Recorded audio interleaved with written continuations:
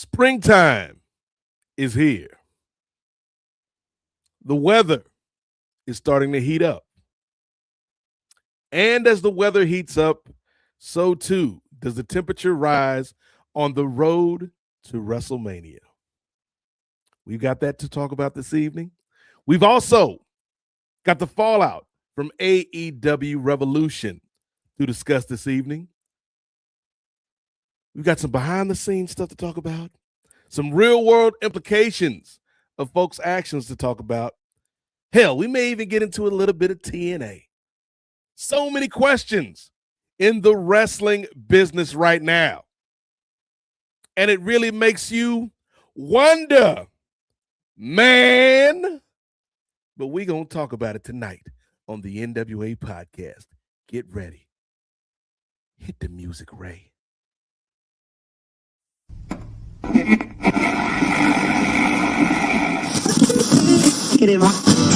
You're listening to the NWA, the Nubian Wrestling Advocates.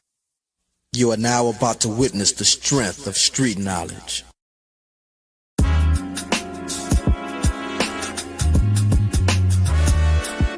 Yo, it's Righteous Reg. It's a case for the safe, keep a space for the Nubians. Unfiltered, off-kilter, the professor, the godfather. Post-wrestling, the NWA, not keep guessing, The views and expressions, you know the rest, it's pod excellence, get the message. Advocates for Nubian wrestling, you're listening to the best again. Black wrestling in the ring, we invested in. Nubian kings and queens, we invested in. It's for the culture and we reppin' it. It's for the culture and we reppin' it.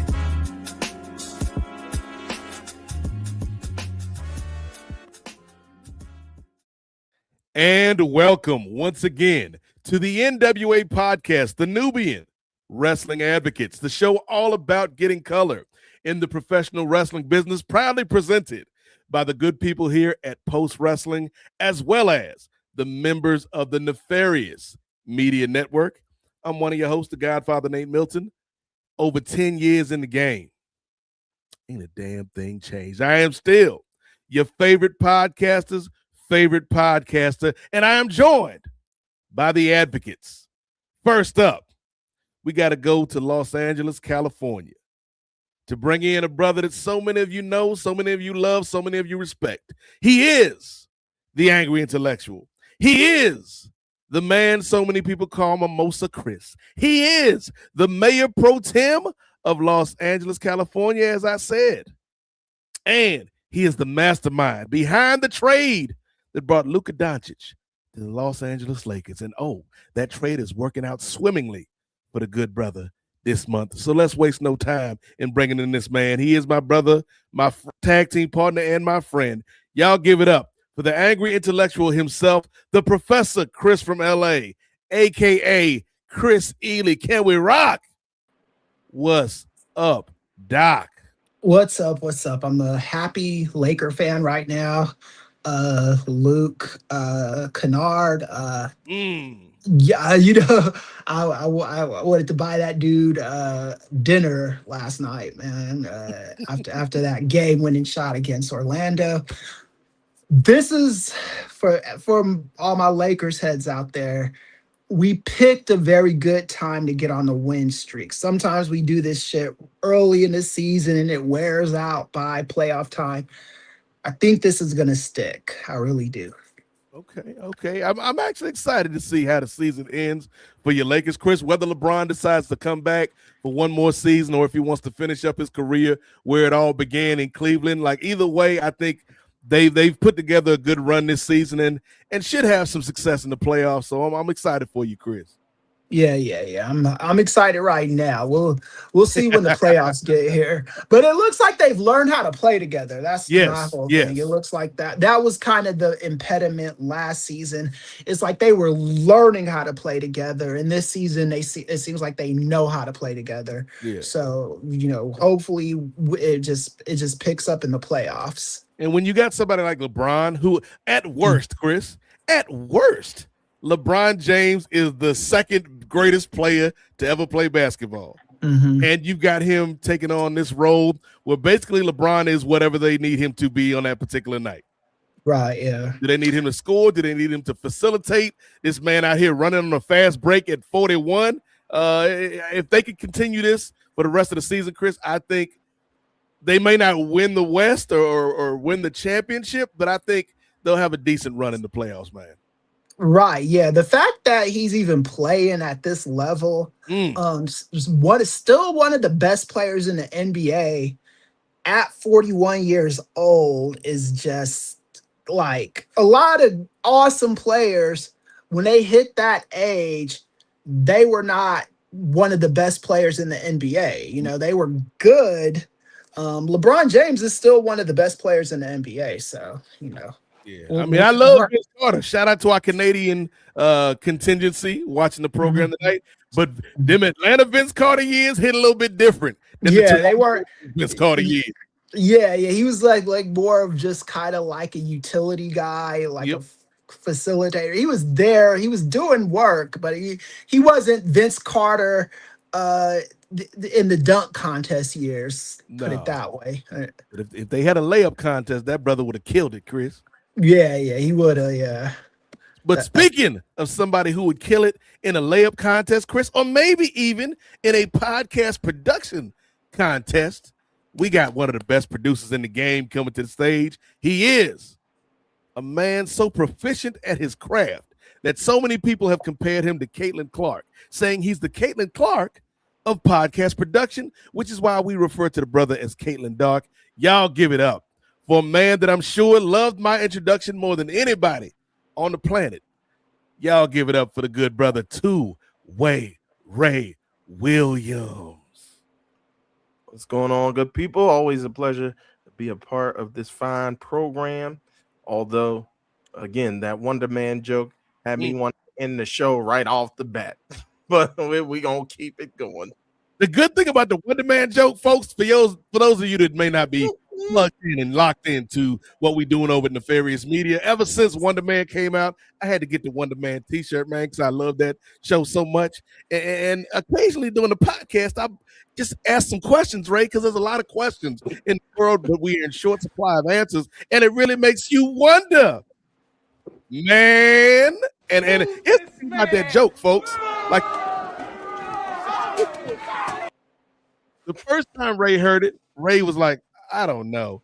The second time Ray heard it, Ray laughed out loud. The third time Ray heard it, Ray was like, And now, like every subsequent time, there's varying levels depending on how I can work it into the program. Sometimes Ray is like, like you just saw, Ray is a hater sometimes. There's other times when I let it sit for a while and don't come back to it for like an hour and then hit him with the Wonder Man. He's like, oh, he got me again.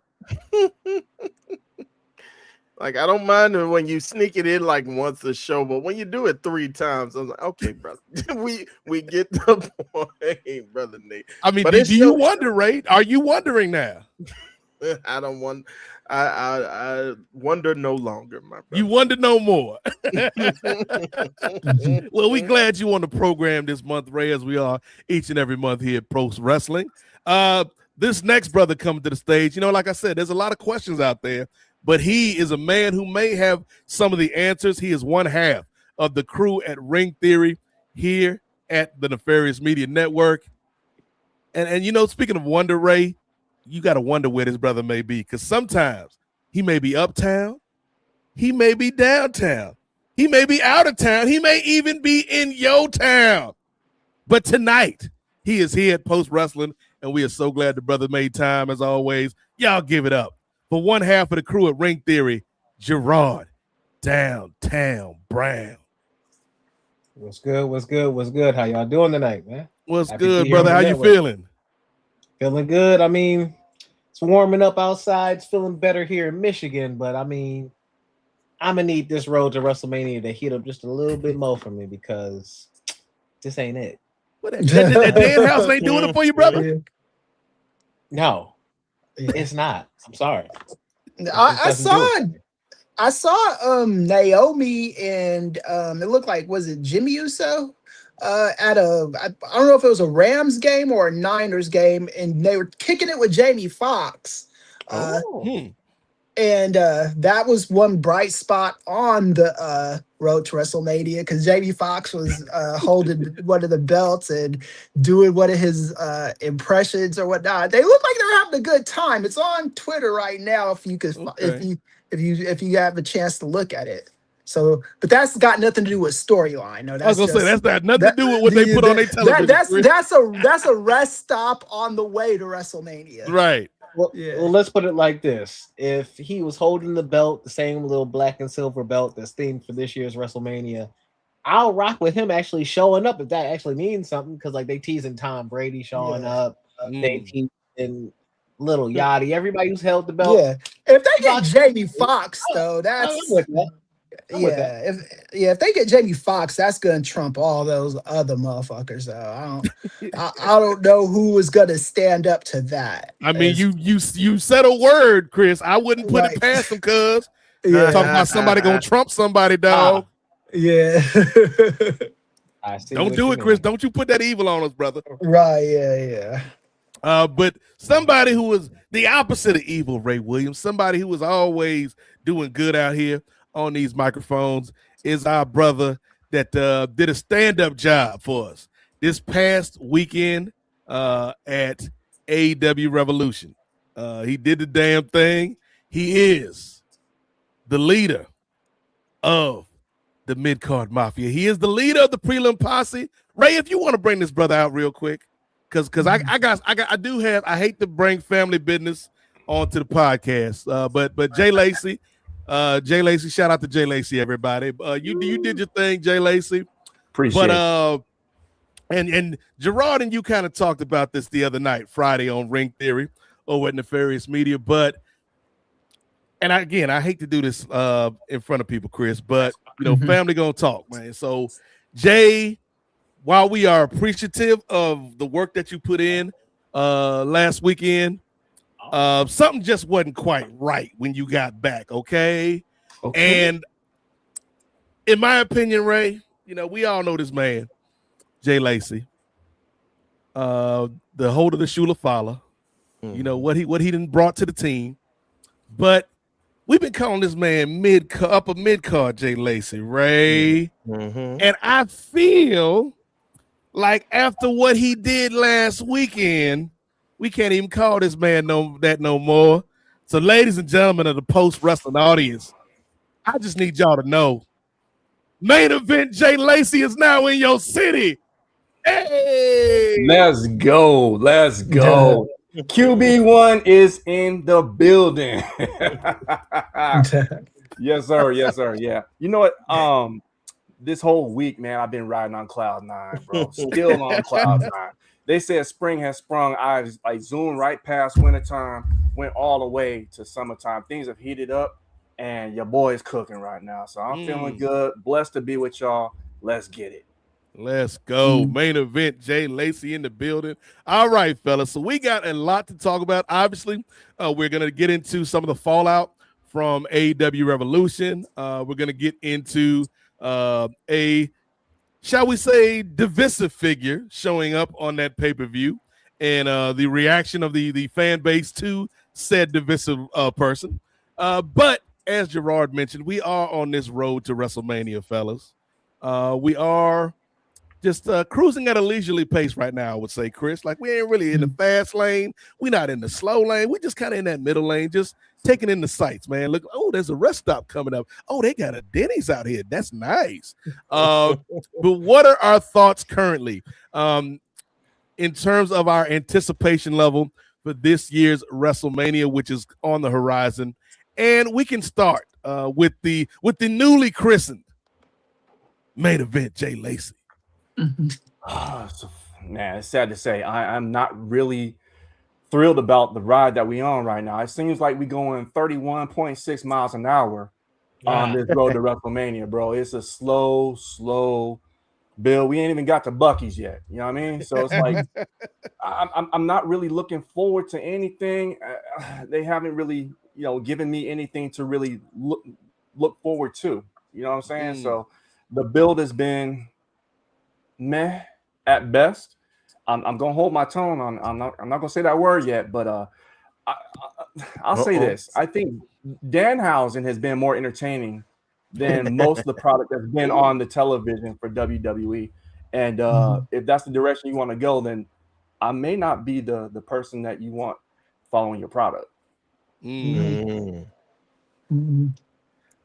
Gerard, you already kind of alluded to some of your feelings about this journey, this trip that we're all on the road to WrestleMania. What is your current anticipation level and excitement level for this show?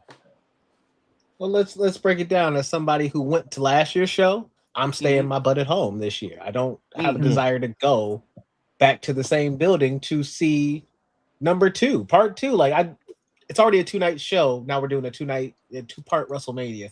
We did that with Cody's story, but now it's Punk and Roman part 2. They just faced each other last year. I'm sure this match is going to deliver in quality, but like I was kind of reflecting like as an exercise over Punk's opponents over Mania. He's had a different person every year. Like I would have appreciated maybe somebody different this year going into Mania. Now, does that mean you get the main event? Probably not. But I also don't mind that. Like I would rather see maybe just something else for Punk at this point. What that is, I think a Cody match would have been really compelling. But let's go to the Cody match. Him and Randy. Cody got the belt back. Cool, great. But I don't think Cody needed to have the belt back this Mania. I think he could have had a singles feud that could have really him and Jacob one-on-one at Mania could have been a cool little show. That could have been a cool little thing for him to kind of work out. They've been teasing that over since 2024 when Jacob first arrived, but I don't know. Him and Randy, nobody's booing Randy. What are we doing? Like, if you're trying to turn him heel, like you're trying to protect Cody, but what protection is there? Like, there was a little more aversion, and there's at least people cheering, I feel like, last year with Cena and Cody, but like we're not getting that this year. So I'm happy with the girls. I'm happy that Jade got now her Baddie 2.0s this past Friday. That was nice to see. You should have heard us. We've been talking about that for months. So glad to see it now come to fruition. But I don't know. All the matches don't feel hot besides one, and that's Oba versus Brock. So the title of our show, Oba, you're our only hope. Yeah, like I'm compelled to see that, but now I have to be on the edge of my seat because is Brock gonna live his gimmick as being the Black Man Slayer? Is he gonna he's gonna get another Black Man Mania? He took care of Omos at 39. Is he gonna do the same thing? Because he can't lose on his way to his retirement. Nah, I think the better story is let him lose to Oba. Let Oba be the actual big defeat, and that's what I need to happen at Mania. And then let Gunther kill the scraps of Brock later in SummerSlam. And then he'll be gone. But no, the wounded animal that's trying to get away, and now the hunter and Gunther won't let him get away. Yeah. I'm smooth with that. Be gone, because Oba by that point should be going after the world title. He should be world title focused by then. But this company does not excite me for whatever reason right now. It doesn't. I don't feel the compulsion to go to a live show. The only thing making me want to go to a show right now is I think my girlfriend would really like going to a show live. But outside of that, I don't think we need to go. We can watch this from the couch, man. Popcorn, food, whatever. No parking prices. Like, come on, we can kick it at home. We got WrestleMania at home. For real. And it's on Netflix. It's on Netflix. I'm not paying nothing. I'm not paying for ESPN. It's on Netflix. NordVPN, y'all. Hop on it. Shout out to NordVPN in the building. And shout out to everybody watching tonight live this Sunday. If you would like to have your questions answered or your thoughts or comments read, hop in the chat. Let us know what you think about this road to WrestleMania and some of the other topics we're going to talk about tonight. And also, if you want to cut the line, right? If you like, man, this traffic is way too slow, let me hop in this HOV lane, even though I'm driving in the car by myself. There's one way to skip the traffic. and that's by hitting that super chat button, because that gets you to the front of the line. We'll answer your questions directly. We might even talk about the greatness of Sergeant Craig Pittman, as we have done in the past. If that's what you want us to talk about for your dollar, we will do that, man. If they got the dime, Ray, we got the time, is all I'm trying to say. Even though this show is going to be a tight 4-hour show, I just want everybody to know that. We ain't playing around this month. It's going to be a tight 4-hour window, Ray. I'm holding you to that as the producer. I'm gonna be looking at you like Paul be looking at Joseph Park on Unreal. If we hit 401, be like, what happened, kid? What happened? I'm so sorry, Mr. Yeah, they need to cancel that show, man. Yeah. They need to cancel Unreal. Yeah, I don't need to know that much about the goings on in that fucker. And man. the crazy thing is, man, like the one episode I watched that actually had me kind of intrigued to see how they were going to spin it was the one with R-Truth and Naomi. Right, yeah. And I think there was some parts of it that I liked, like the Road Dogg getting all emotional and whatnot. But then most of it is just like just the spin, and it's just like, I know you got to paint yourselves in a good light, but and also y'all should have showed what you had the brother doing after he came back, because it's like, what was this all for? Yeah, and Triple H being there, like it was all business. I saw business, Ron. That was the episode I saw, and I saw another episode, and I was like, this is just kind of like this is just like saying we're fake, this I understand like Tough Enough and all that, because Tough Enough was just kind of like there on its own on like MTV or something like that. It wasn't really like permeating the real product the way this new shit does, and I don't know, I don't see the point of it. I really don't. Like I guess people watch it because it's got 2 seasons, but it is fairly popular, by some metrics. Yeah. So I mean, that's probably why. But I do think there's certain parts of what they do. It's probably better off just kind of. We know the people that want to know that stuff. They know what's going on. I don't need to see Chris Park crying and fearing his job on TV. That's just not some shit I need to see, man. That's depressing, Please. Right, yeah. I don't want to see a dude like tripping over his job like that, man. I don't need to see it. But do you need to see Chris? Oh, go ahead, Gerard. I was gonna say, I don't think this is all bad.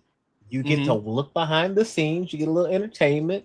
I mean, I'm not trying to speak for Jay family, but Jay's wife, I think, gave a great perspective on watching the show too, even though it was a sad question she asked at the end of that R-Truth episode.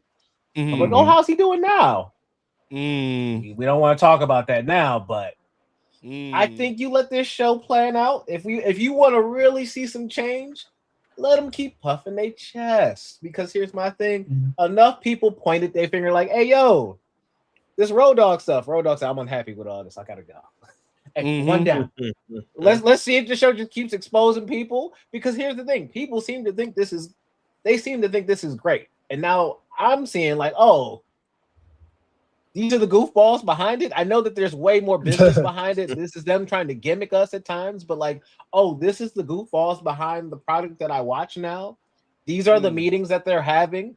Fans are on YouTube sitting down and breaking this stuff down and talking in ways that are way deeper and way more meaningful about their own storylines. And they're in these meetings like, oh, this, that, like, oh, I don't know what they do next. Oh, I mean, this was the same girls, I guess.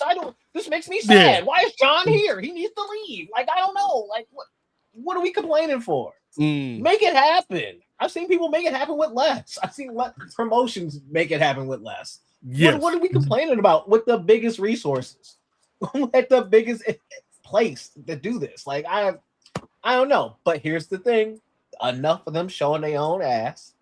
I think enough folks will be like, even upper execs are going to look at that and be like, okay, this is making entertaining television, but this is also making us creatively look bad. Right, yeah. And you're seeing that going into this Mania. What are we doing and why are we showing on television. Where's our more compelling stuff? Yeah. And not to be the old guy in the club, but to buffer your point, Gerard. Back in the day, man, Eddie Gilbert in the territories, cuz this man had a tenth, not even a tenth, like a tenth of a tenth of the talent on the roster that the WWE currently has. And this brother was putting out compelling storylines, compelling angles, fooling the fans, and he was paying the roster like $50 a night and a pack of Lucky Strikes. And they was wrestling their ass off every night for the people. And you can't do this now, Paul? Nah.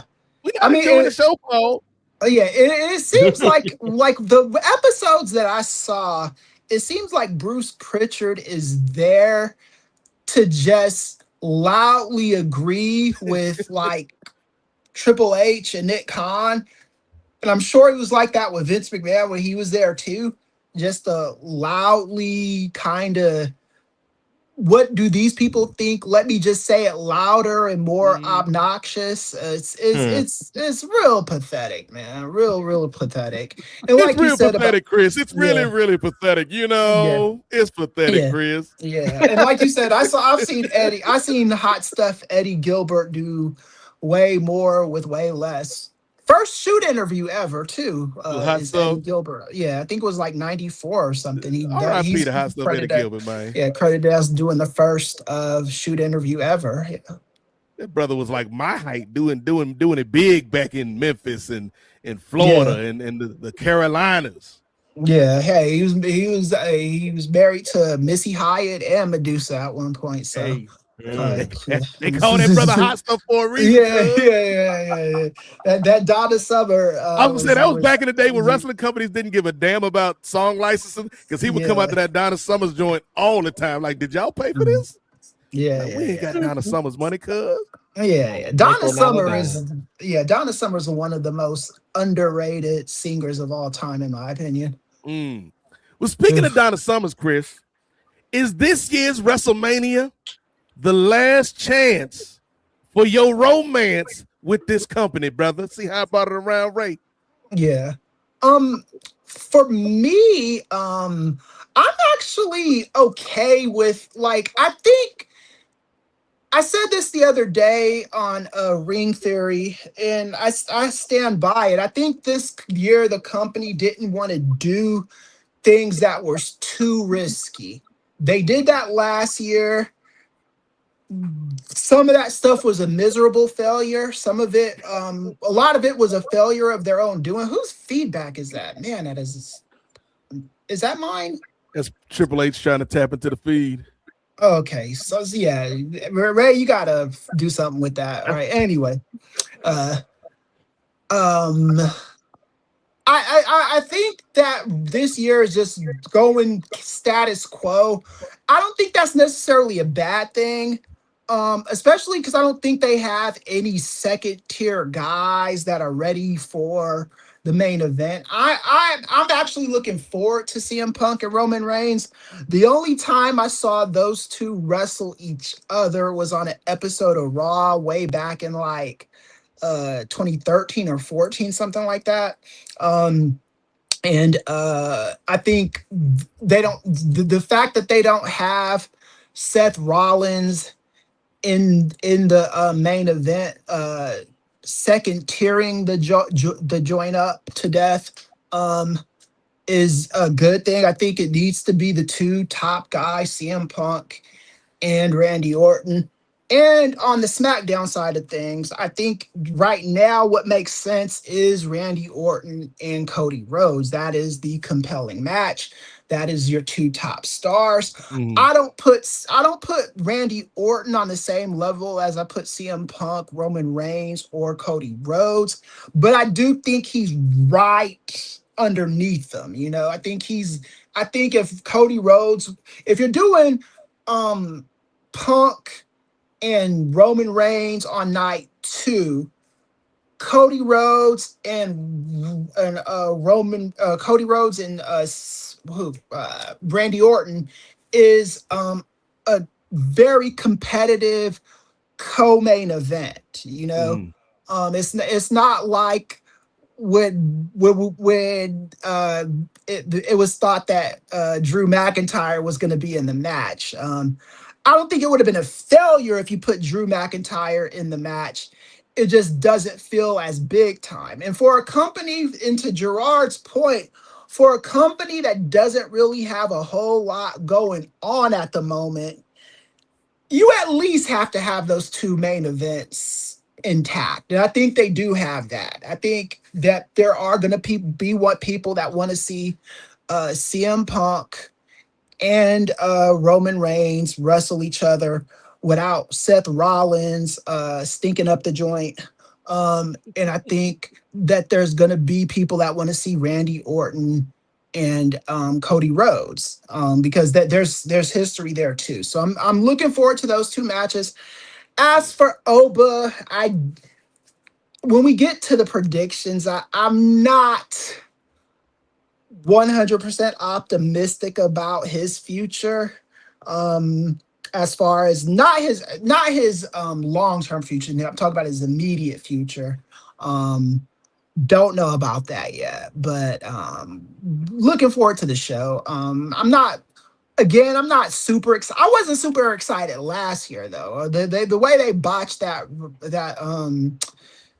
John Cena heel turn, it was really, really bad. But I think this year, you got again, I don't think Jey Uso was a failed experiment last year. It just didn't pass with flying colors. It just wasn't like it didn't put Jey Uso through the stratosphere, which is what I think a lot of people wanted to see from that.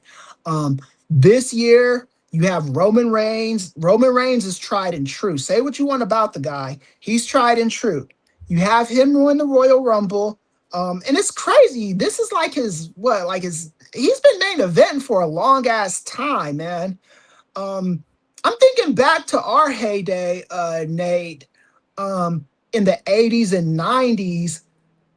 Guys, it felt like guys stayed there forever, but really, guys didn't stay in that company for a super ass long time, No. It's like they were there for maybe 3, 4, 5 years tops. Now you got guys like Kofi and Roman and Seth Rollins that been there for Kofi's been almost 20 years at this point, if not 20 years, man. This shit is nuts, man.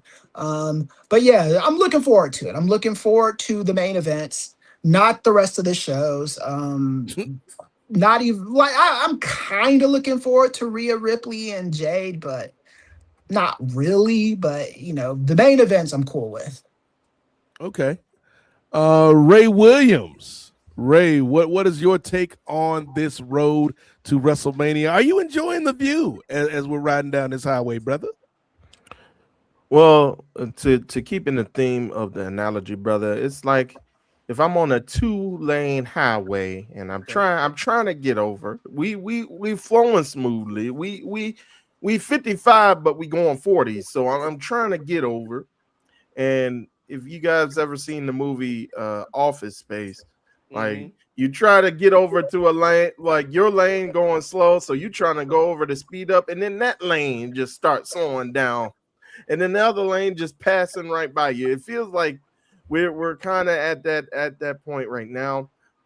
As far as with the main events, you have a good story to tell with Punk and Roman, and it's like, oh, we cooking, we flowing, we might get up to the speed limit. You know what I'm saying?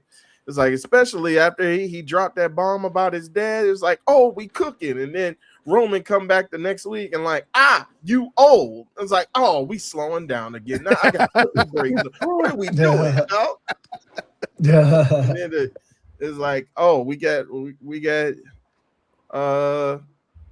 what's my man name? Cody. We got Cody. He going, and then Randy Orton, he does his thing to go. He's hearing the voices and good, we getting up to the speed limit. And then doggone Matt Cardona, you shouldn't have. And then Randy is just like, I'm sorry, psych. RKO. I'm like, oh, we slowing down again. We slowing down. Like, come on, man. I love Matt Cardona. I love Matt Cardona. About how he has. I mean, I guess because he's had a relationship with both of those guys for so long, I guess you got to use him as a conduit. But it's like some of these fans are just seeing Matt Cardona, like not knowing that he was Zack Ryder like 5 years ago, and so they're like, well, he's just doing this to some goober. I'm like, I'm glad he's not getting thrown off a stage in a wheelchair. That's good. Yeah, But, not yet, but yeah. that's not which that on. That's for the go home show, Ray. Yeah. That's for the go-home show. So yeah, I think like we're making some strides, but then we're slowing down a little bit. I mean, and I think you don't want to put everything all on, especially with us still being like a month and some change out. But yeah, I think there's been some good weeks, but then there's been some weeks where we kind of slowed down. I'm actually more intrigued by like the undercard stuff. I'm surprised by the turn with Michin and my girl B. Remind me of her name, y'all. B-Fab. B-Fab. Yeah, there it is. Her friends call her B though. Yeah, all right. We'll go with, we'll stick with B. But B-Fab and Michin, because it's like, are you pulling if I can't beat them, join them, since Jade just been waxing y'all? Now y'all just like, all right, we on your side now. I don't get that term, but I guess.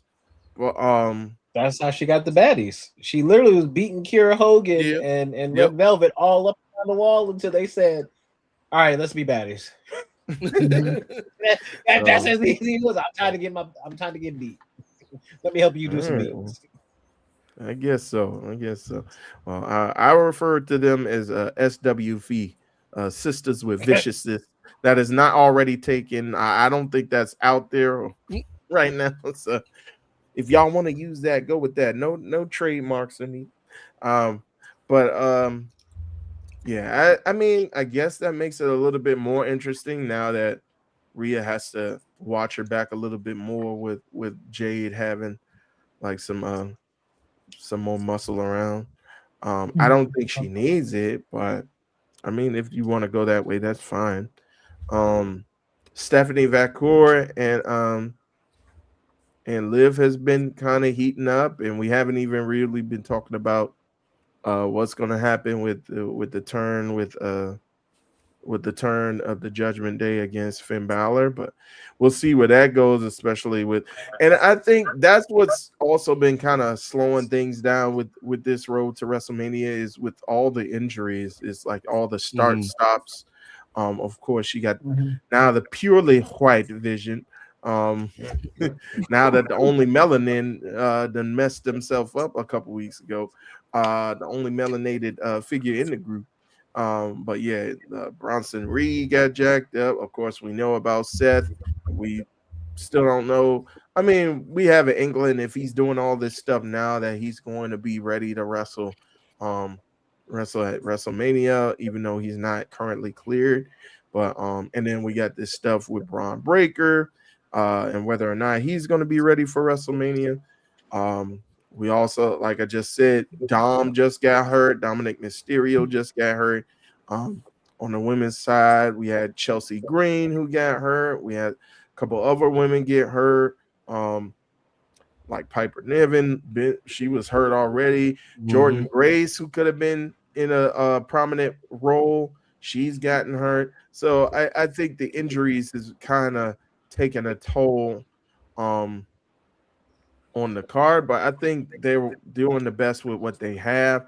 I think the Grande Americano saga, I mean, that's a little intriguing for me, especially now that Grande Dos is like he's getting over like Rover in Mexico, and this Bama German, allegedly. I don't know who behind the mask, but yeah, like this guy has been This guy is he's literally kissing babies over in Mexico.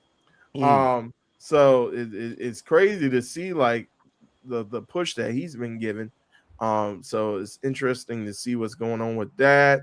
I don't think we touched on it yet, but the Drew stuff, I thought he would have been a decent addition, even if he would have held the title into WrestleMania.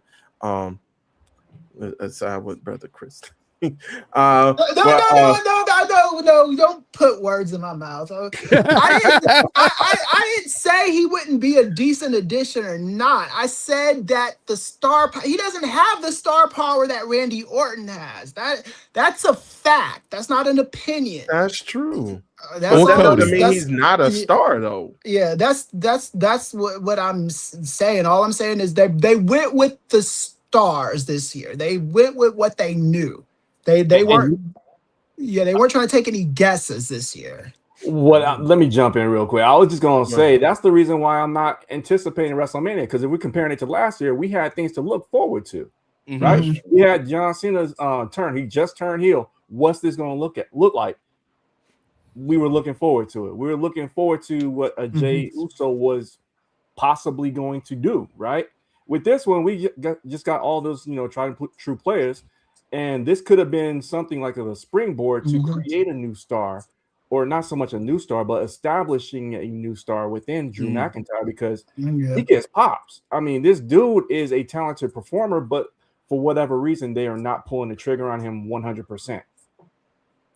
Yeah, that's true, and I get that too. And the stuff they have building with him and Jacob Fatu, I think they're leading up, because I think there were reports before. I think Dave Meltzer was talking about how they wanted to get a Hell in a Cell match on this card one way or the other. I think that's going to end up being a Hell in a Cell match, especially considering after what happened with on SmackDown this past Friday, with them just leaping to their doom from a random building with a random patio on it, or a random balcony. But yeah, I think that's probably what's going to end up happening with them. And we know Drew does great stuff when he's in one of these plunder matches, so I'm sure he's going to do phenomenal stuff inside the Hell in a Cell with Jacob. So I mean, even though I'm not like really anticipating it, I don't mind how it's shaping up, and I'm still looking forward to it quite a bit. So I like I said, I'm smoothly cruising, but I'm trying to get out. I'm trying to get away from this truck that's been in front of me for the last 5 minutes. So I'm trying to get in the other lane. Let me take y'all back in the time. The year was 1989. Yep, we talking about the 1900s, kids. It was 1989, and my family was on one of our yearly summer pilgrimages to my mother and father's homelands, if you will. So my mom, her family lives in Texas, and my dad's family is from Mississippi. Okay. And so every year we would take off and drive from Virginia or wherever Pops was stationed at the time, and make this summer-long trip, going to Mississippi, spending a week there, going to Texas, spending a week there, and then driving all the way back. And in 1989, we weren't just driving, Ray. We was driving in style. Because Pops had just purchased, fresh off the lot, a 1989 Chevrolet Cavalier. Had the nice seats, the windows. This is the first time in my life, Ray, I had windows that was automatic, brother. You hit a button and the windows go down. Not the wind up? Nah, we ain't had to wind it up. Just hit a button, Ray, and the windows go down. And so we cruising in the 1989 Chevy Cavalier. We in Texas. And my mom's cousin stayed about 2 hours away from her mother. And so we stopped there before we did the trip the next day to go to where my grandma lived. And a real nice place, like kind of out in the middle of nowhere in Texas, just kind of chill. But what we did not realize was there was an active ant colony Oh no. Where we park. Because keep in mind, we out in the middle of nowhere. Ain't really no streets and whatnot. You park where you park. In the grass, in the dirt, wherever you can find this place, you park. And so the next morning we get up, we say goodbye to him and everything. We cruising, you know what I'm saying? In this 1989 Chevy Cavalier that got a tape deck and a CD player, Ray. Ooh, We even had like 3 CDs amongst the whole family at the time. And one of them was the Spinners' greatest hits. Ooh. This ain't a Motown minute because I don't think the Spinners was on Motown, Ray. But we was driving down the road cruising, man, listening to some great songs like Rubber Band Man, cuz. We was listening to what's the song? How Could I Let You Get Away When I Knew I'd Need Somebody Soon. Games people play, okay? All these great soul classics. And it was cool, Ray. We was having a good time singing along. Next thing you know, is that an ant? Is that 2 ants? Mama, we got ants in the back. An ant colony had invaded the car. And so me and my sister back there, like, oh snap. It's like literally, Ray, hundreds of ants in the car. And so we pull over to the gas station, the closest rest stop. Pops get back there and he's like, don't nobody tell you, Ray, in the owner's manual what to do when your new 1989 Chevy Cavalier is invaded by a colony of ants? Ain't no less than that. So he did what any man would do. He put 50 cents into the vacuum cleaner at the gas station and just started just as many ants as he could. And then he like got a can of Lysol, because if you ain't been amongst the culture, Lysol solves everything in black households. He got a can of Lysol and just sprayed down the backseat with Lysol. He was like, all right, there's a McDonald's across the street. We're going to eat McDonald's and then get back in the car and drive. So we back in the car, and the mood has changed, okay, Ray? Like, we still smooth and cruising in this 1989 Chevy Cavalier, but the mood has changed because every now and then we can still see, even though he cleaned it and sprayed the Lysol down, 1 or 2 stragglers. So we never back at ease. We never in the groove of where we were before this invasion happened. Now bring that to the road to WrestleMania, Ray. We've been cruising along in this 2026 Chevy Cavalier, which is not even a real thing because Chevrolet discontinued the Cavalier in about 2005, I believe. But there's just certain things that keep us from enjoying everything the way it should. You know, you talk about kind of going to playing the hits, and I get it. Like, Chris is 100% right. From the company's perspective, you put your biggest stars in the main event of these 2 nights. And sorry for you, Drew McIntyre, you ain't one of them boys. You ain't one of them top dogs. I thought they were going to go with the 3-way, but, you know, I guess they felt more merit in this because now you can spin Drew and Jacob off into this Hell in a Cell, which I'm sure will be fantastic.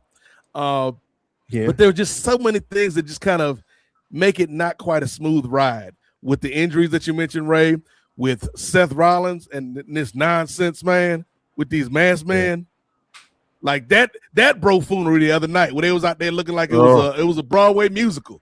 Oh, like Jesus. Putty Patrol from That Like, am I watching Hamilton Patrol, on Disney man. Plus? They walking around. I want to be in the room where it happens. Room where it happens. Room where it happens. I got a mask on. Like what kind of goons like run away? There's like 9 of you motherfuckers. I know. You're running away. How much did you pay these goons, Seth Rollins? Man. Dang, Not enough. Not enough is the answer. Not enough.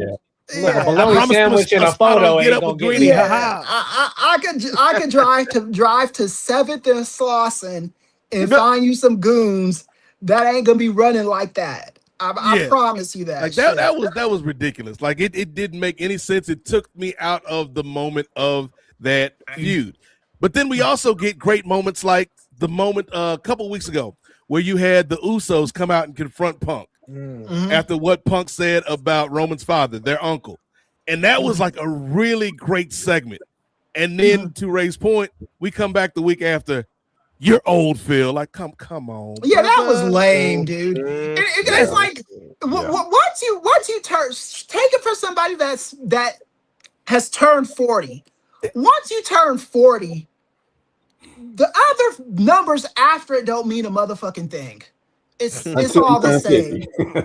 Right. It really is. It's 41, 47. It's your body is doing the same shit. It's just some bodies get to it faster than others. If you're LeBron James, you're paying like $1 million a month to like to Sweden or wherever to get your stem cell therapy and your special massages and your special diet and all that shit. Whatever he does on that episode of Sports Science, I saw. But yeah, that like don't be drawing attention to someone's age like that and like shaming them for it, you know? It's like millennials beefing with Gen X's, like all your knees hurt. So what does it matter? Right. All your knees hurt. Your back's creak when you wake up in the morning. So what does it matter? And the thing about it too is Roman is only what 7 years younger. Yeah, he's 40. Exactly. He in his Jesus 40s Christ, now. man. He's a man. He's 40. Yeah, you ain't a spring chicken, my dude. Jesus Christ, man. You are old enough to have a kid in college. You know, like what are you? What are we doing here? Like theoretically, you are old enough to have grandkids. Mm-hmm. You know, like I don't understand that build. The Triple H, and this is what gets on my nerves about fucking Triple H. When he was main eventing in his late 40s, early 50s, he was not doing this shit.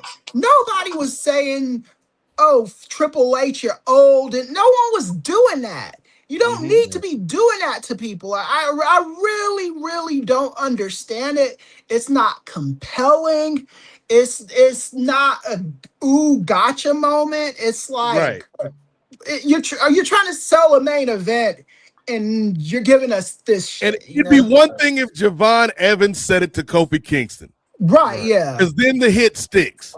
But my boy, y'all both graduated from high school in the 90s, cuz. Like, right, yeah.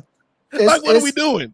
Yeah, it made no sense at all, man. It's like if it was like a super younger guy, and even then it's kind of stupid, but it makes a little bit more sense if it's like, you know, Braun Breaker and CM Punk, but like Roman Reigns and CM Punk are, you know, especially if you look at both of their health issues in the past side by side, they're not that different.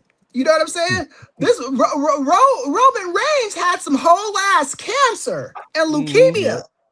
Shit, like you know, he's had his share of injuries and stuff. CM Punk has had his.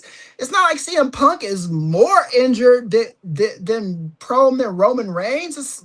I don't understand it. Is this Triple H's subtle way of getting revenge on Phil? I don't know. It's stupid regardless. And the fact that was the line that made Punk attack Roman. Right, exactly. Yeah. It's kind of like, that feels out of character. Yeah. Now, if Roman said something about some real glass, I get it. Who hasn't swung on a mug when they've broken real glass? But the fact that was the insult that sent him over the edge, I was kind of like, I don't believe it. That doesn't feel real to the character.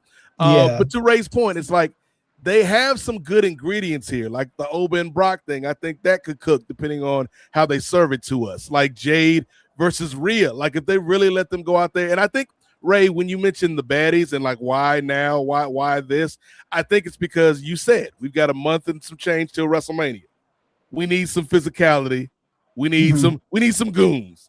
And some goons that won't run, unlike Seth Rollins goons. And so I think that's what Mia and B-Fab are here for. Is they're gonna jump Rhea and get their licks in, but ultimately somebody got to catch a beat down before we get to WrestleMania, and so I think that's their role. And then when you mention Stephanie Vakwe and Liv Morgan, I think that has the potential to cook. So I think they've got some good ingredients. The question is, will they give these things time to simmer and then serve them to us, or are they just gonna be like, here, damn, get your food? Right. Yeah. Yeah. Will they land the plane? Is the thing? Will the food be seasoned when they give it to us? And that's the question. I don't. WWE has the talent there. They've got the roster there. They've even got the matches there.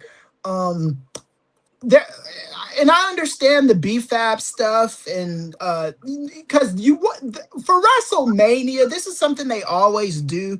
You always try to squeeze everybody on the card, whether it's Bobby Lashley going out there holding the giant Andre the Giant trophy or whatever it is. You know, you try to get people on the show in some way. I don't know creatively, like if the juices are flowing where they should be at the moment. It just doesn't seem like they are. No.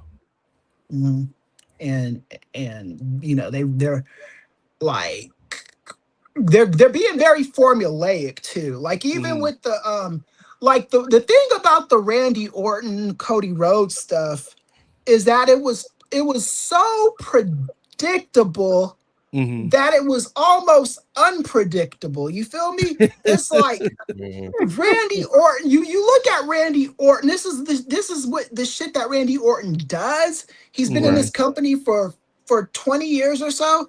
He turns on people. He's the Viper. He RKO's them. He does this shit. You think you're his friend and you're not his friend. So you would think that this would be the year they try to do something a little against the grain or whatever, and have us figure out which one's gonna turn. The very first fucking week, they got Randy Orton beating the shit out of Cody Rhodes, just like they did last year with Cody Rhodes, just like they always do with Cody Rhodes. Cody Rhodes always got to catch a beat down. Like it's like, who's writing this shit, man? As soon as we get out of February, Cody just has hard times. I don't know what it is, Chris. Yeah, it's like you understand the formulaic aspect of it to a certain extent. It's like, okay, you're going with your stars, we get it. But do you have to be this formulaic, you know? Like you said, Chris, there is a intriguing story that could be told. If we are like which guy, like you could even have a double turn, so to speak. Even though Randy was a face, you could have him remain a face, and Cody be the one that goes heel. We could tell that story over the course of 4 or 5 weeks, where the frustration is just mounting with Cody, and finally he's like, damn, I don't give a damn. Like I'm getting back what's mine.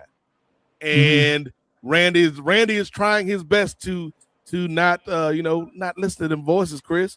And then you could just have a hell of a match where they just go at it. And Cody is the one learning from last year with John Cena, like, hey, dog, sometimes you got to do what you got to do, cuz. Right, yeah.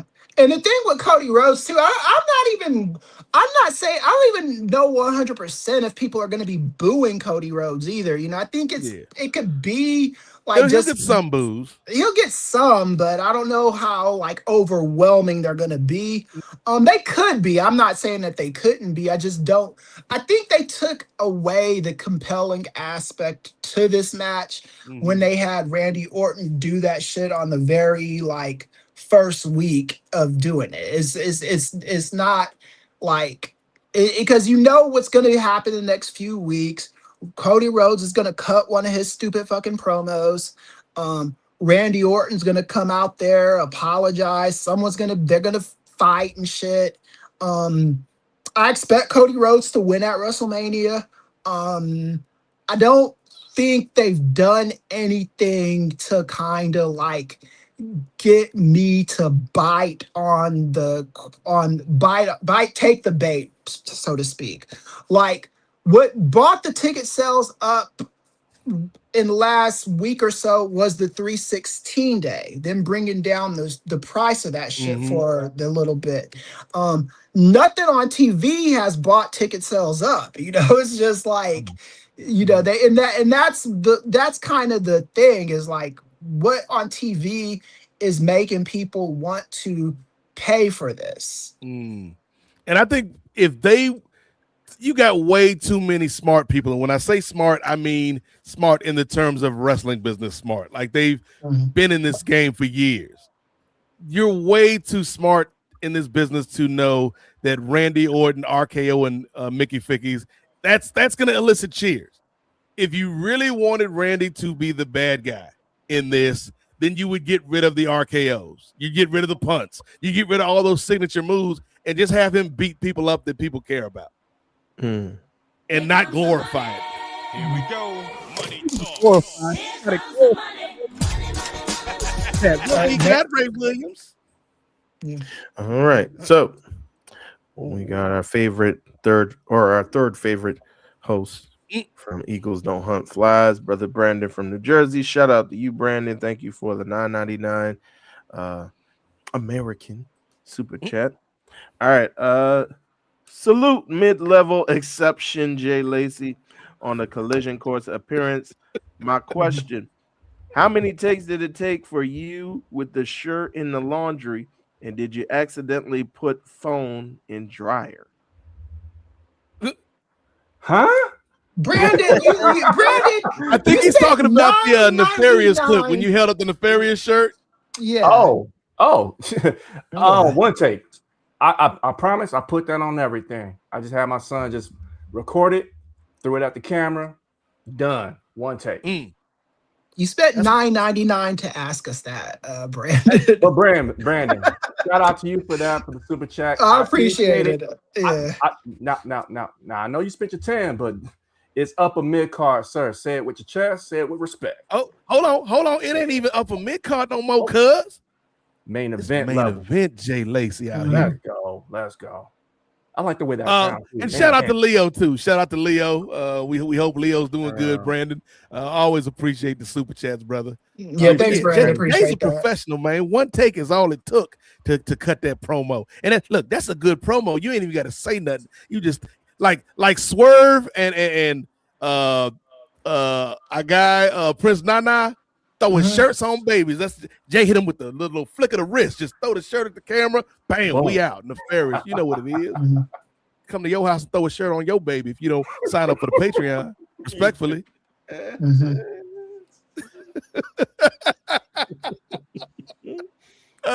Ray, that's your job as the producer. You just got to go to all these people's houses that ain't signed up for the Patreon and throw t-shirts on their babies. Gotcha. Just knock on the door. Excuse me, sir, madam. Do you have a baby in there? Yes, we do. You mind if I throw a shirt on your baby? That's not a good strategy, though, now that I'm thinking about it, Chris, because the amount of shirts we'd have to produce that we're not selling, we're just throwing on infants all around the country. Yeah. And Ray might get arrested a couple times or shot at. Yeah. Good advertising, though. It is good advertising. Various t-shirts, yeah. These brothers really are nefarious. They throwing shirts on babies all over the world. Every newborn child. Actually, Ray, that's a better idea. Let's not break into people's houses. Okay, we're workshopping this, people. Let's not break into people's houses. Let's go to hospitals. Okay. Go to the maternity ward, and then you got all the babies lined up in a row. So that's even better. Just bop, bop, bop, bop, bop, bop, bop. Shirts on babies. Right. Like, who let this man in the hospital? Don't worry about it. Yeah. There's no chance I could get arrested at a hospital. we gave you bail money from all these shirt revenue that we're not making. Yeah, and we gave you a full clip worthy segment for your $9.99, Brandon. So that is, you gotta do it with a shiesty on, though. Baby. Put a shiesty on, throw a shirt on the baby, you're good to go. Yeah. You threw a shirt on my baby. You burned down my house. I deserved it. I know. What'd you say to me? I said, I know. Scene. All right. So we talked about our anticipation level for WrestleMania this year. Ray, do we have the matches that have been currently announced for WrestleMania available? Yes, we do. Okay. Well, in that case, I think it may be time, ladies and gentlemen, for one of our patented prediction segments here on the NWA podcast. Ray Williams, Like I don't know if they got it split up into the nights or whatnot yet, but what are some of the matches that they are offering to us on the grandest stage of them all? All right. Well, I guess unless you guys want to start, do you want to start with our big matches first? Because I think most of those are already inked in. No, you gotta work your way up to the main event, right? All right. So that's what Jay Lacey learned. Start from the bottom. Out the mud. Started from the bottom, now he here. Out the mud. Come on. Out the mud. All right. So I guess, and then so if we do that, then that means do you want to do just so you said all right. So just the confirmed. Yeah, just the confirmed matches so far. All right. So let's start with our cover boy for this month, brother Oba Femi, the ruler, the destroyer, who will be taking on the beast, Brock Lesnar. Okay. We got Oba, the ruler, versus Brock, aka Buffy the Melanin Slayer.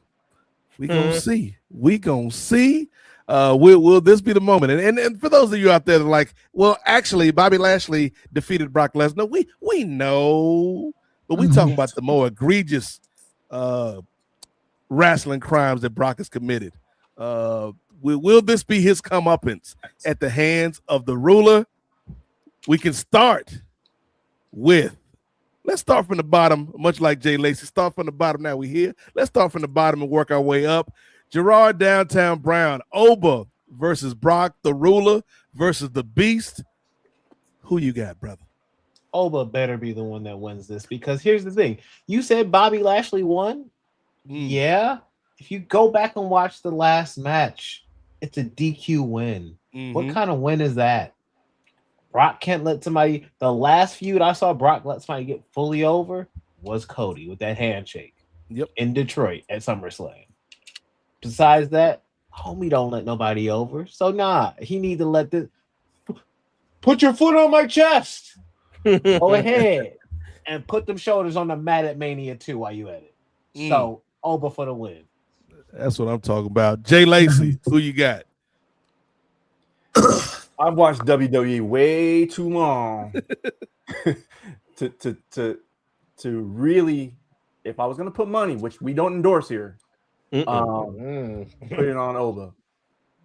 I want Oba to win. I really do. I see the future. I see I see a title run with Oba, but it's Brock Lesnar, and I've seen historically what he does, and I'm leaning towards Brock, but I'm really wanting Oba Femi to get put over, because I mean this is an opportunity to create the stars, like I was talking about. This is an opportunity, instead of having the old guard just keep clutching on to whatever's left in their contract or whatever. Build somebody up, build somebody that can carry you into the future for the next 5, 7, 10 years, right? But I think Brock's gonna win. Ray Williams. But sheesh. Do you agree with Jay, or do you agree with Gerard on this?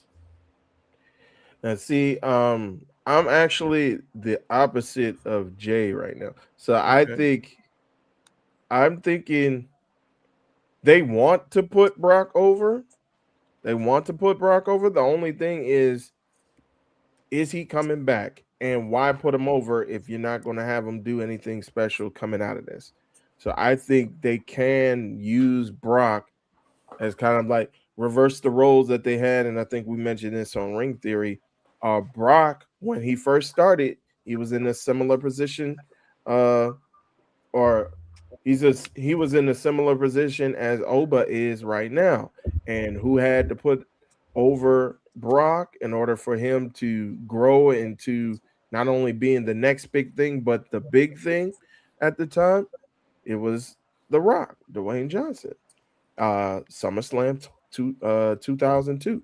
So I think we have kind of come up now to where now Brock is in The Rock's role, and I think he's going to do the job. I think that it hasn't stopped him from doing business before. Heck, he did the job for Goldberg in like a minute 30, 2 minutes. So I think he's not going to be the one that says I'm not going to lose.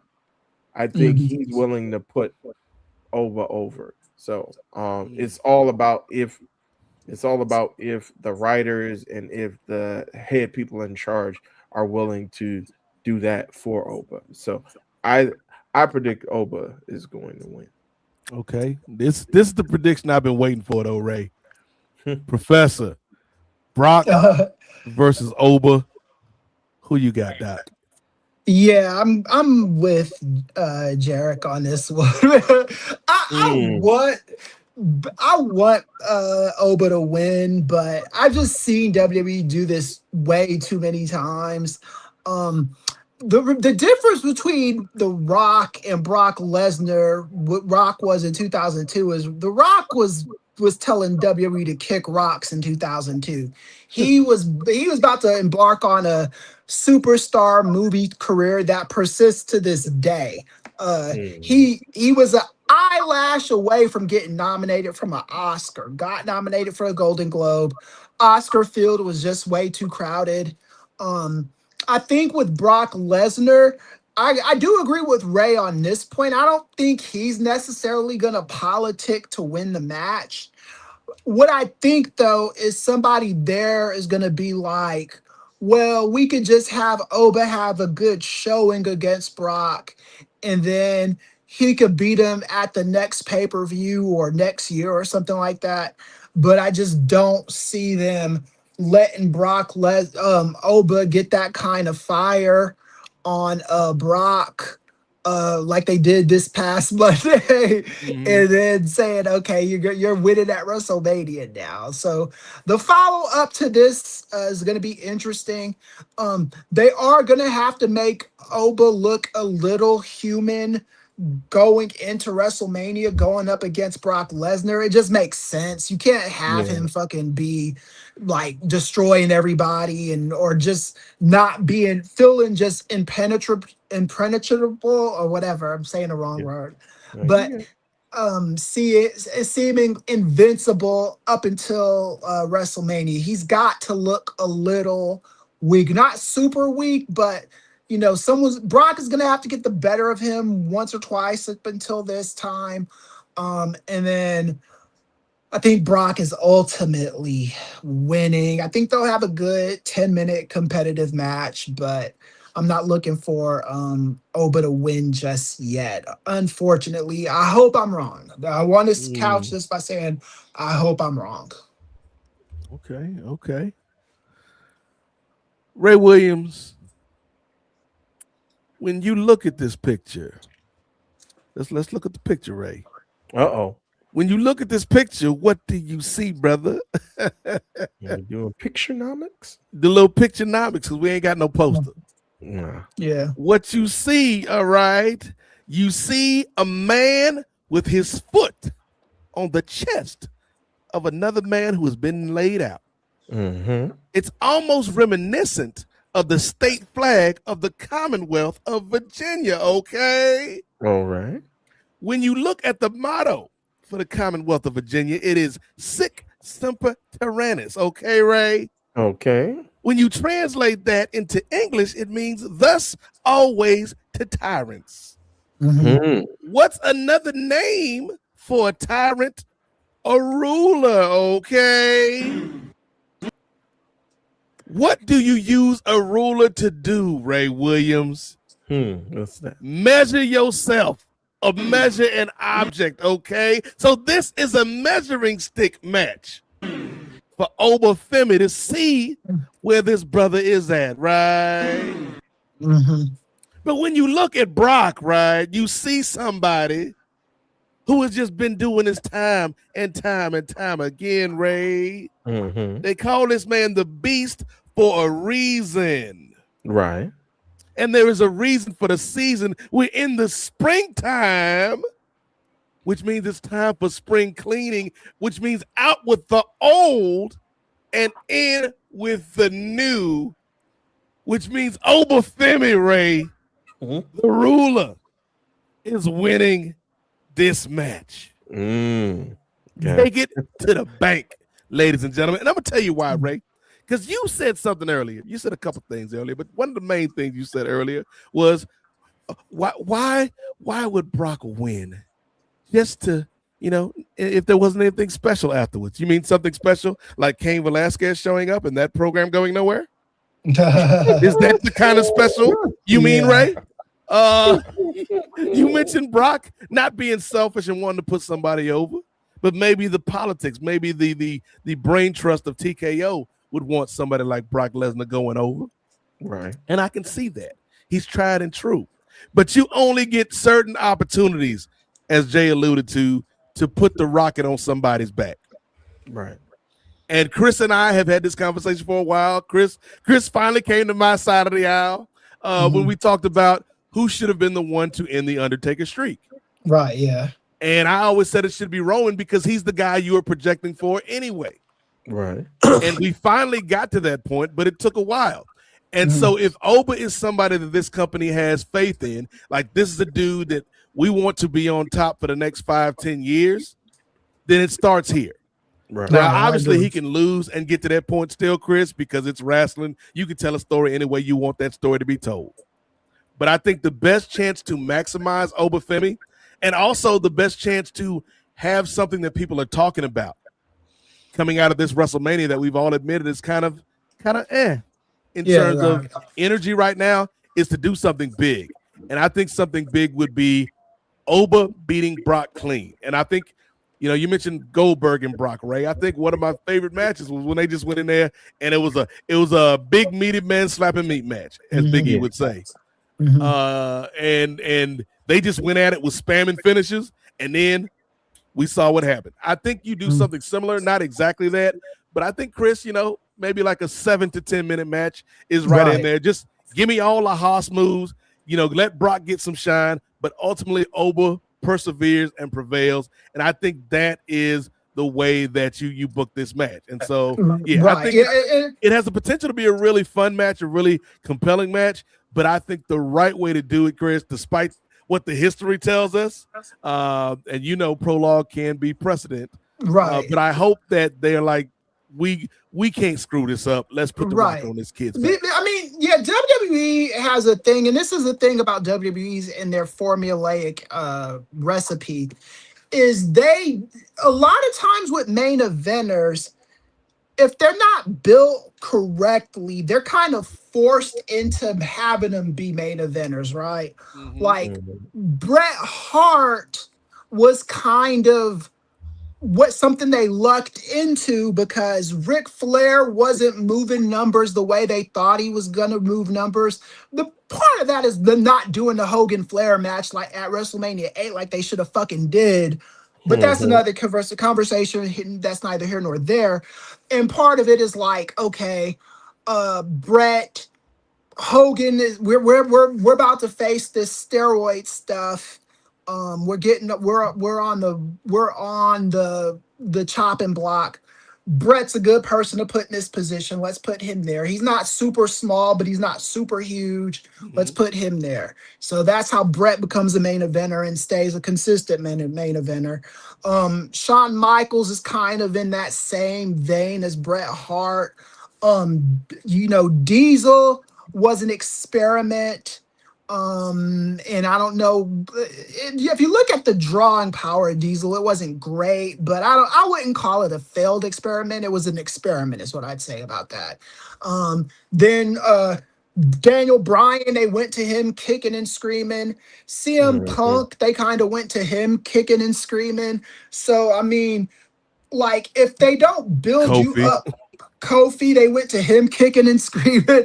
If they don't build you up correctly, then they're going to go to you kicking and screaming. With Oba Femi, if they have him beat Brock Lesnar this year, he can be a realistic main eventer for next year. That's the problem with the company right now is nobody's done anything grand enough to say, oh, this person is good. Drew McIntyre is good, but can he take the place of Randy Orton, CM Punk, Cody Rhodes, or Roman Reigns? And the answer to that question is no. Is Seth Rollins is good, but can he take the place of these 4 guys? You can ask that about up and down the roster, and no one can take the place of those 4 guys. It's just what it is. So they need to get themselves in a position to where you could put Oba, put Trick, put these guys, put Braun Breaker in the main event where it doesn't feel like a risk. Because I'll tell you this, about this time last year, Gerard was saying that Braun Breaker should be a main eventer within the next year or so, and I agreed with him. And I thought that he'd probably be winning the belt by now. He's injured right now, so that doesn't help. But when he fought CM Punk at the New York Raw this past January on Netflix, it did not feel like on any planet, any timeline that made sense that Braun Breaker should be beating CM Punk. It just because they just really didn't do anything with him to make you think that that was something that made sense. CM Punk won, and he should have won. Nobody on that New York show was hot for Braun Breaker. Braun Breaker unfortunately was a guy on that fucking roster. So they have to get these guys, these younger guys, whether it's whoever, even an LA Knight or someone like that. You have to get them to a place where you believe that they're going to beat one of the 4. And no one's there right yet. And I think they have a prime chance with Oba to get him there. Looks like we split on that one, fellas. So it'll be interesting. We got 3 votes for Brock and 2 votes for Oba Femi? No, 3, 2 Brock. Am I wrong? Am I said 2 Brock? I thought Ray went Brock too. Yeah, Ray I went Brock. Oba. Oh, you went Oba, Ray? Okay, Ray went Oba. 2 Brock. Yeah, Ray went Oba, and then me and Jarek went for Brock. Oh, Brock, yeah. I'm surprised though, considering how your reaction when Brock.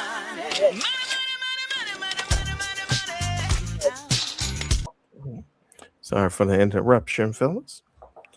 But yes, Brandon from New Jersey responds once again, this time $4.99 US. Thank you, sir.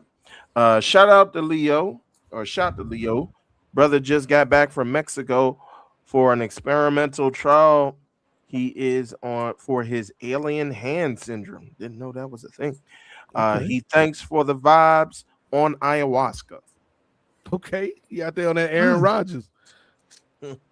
Nice. Hope you feeling better, Leo. We appreciate you, brother. Shout out to Brandon as always. But yeah, so that was a good way to kick things off, Ray. And again, I'm surprised Gerard, considering his enthusiasm when Brock returned. He went against Brock Lesnar. Joy. What is this? What is this? Oh my God. I'm never gonna live that clip down. The funniest thing is that comment, though. That comment always gets me. Why can't you be more like that fella in the blue shirt? Remind us all when we were a kid again. Genuinely, if Brock beats him, I'm not trying to make that. I'm not trying to. I'm sitting here thinking, like, what would I give up? Would I not watch WWE till SummerSlam or something like that? That only hurts the show. That only hurts the content. So, like, I can't really say that, but, like, I wish I could walk out. Like, I can't do the John Moxley at All In Texas for this. Because, like, for real, like, I'm going to finish the show. Maybe not that day, but I'm going to finish Mania. So, like, I can't even say that. But, like, I'm going to be highly pissed to the point where it might get paused. It genuinely might get paused for a good 24 hours if Oba loses this thing. Yeah. Wow. In past lives, I've been known to leave WrestleManias when they do this kind of bullshit, but I'll stick around. That brother drove from San Francisco to Los Angeles, mad the whole way. Yeah. It just depends. I just want to see the storyline making sense, you know. And if Oba loses, it needs to have a good reason behind it. Yeah. I don't think he should be losing. I don't think there's a good reason for him to lose. But if he does lose, they do the best reason possible. Make it make sense. Yeah, just don't have him go out there and get F5'd and his ass beat and that be it, you know. To me, we're still down. We there's still more to be earned for Oba. That Oba was on a run, and that run was then canceled by Brock in the Rumble. Right. Oba was doing his thing. He needs to get that back in blood. Yeah. Well, I mean, he powerbomb that's not enough. It's I not think enough. In that interview he did with Stephanie McMahon, he mentioned how like he like learned America by watching Joe Rogan and who else? Elon Musk and motherfuckers like that. So that might get him in the pocket. Yeah, that might get him in the pocket with those guys. You know, maybe just keep that shit up, Oba, and you might fucking you might win the main event. Shit. Oba playing 3D chess out here, man. Yeah. Keep that shit up, my dude.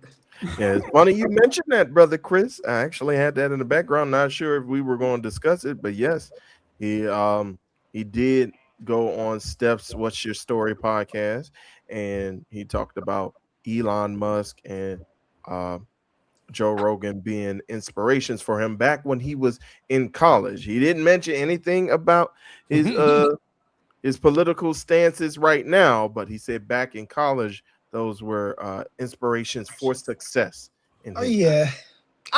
Just a quick sidebar. Joe Rogan and Elon Musk at this point are so horrible that if you admit to ever listening to those fools, it's not a good look. It just ain't. Hold on, Chris. I can't like news radio no more, dog. Nah, you cannot. Damn.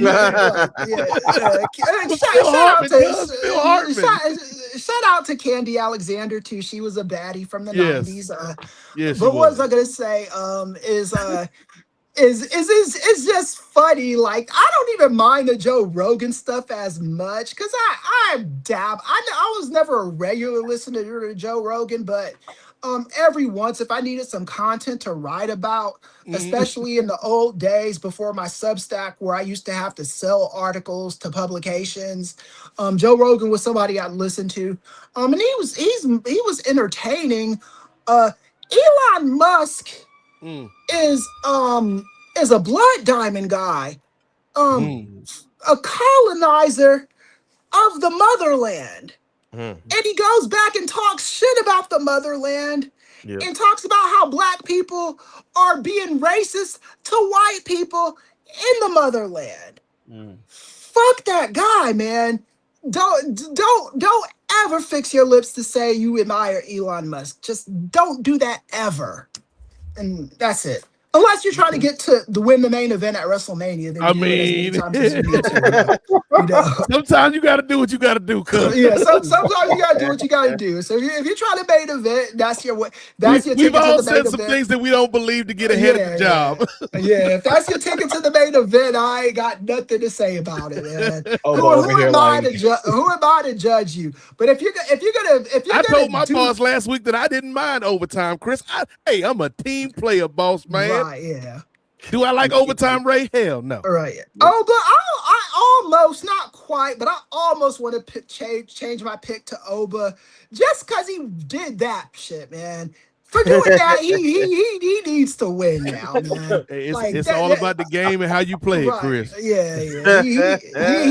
If there was anything right in the WWE universe, Oba should be winning that just for going on Stephanie McMahon's show and saying that sellout shit, man. Yeah, some would call for that move, some would call him a cerebral assassin.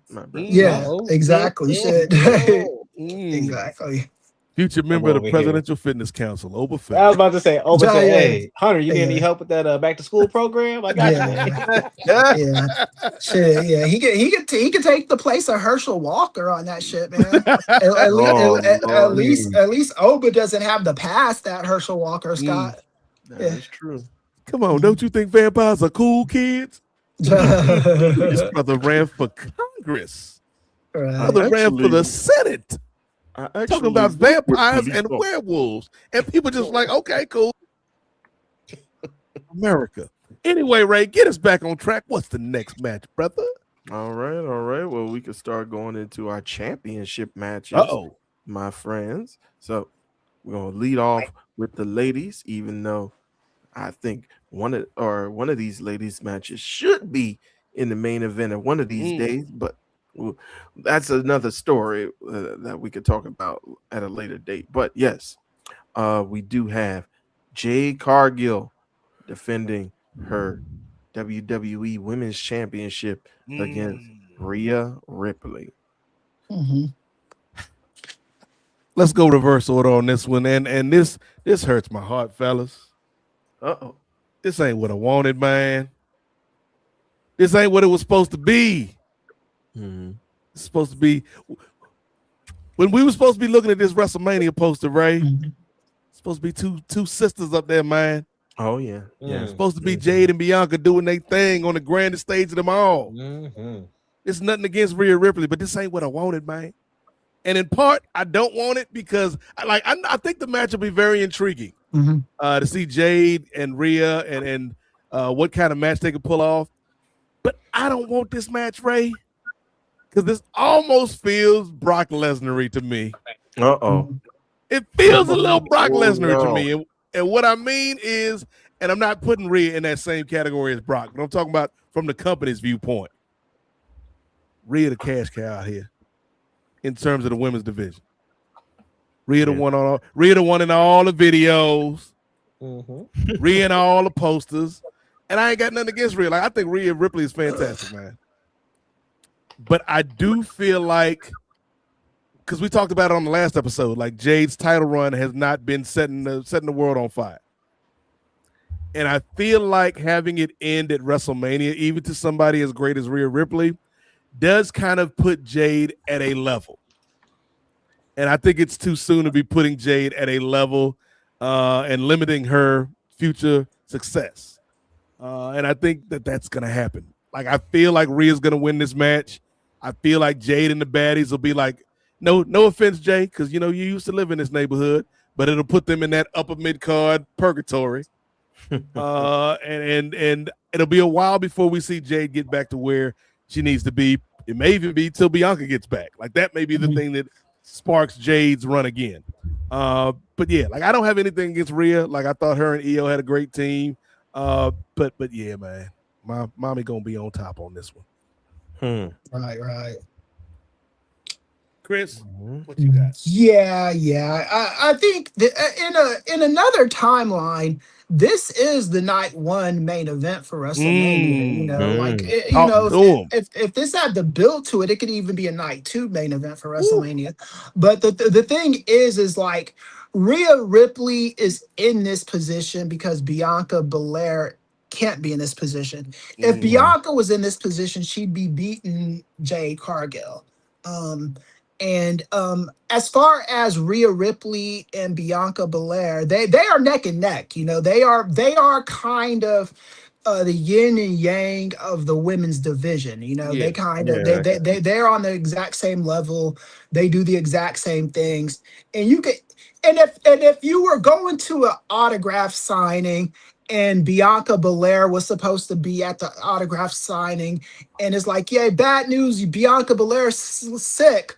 And you're like, this sucks. And you say, but we got Rhea Ripley.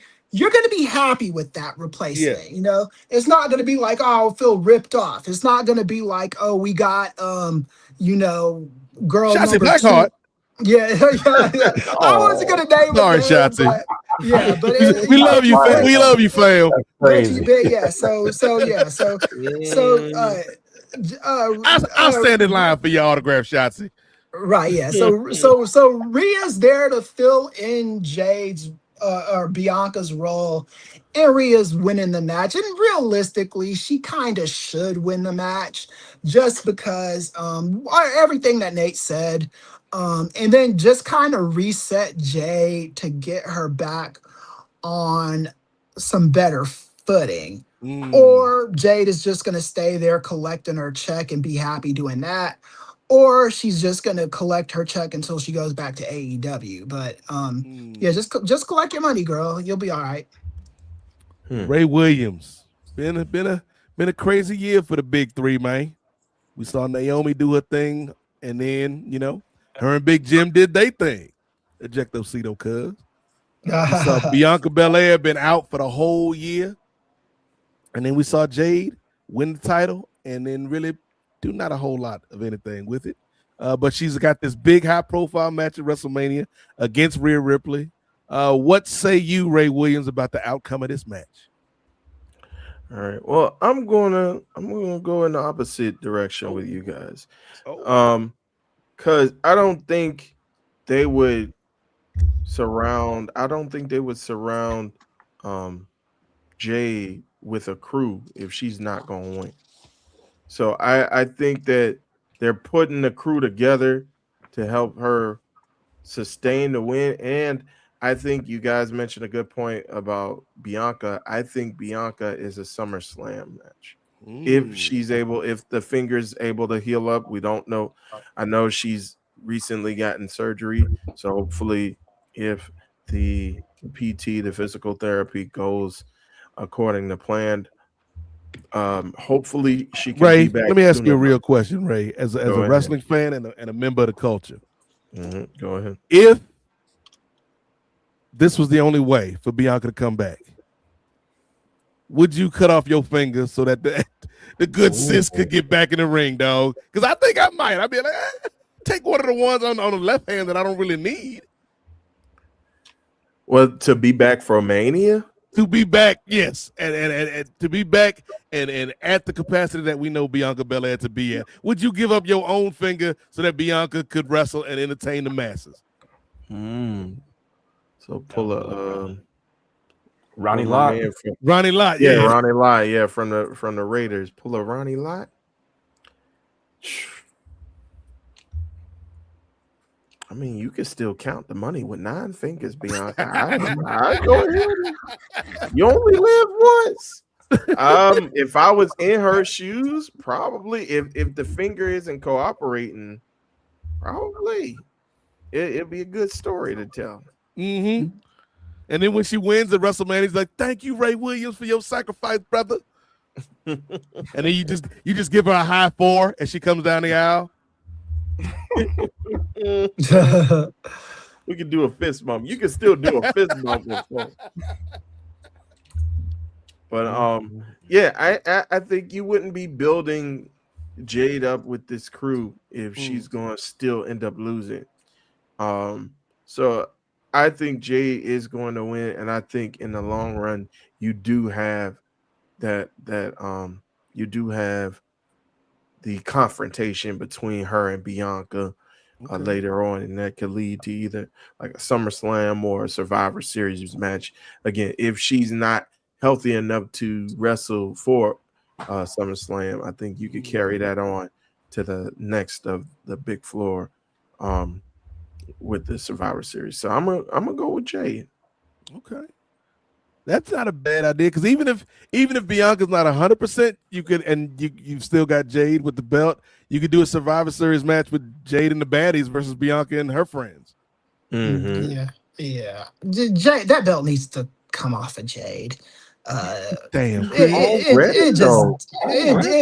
needs to come on. The title reign has not been good. No, if it was compelling, I'd be like, yeah, keep the belt on her for forever and a day. This shit needs to end. But is that on Jade? Can't blame her. I don't care whose fault it is. It needs to end. It doesn't. Is this a Tofu Tammy situation? It doesn't even matter at this point. Not though. I don't think it's Jade's fault, but it's gotta fucking end, man. If they're not SmackDown gonna, women's division, it's literally been this way with every women's champion. Because go back to Tiffany. Were you really that enthused with Tiffany? No, Tiffany's reign was basura. I'm not trying to poop on her, but go back to Nia. I mean, that was better than Tiffany's. Was that super compelling? I know one brother here in this crowd said yes. I thought it was. I think Nia's was more compelling than this. Is what. But it was also shorter. Yeah, it was shorter, but it was shorter. But yeah. Yeah, She didn't have a gang, a list of people to go after. Think of Bailey's. Was Bailey's compelling? Ooh, Bailey's was not good at all. No. Yeah, that was a bad win. It started off with some promise, and then it just kind of. I said the actual WrestleMania match where she won was good. After that, okay, but then and the Royal Rumble where she won was good too to lead up to the WrestleMania. But yeah, who was before Bailey? Io. Was Io's WWE title reign interesting? No, I thought it was okay. I didn't have any big problems. Can you name a match, homie? I'm not trying to be that guy, but can you name? I'll put it this way. I'd be happy if Jade had an EO title reign with this belt than I am with this title reign. This title reign has been it hasn't only been one of the worst SmackDown women's title reigns. This has been one of the worst. How many defenses have they had her do? Was it the Jordan Grace match, and then who else? Yeah, I think she might have had a match against either B-Fab or Michin. They were not titled though. Yeah, you're talking title defenses. Jordan Grace one was the first one. Oh, right? wow. Yeah, it was way more interesting watching her in AEW just destroy women every week with that TBS title. Like they really booked her to her strengths. This company, they refuse to book her to her strengths. I don't understand it. It's like, oh, we have to, and then I hear like the dumbest arguments from people online saying, oh, she's got to wrestle. Like, no, have her out there killing some chicks and call it a fucking day. Why are we doing this? We are overthinking this. It's like when Lamar Jackson first got to the Ravens, and they're like, he's got to be a pocket passer. Like, no. Right, yeah. His brother has gifts that allow him to do things that a pocket passer cannot do, and it is on your job as the coaching staff, your job as the team to allow those gifts to flourish in that way, not try to force him into your vision of a quarterback. Right, I agree. And trying to turn Jade into something that she's not, it just doesn't make any sense to me. Especially when she was in AEW, she was living it up. She didn't do anything extra compelling. I do think she was eventually going to get their women's title. They just wanted to establish that TBS title. In WWE, they just haven't really found the winning formula with her because they're trying to turn her into the female Luthez, saying you gotta learn how to wrestle. That clip is coming soon at some point. Did we ever put that clip out, Ray? I have it ready. I just gotta put the special touches on it, the finishing touches on it. Yeah, that Jade Cargill is the female Luthez clip needs to be seen by the masses. Right. Yeah. I mean, it's like they don't do this kind like with Oba Femi. He's not out there having competitive matches with fucking Kit Wilson. Is that his name? The toxic dude. Wilson. Yeah. They're not trying to make him AJ Styles. Yeah, they're not trying to turn him into like a fucking technical wrestler and shit. They're having him do what he does, you know? Like, have Jade do that. You're right. But again, I think that's still that speaks to the point that Gerard is making.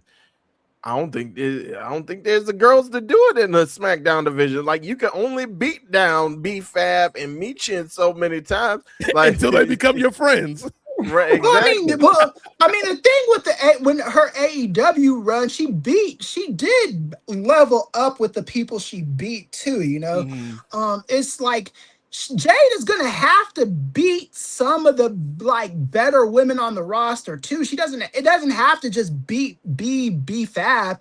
Like, there's no reason that AJ Lee shouldn't be getting her ass beat by Jade. You know what I'm saying? They ain't doing that, cuz they ain't doing that. I'm just saying there's no reason why like the Company Man Punk ain't letting that slide, cuz. Yeah. Well, I don't even know if Company Man Punk cares that much about his wife's push. I think he cares about his own shit. And that's it. You know, you're on the old, road man. Your priorities change when you get older. Exactly right. But yeah, I think Jade, it won't hurt Jade. It won't hurt the women on the roster if she beats the upper tier women sometimes, you know. But the thing is, though, Chris, I only mention what Gerard says because it's like if you got these women spread out not only to another world championship on another show, but now you have 2 secondary belts that you have to have women for. So there's slim pickings even for the world title. It's like it's only so many women that you can have her beat up. That's why I'm saying all she had to beat up on was B-Fab and Michin, because those are the only ones in that division that were kind of available at that time, because it's like she beat up a little bit on Alba Fire and Chelsea Green, but they were still in the U.S. title picture. Yeah. And We like, should have had at least one Charlotte Jade match by now. Yeah, I mean, they're gonna. There's women. The world is not short of women wrestlers. Find them and have her beat them and bring her into the company. Hey, we'll pay you $200 for the day. You're just gonna get your ass beat by Jade. That's fine. I don't. That's what that was something they used to do for a long time. They still do it in the AEW every once in a while. Like, why can't you do it in this company? I understand what you are saying, Ray, but to me, that is giving WWE a built-in argument for continuing to be uncreative and mediocre. But the thing is, if you're talking about enhancements matches, those are things that you do with somebody before they become a champion. You don't give an enhancement match to the world champion. After they become a champion, they did that with fucking Steve Austin, man. When Steve Austin was on his way up, they bought out 2 jobbers like, yeah, you're gonna beat these motherfuckers in a handicap match. And they did that shit. That's just it. She did beat the enhancement talent. That's called B-Fab and Michin. Now they part of the crew. Yeah, like literally. That's all she's been wrestling. I'm looking at her cage match right now. She's beating them. She's beating Alba Fire consistently throughout the year. She's beating Bayley on the holiday tour. She's beating Liv Morgan and Raquel Rodriguez. Like, why wasn't that a TV match? SmackDown. Like, why wasn't that something you put on TV? Of that, they're gonna have to go outside of the company and find extra women for her to beat. They're gonna have to bring in some of those shimmer chicks. They're gonna have to look at GCW, bring in some of them women and have her beat them. There are people there she could beat. There are people. There are so many women wrestlers in the world that this woman could beat. There's local women wrestlers she could beat when they're in Florida, when they're in Atlanta, when they're in Maine. When they just released a bunch of women wrestlers from NXT a few months ago. Like, right? They have Evolve. They have Evolve. They could feed her somebody from Evolve.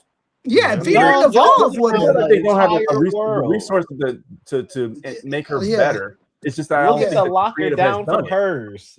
Tiffany Stratton. Why have we not ran that back again so that way she could lose again? I'm sorry. Yeah. But I've seen that happen in John Cena was fed people 2 times and he would beat them 2 times and move on. We see that with Cody, AJ Styles fed 2 times on. Owens 3 times on. Go ahead and feed Tiffany 2 times to Jade. She can withstand it. It could be Tiffy time later. You don't need to look all around to Evolve, to NXT, to enhancement talent. What you need to do is have a credible feud. Okay, Tiffy got one over you. Tiffy, now I beat you again and I beat you badly. She needs to now have that. I'm coming back as a triumphant babyface.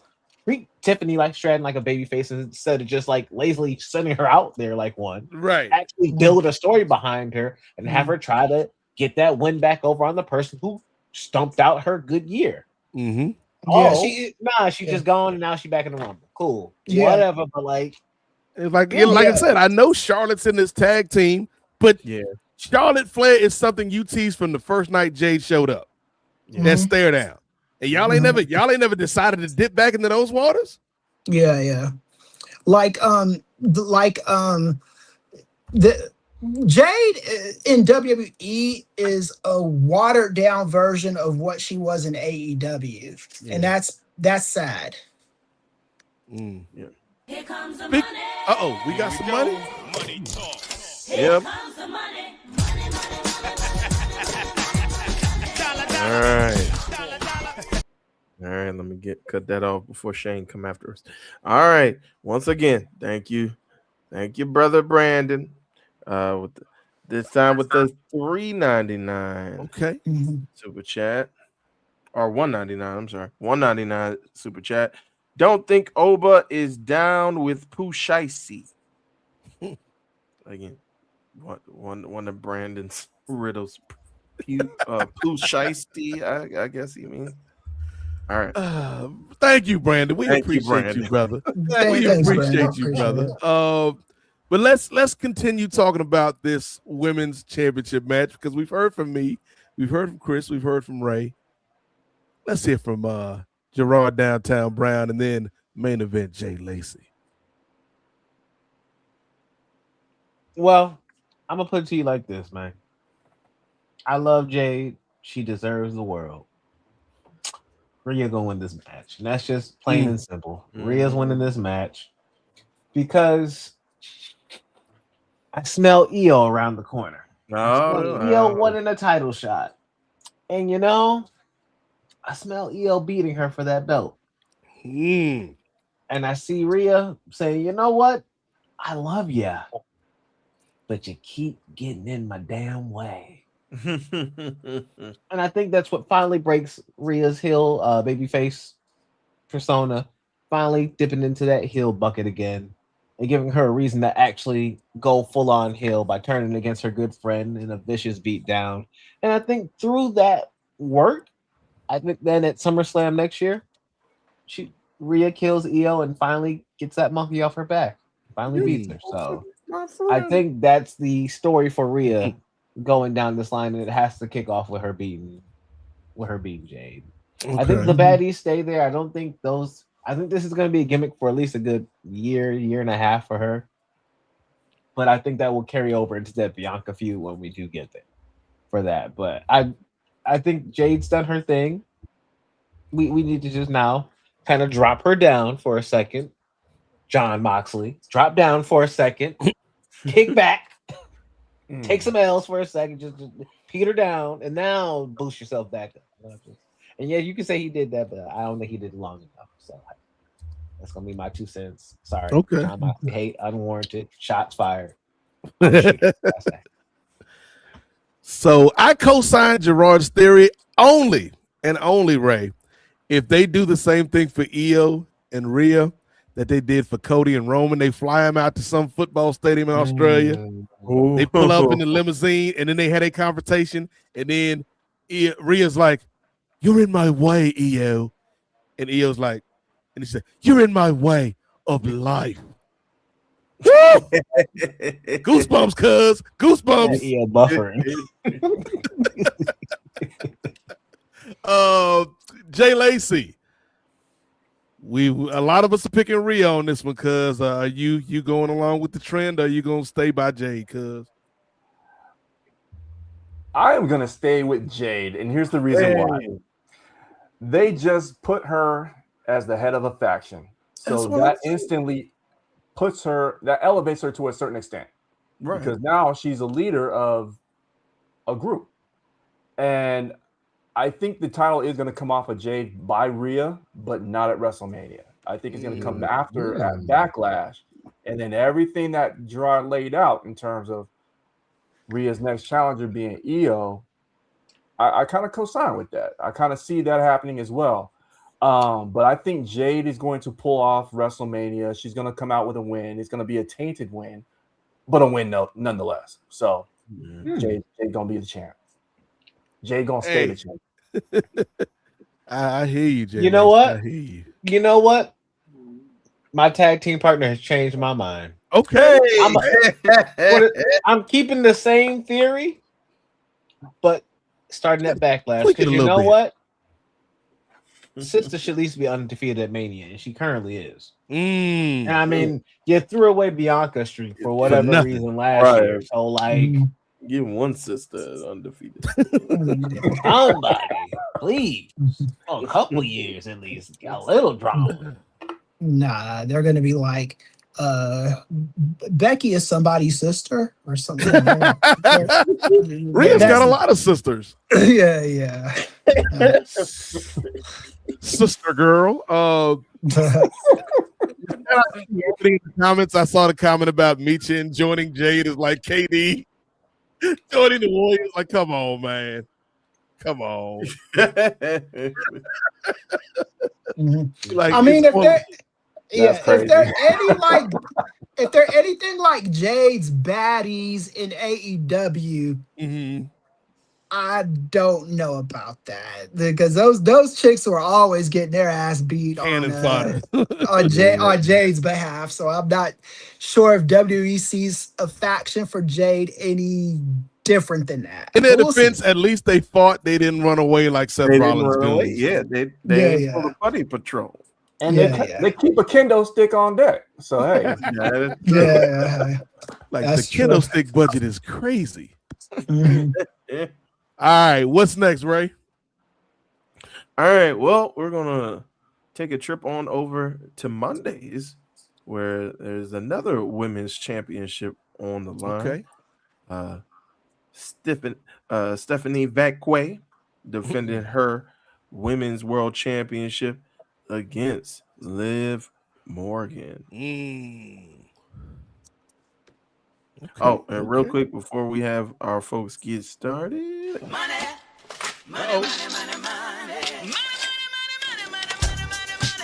All right, so it's our good folks Anwar Star win. Shout out to Anwar DMV. Shout out DMV's own.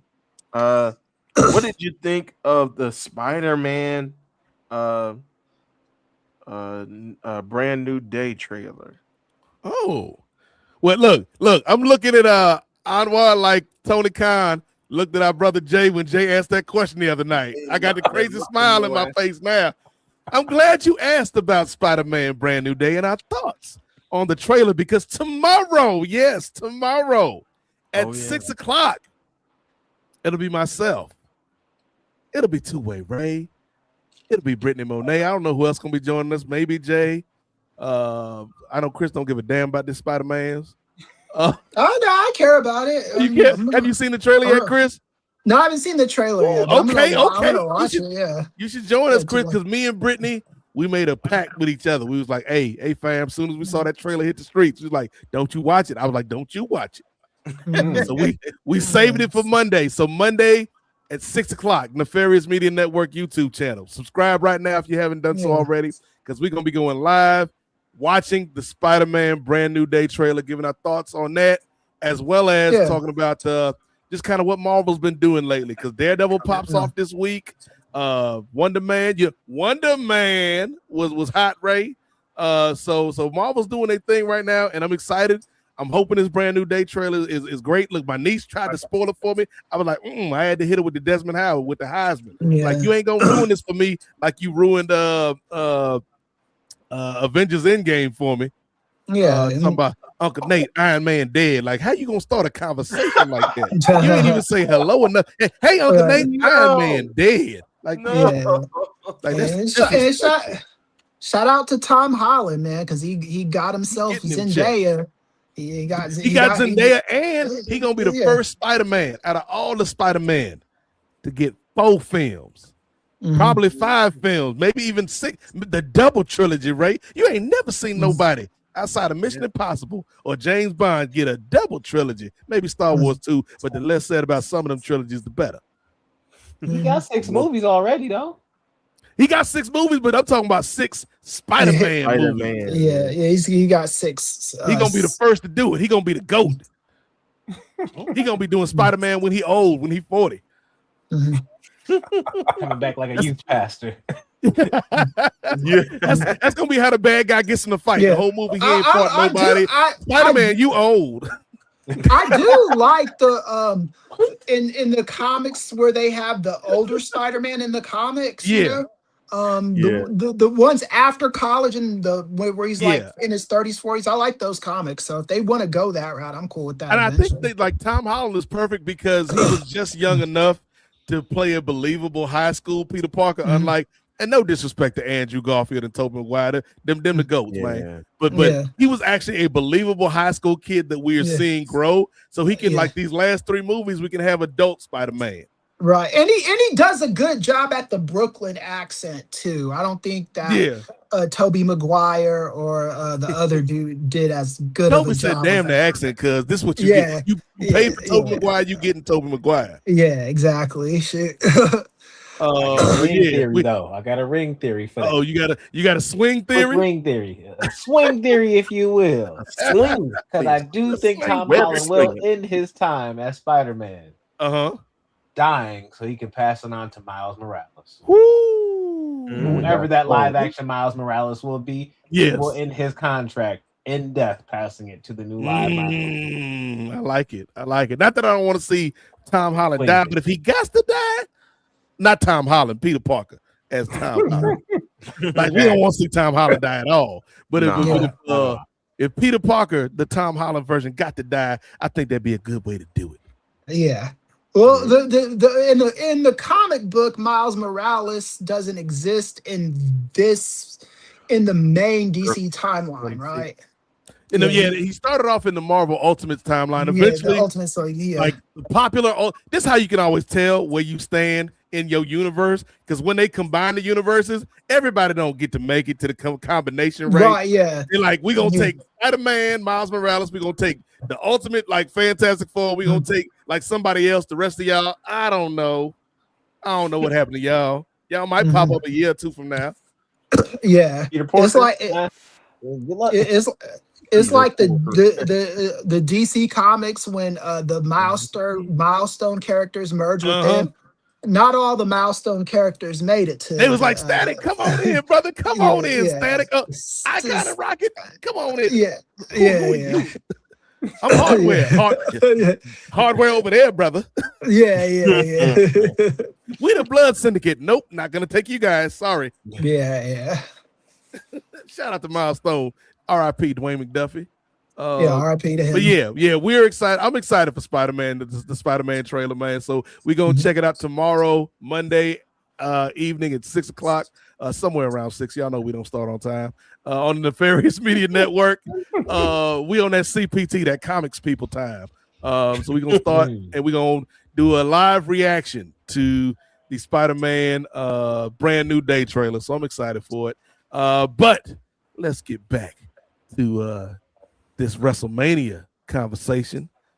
Ray, where we at? Well, yeah, speaking of excitement, so yeah, are you guys excited for Stephanie McMahon versus Liv Morgan, and who you got? This looked like some Spider-Man villains up here too, for real though.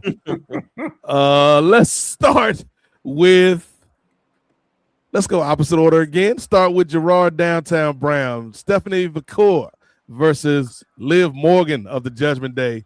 Who you got, brother? I think it's Liv in the end, but I think Liv is going to, in some type of chicanery way, Raquel's going to get in the way, but not in the way that Liv needs, and she'll still be successful, because at the end of the day, I want the Judgment Day triple threat. I want Roxanne versus Raquel versus Liv for that world title. I think that is a good match you can actually have coming up for it this year. I thought it should happen at Mania. Stephanie, I want them. I want good things for Stephanie, but they have not been putting the power behind her booking. Like, I'm tired of watching her fight Raquel. Like, she's been doing that since she won the belt. Yeah. Literally, since she won the belt. I'm good. They had multiple street fights. They've had, I'm good. I don't need to see them. And she keeps beating her. Like, can we have more compelling something? Other people. It seems to be now bleeding over onto Raw as well, into her title reign. And you can say EOs as well previously to that. But Stephanie has not had enough of that big mo going into WrestleMania. It's not been there. So I don't know. I need something to shift with this. I don't think Liv is really that grand of a shift, but I think it's more to tell the story of the full end of the Judgment Day. And it's because she's going to now put that gold over her sisterhood. And that's going to cause the final rift between her and Raquel at Mania. So that's the direction I'm going with it. Before we turn to main event Jay Lacey, a thought just occurred to me, Ray Williams. it's a thought that we've talked about multiple times over the years here at the NWA podcast, and it's like, I don't know if it's just we because we want them to be good, but we shouldn't be surprised because at least for the last 3, 4, maybe 5 years, the women's programs leading up to these Mania matches, get the graphic ready, Ray, have been basura.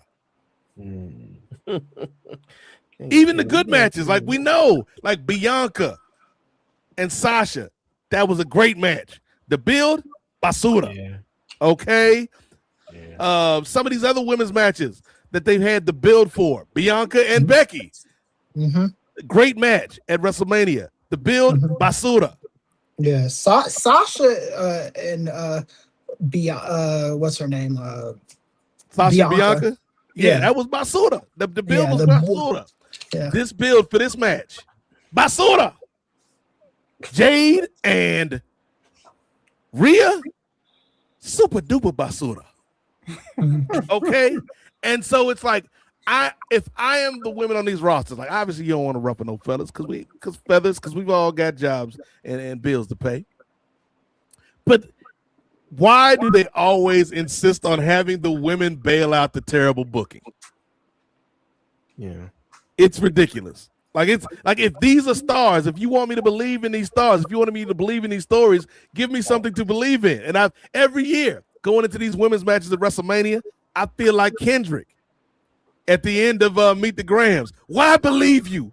You never gave us nothing to believe in. I don't believe in the damn booking. I believe in these performers. I think Liv and Stephanie Vakwe is gonna go out there and tear the house down to their best of their abilities. But the booking has not been great. It's not been sufficient for what these women are going to deliver at WrestleMania, and that is a problem that has been consistent in this company. Like Gerard talked about the curse of the SmackDown women's division. Hell, it may be the curse of all of these women's divisions in WWE except for NXT because they still doing their thing. Uncle Sean know what the program is. But on the main roster, one more time, Ray, it's been basura. All right. With that being said, main event, Jay Lacey, what say you about this match?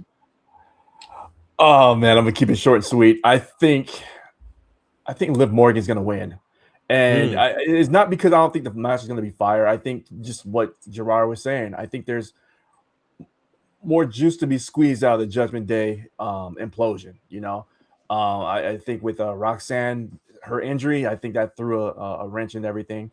But I think that there is something to be said about, you know, the get back for Raquel getting, you know, screwed over at Rumble. I think that Liv, I mean, that they've been doing a lot with her, and she's very talented in the ring. I think Bakur is they're gonna put on a fire match. I mean, she's a great performer. I think they're both gonna be money in the ring. And to your point, Nate, the lead up has been bad. It has been uncompelling TV. But in the ring, I think they're going to tell a great story. And Liv Morgan is going to win this one. Ray Williams. I ain't even going to make no jokes right now, Ray. I had a joke in the chamber. But I'm consider this random acts of kindness, Ray Williams. I ain't gonna hurt you like that. But who do you have in this match between Stephanie Vaquer and Liv Morgan? I'm also gonna keep it short. I got Vaquer. I think Gerard makes a great point. I don't know why I was singing Rashad. Rashad, is he here? Did you book a guest? Sugar Rashad Evans? Is that you?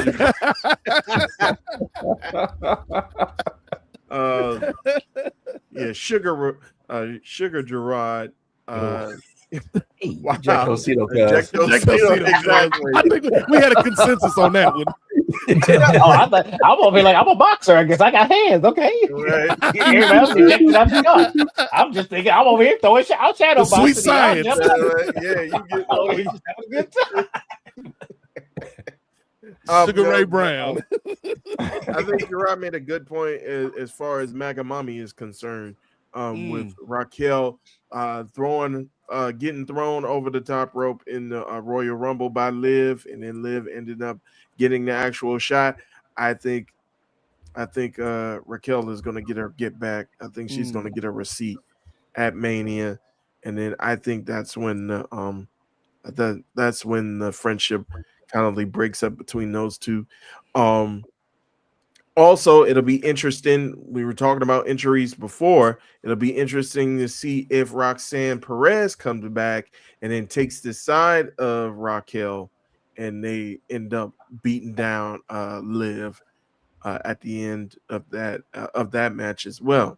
So I could see Vaquer getting out of that and ending up with the championship out of that match, simply because of the further implosion of the Judgment Day. Okay. Professor, what do you think about this women's title match? Stephanie. I knew it was going to. That's real. That's it? Yeah. That's it. Chris, I do have a question for you, though. I do have a follow-up question, because we talked at length about how Jade's title run has been a bit lackluster. I would say Stephanie's title reign has been better, but it's not been, to me, I think it could have been better considering Stephanie Vaquer's talent. What do you think about her title reign so far? Yeah, it sucked, but she's white, so I don't care.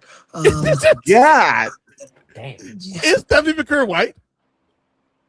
God, white enough. Is she Chilean? She's Chilean. She Ray, Latina. effort that. Okay. All right. Yeah, she's her title reign hasn't been great either, but she was at the halftime show with Benito. That's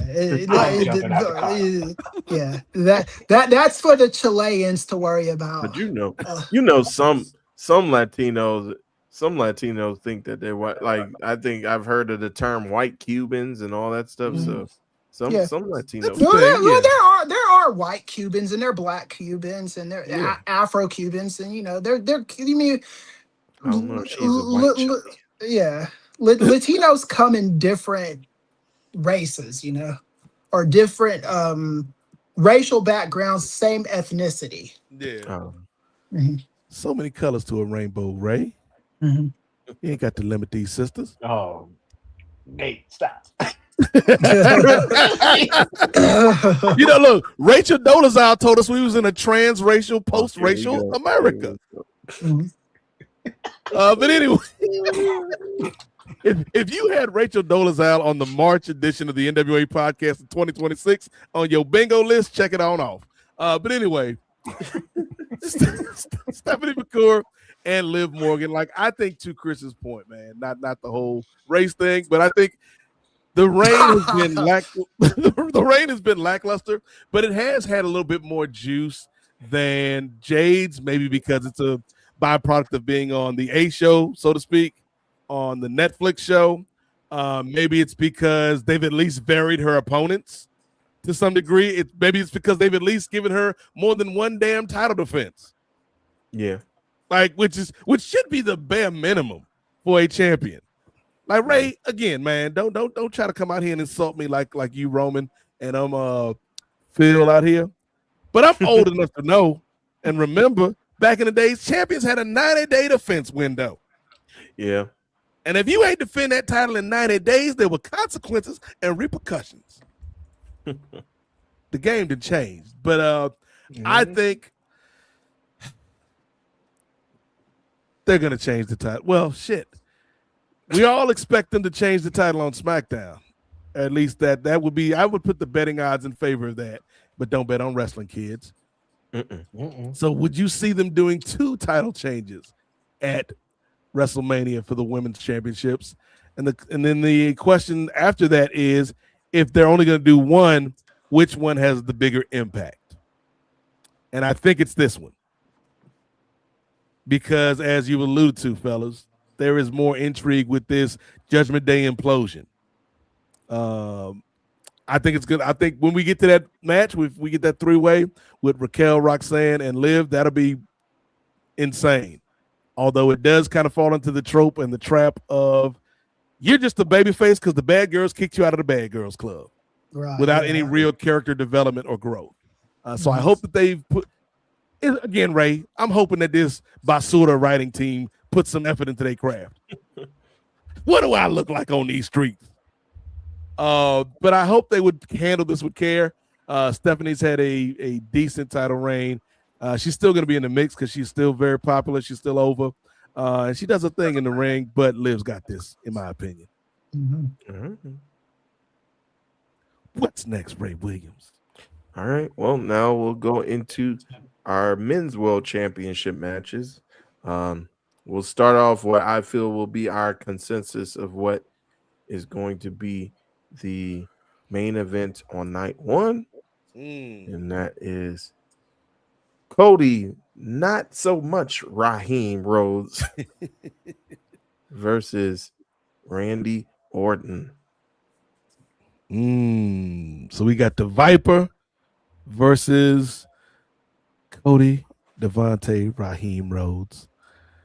If this match was in February, I think we all know what the answer would be. True. But it's not. It's not. So, with that being said, I feel like, yes, this is the match that you had to make to have the biggest star power, the biggest bang for your buck, and there's a lot of bucks being paid for this daggone show for the people that are going to Las Vegas. This match gives you the biggest bang for your buck. It's also a weird match, though, because like Chris said, they didn't put the time into telling the story. They still got a few weeks, but to this point, like Chris said, they already gave away the big beatdown spot. And you could have had weeks of these two friends talking to each other and slowly seeing the frustration and tension kind of bubble up under the surface. But now we going to get y'all to the fireworks factory right now.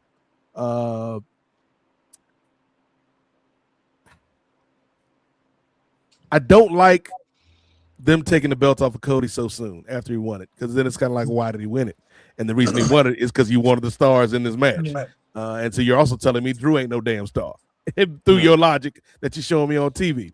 But I do feel like the audience is going to want an Orton win, and maybe this facilitates a full Cody turn.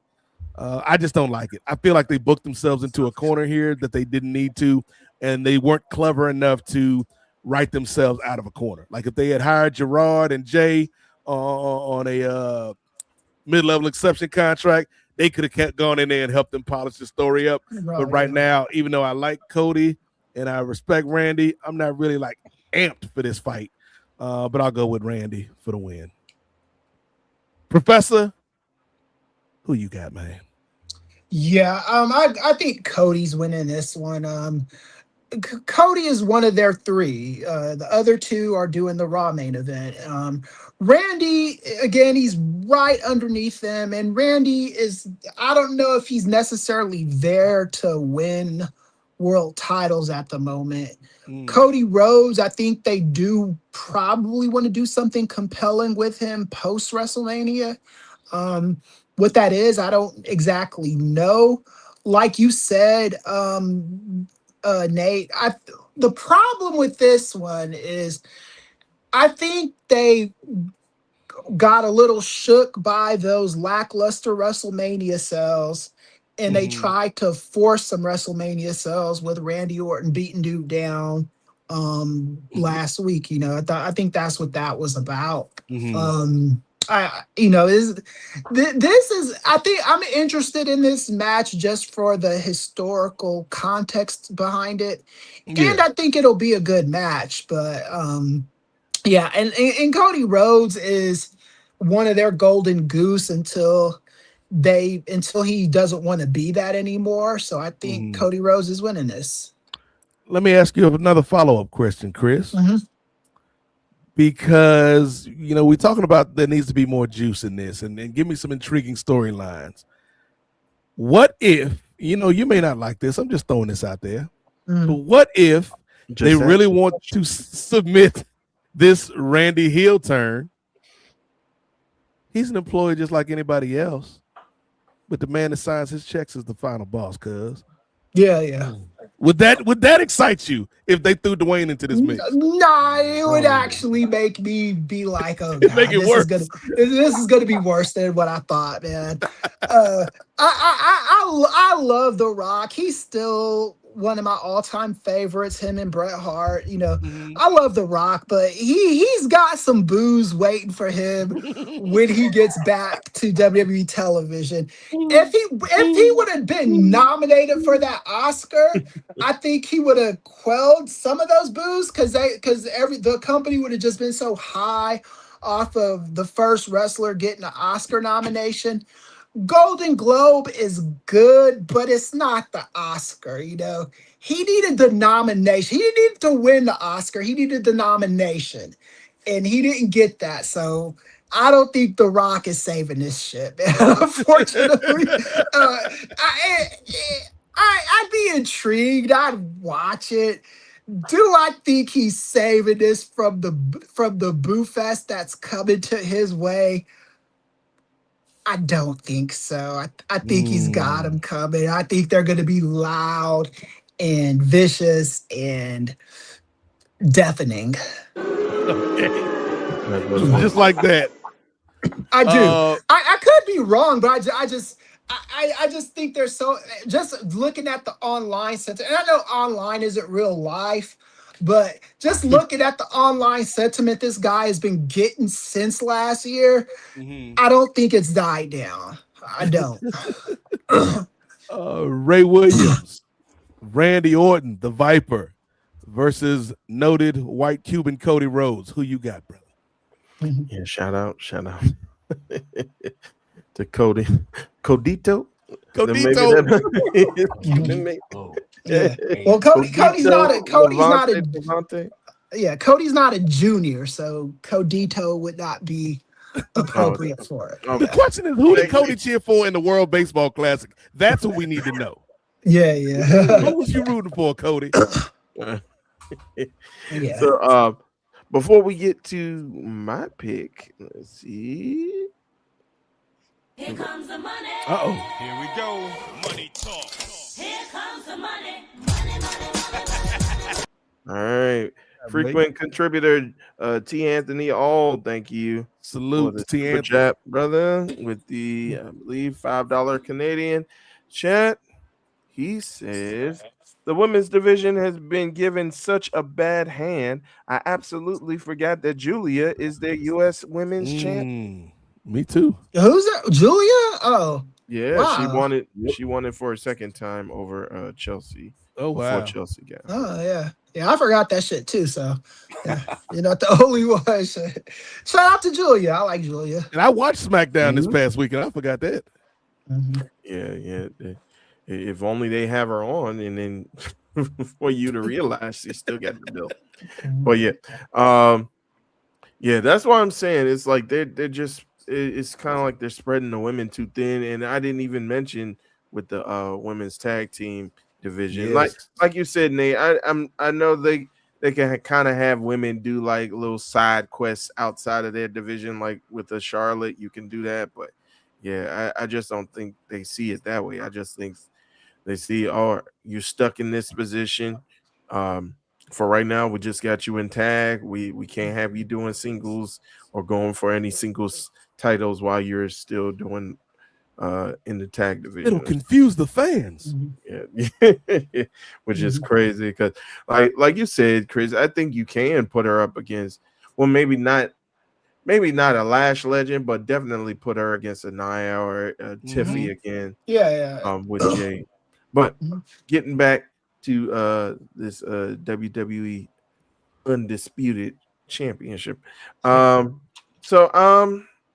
I don't know, because I'm kind of going back and forth, especially based off a theory, a ring theory, if you will, that was shared with Gerard on this past Friday. About, and I guess he may go more into detail about this. I don't want to spoil what he was given, but he was kind of angling towards whether we've seen the last of people turning heel, and because you mentioned it earlier, Chris, it's expected that Randy Orton was going to going to this side of himself once again. So Right, we know that he was going to go to the dark side and he was going to let the voices win again.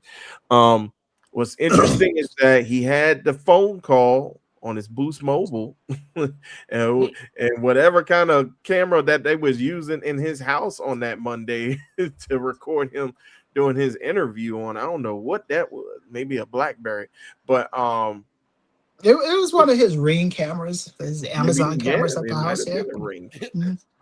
But yeah, he was on the phone with somebody prior to that. So like Brother Nate mentioned, it could have been the final boss, it could have been the Oracle, the advocate, if you will. Who knows? Maybe they need a new leader for the White Vision. Who knows?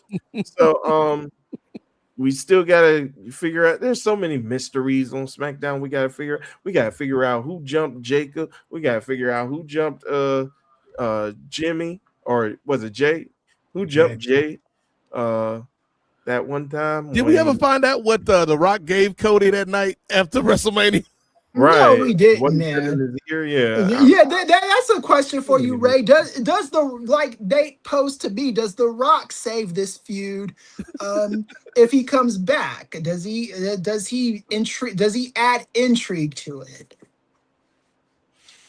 I do. I think he does. And here's the thing. I like check it out from this angle. No, take me out. Take me out. And here's the whole point. I'm still in gimmicks. Look at the poster. Look next to Cody. It says SmackDown Hotel. Why does it say SmackDown Hotel? It's all associated with one person.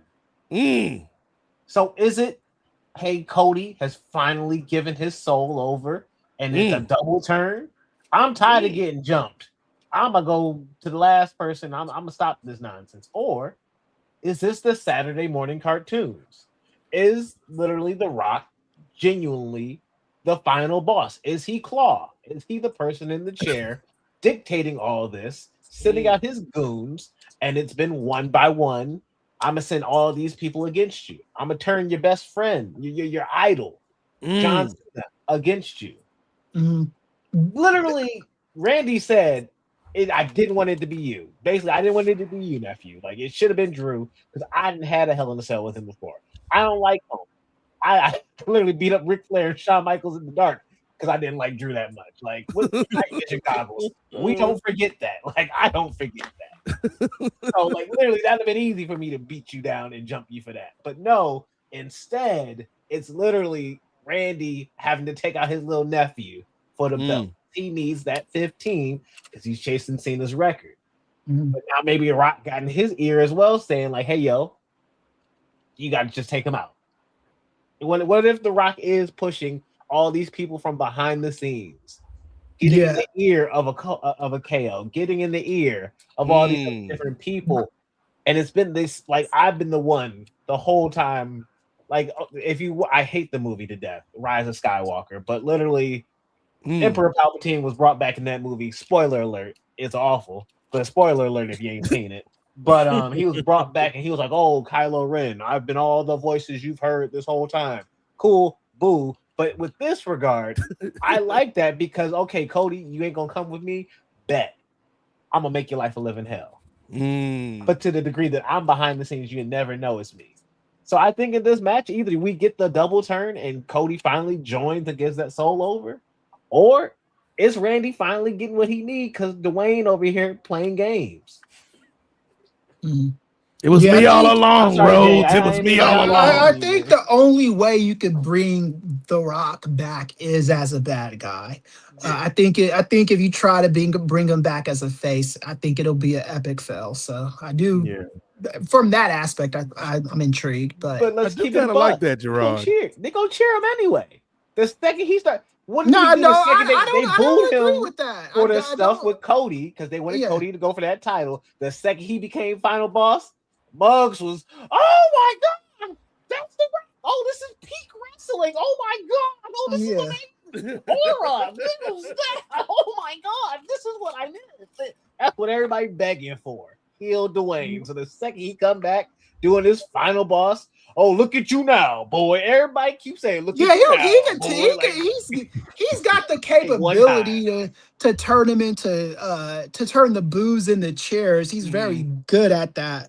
But I do think the boos are going to be before He gonna get some anything else. boos. Yeah, I think that's happening first. Before anything else. Like residual boos that he had a receipt on.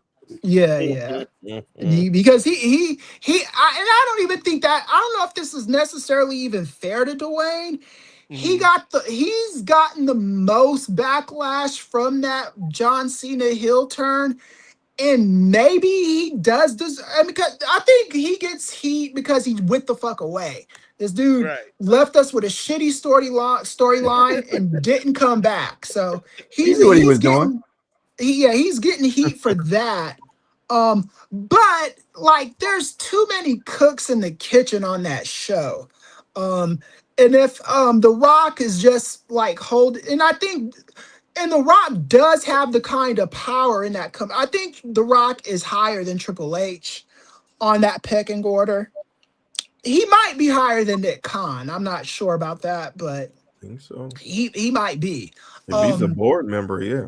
Yeah, so The Rock, if The Rock says, if Triple H had an idea and The Rock didn't like it, he could pull rank. So yeah, you know.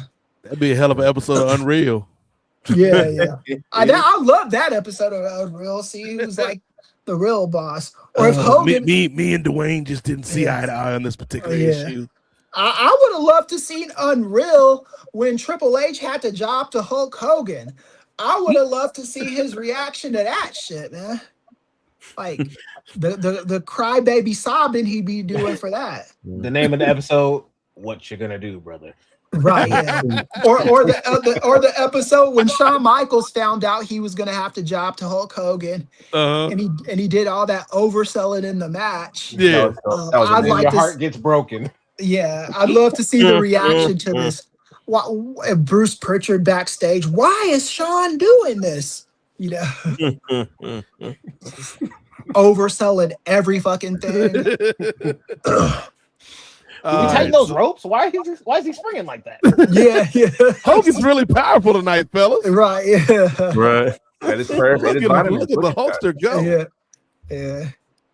But real quick, I still didn't get my pick. Yeah, who's your pick? Get your pick in, Ray. Yeah, I appreciate the tangent town real quick with us thinking about Dwayne. And I still didn't get your answer to that question either. Well, I think if it turns out that Cody ends up joining them, I think it would be interesting.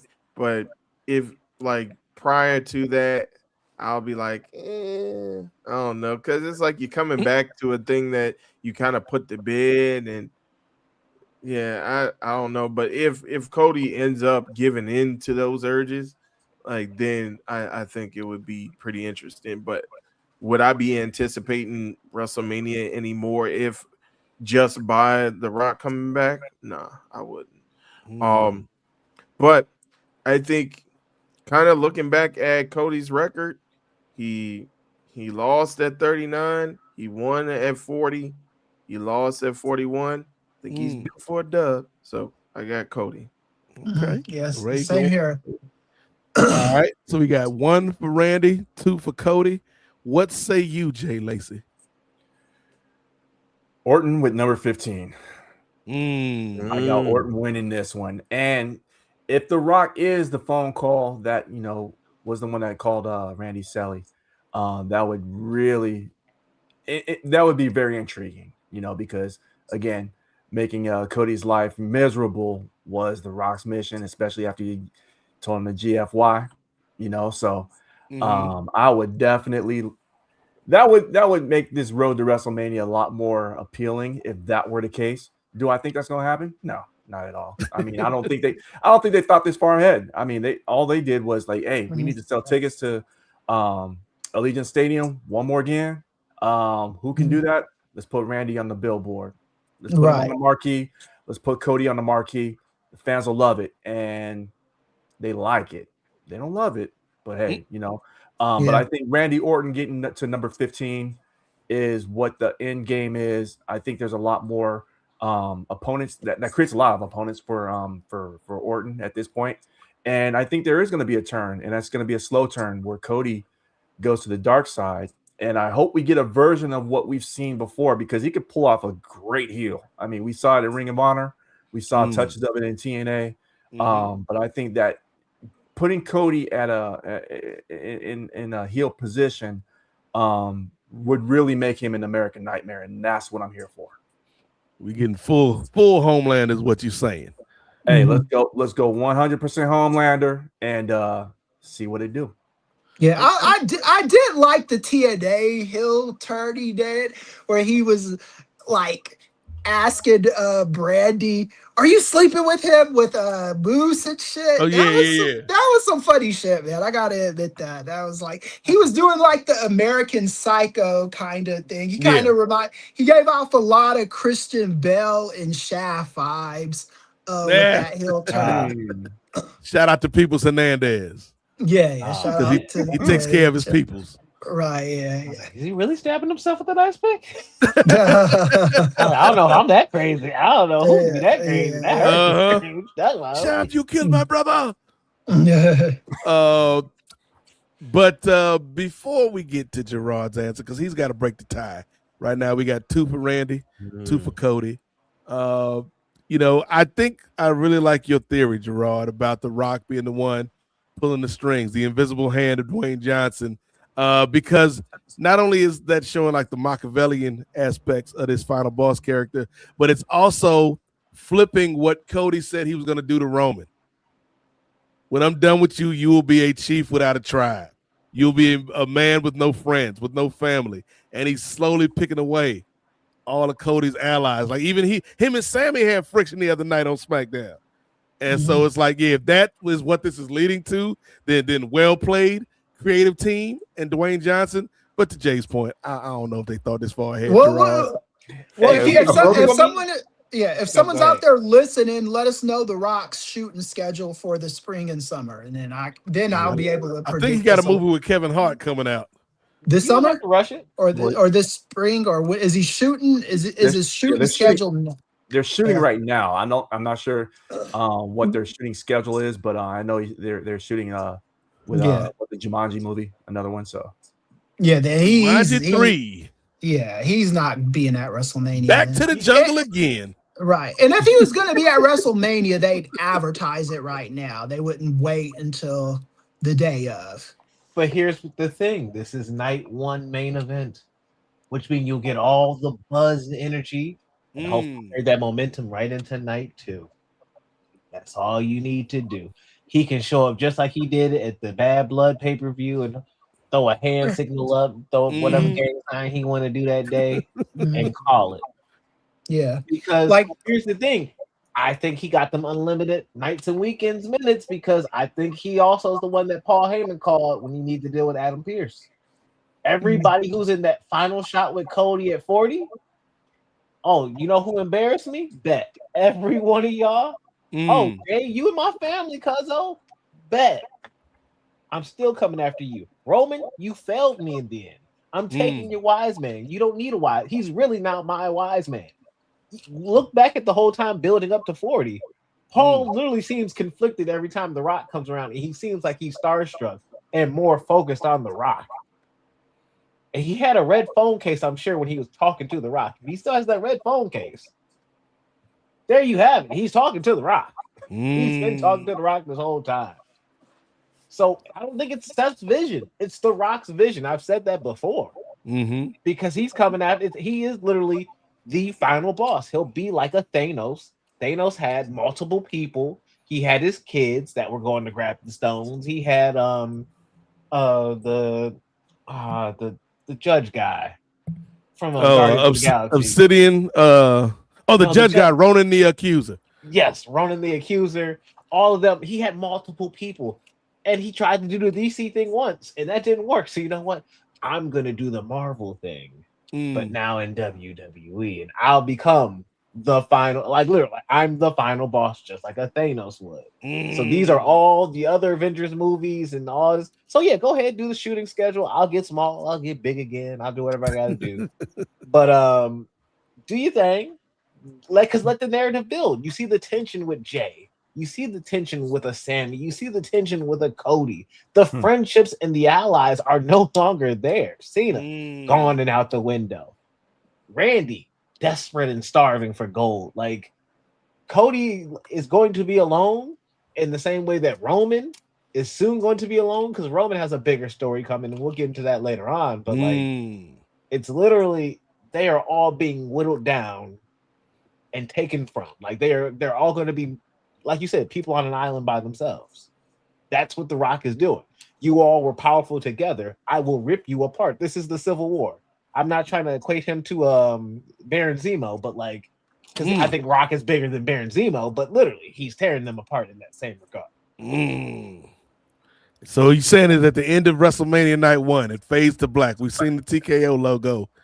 Lee Fitting. Raheem Rhodes will return. Oh.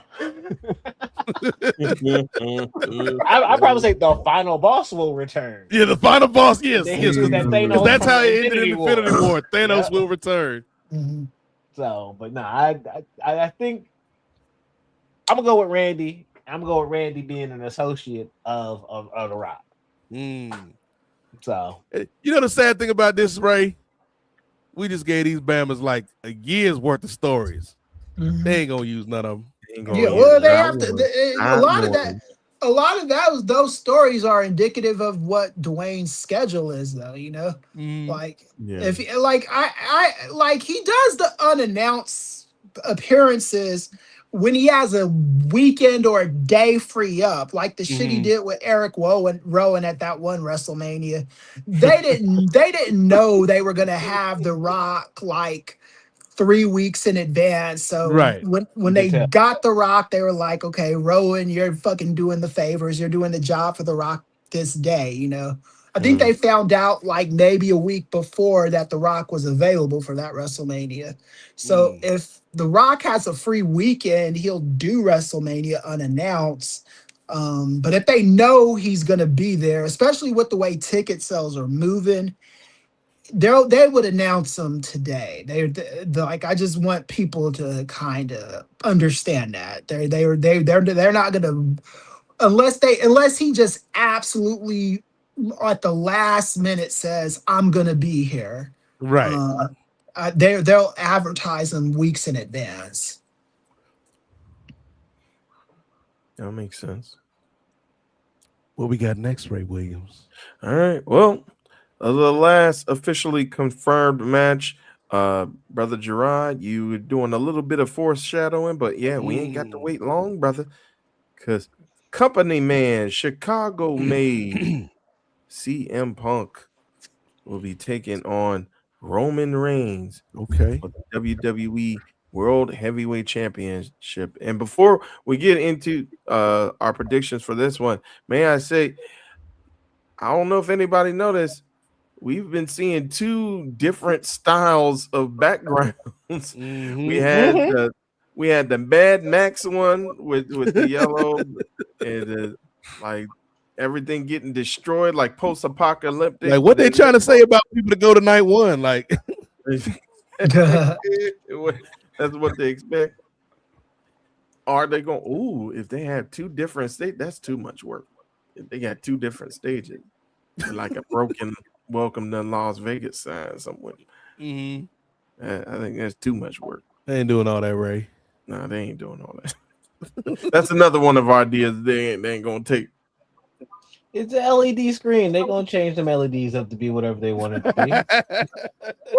That's they don't put too much work into this besides some AI work. They got it. They can easily do that. Night one's the night of ending friendships and groups. Judgment Day, Dunzo. You say Cody and Randy, Dunzo for the time being. So like, yeah, we live in vibey cool nights on night two. We live in that chill life, you know. That a storm is coming, but that's the Jade Cargill, Rhea Ripley kind of storm. That was the blue graphics. We living good on this kind of night. We chilling. Oh, we'll see. We'll see if we living so good. If people gonna show up, if we living so good. It's the night with the most tickets out. This is the night. I think they said 40,000 is out for this night so far. But the night it's like 36, 38. Yeah. So, but this match to me, y'all, the bigger story is Roman. And Roman working his way to actually becoming a babyface. Okay. I think Punk in these upcoming weeks is going to keep tearing Roman down and apart to a point that like Jay and Jimmy won't deny, you have kind of messed up. And the Roman's biggest story thread is apologizing to Jay, the person who he started this all with, the first person he started all. Because you can say he abused Jimmy as well, but the abuse he put Jay through at the start to the end, was nothing like he has put anybody else through. And he's acknowledged Jay for winning the world title. He's acknowledged Jay for winning the IC title and actually going out to do things on his own. But he has never apologized for his actions and took that actual ownership for that. And that is going to be a breaking point between him and his family, which is what I think will not bring back the Bloodline 2.0. I feel like, we get in those segments and we, hey, you remember this? This is that old good stuff. Remember? Snatched right from you. Because I don't think we're going to get that in the end. I think Punk wins this match at Mania. Oh. Because just they told you in the promo.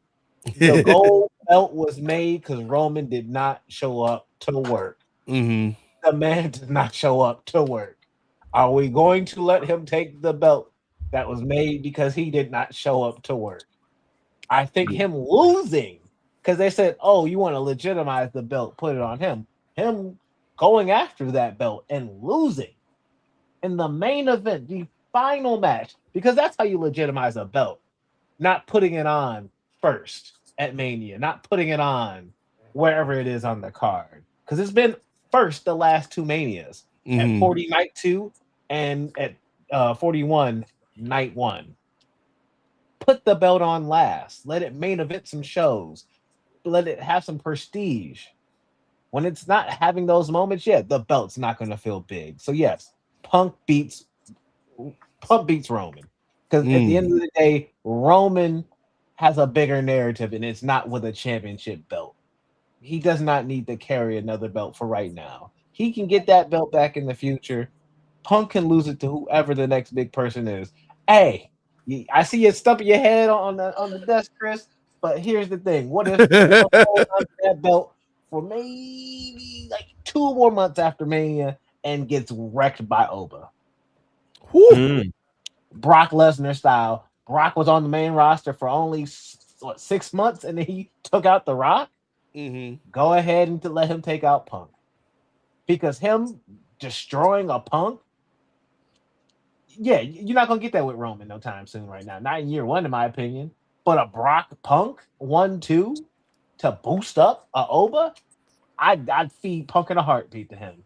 And with his long title reign of beating a Finn, beating a Roman, beating a Braun Breaker, you're only adding to that. So I'm with that. Hey, Punk for the win.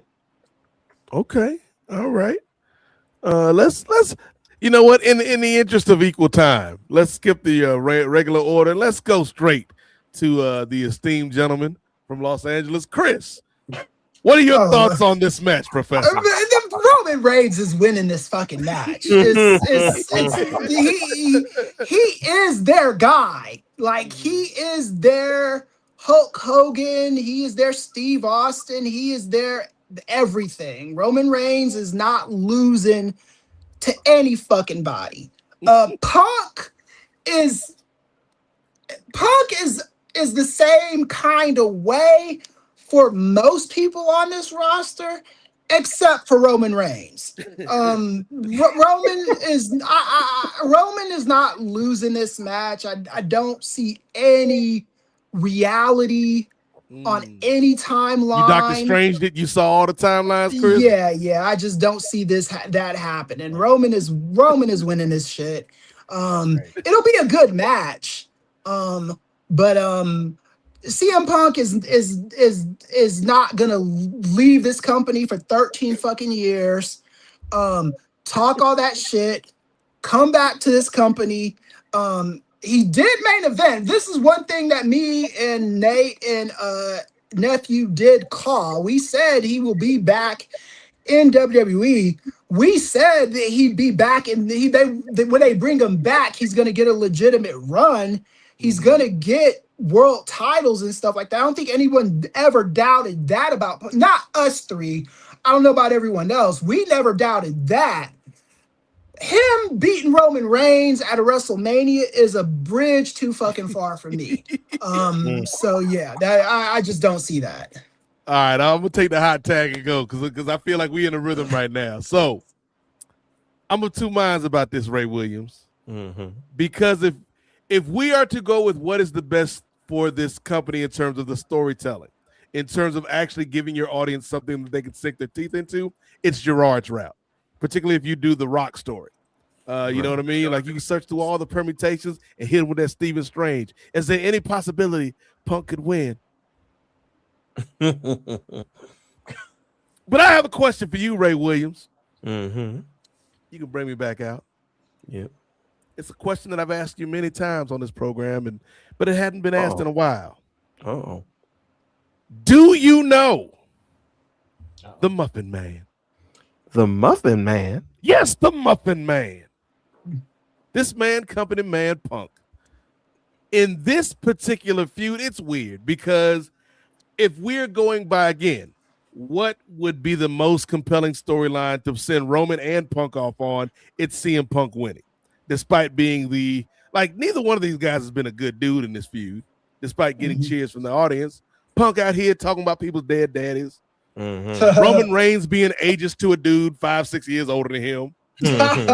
Like neither one of y'all Zebros need to be in therapy, not in the main event of WrestleMania, is what I'm saying. Y'all need better help. If you having tough times in your life, BetterHelp can help you by talking with licensed therapists around the country. BetterHelp, use the promo code Nefarious. It ain't a real promo code, but maybe someday it will be. Speak of power. Hey, we putting it out there in the universe, y'all. But I tend to agree with Chris from the perspective of how the company views this, and that's maybe the crux of this whole discussion we've had about WrestleMania in terms of why we're just not like we're into it, but we're not into it the way that we should be heading into the biggest match in the wrestling calendar, biggest event on the wrestling calendar, because it's the company has a different agenda and a different set of ideas than the creative, and they are not meshing. Because if you were in tune with both functions of your company, I think there's a way that you can tell a great story and make the money by putting these stars in prominent positions. But I feel like the corporate side is going to win out, which means Roman Reigns probably wins this match, despite it not being the best for him in storyline. Because I do think a loss and a humbling to a certain effect would be great for Roman. Because if, again, going to that Avengers analogy, Tony and Steve both had to be broken by Thanos. Fighting Thanos on two different fronts, they both lost. Tony comes back. Hey, Cap, you said, we fight together. I said we lose. You said then we'd do that too, but we didn't. And so if you have these two men, Cody Rhodes and Roman Reigns, bitter enemies that kind of buried the hatchet to a certain extent, but now we all we got because my family gone. Your friends is gone. This dude Dwayne took everything from both of us. Roman has to apologize. Roman has to come to grips with what he's done in his past. Like, I think all of that is amazing storytelling that could be done, but they ain't bothered to tell us no damn amazing stories. No. You want amazing stories, Jay Williams? Go read a copy of Jay Williams. I turned you into Javon from the other night. Ladies and gentlemen, Javon Williams. These Williams boys are something else.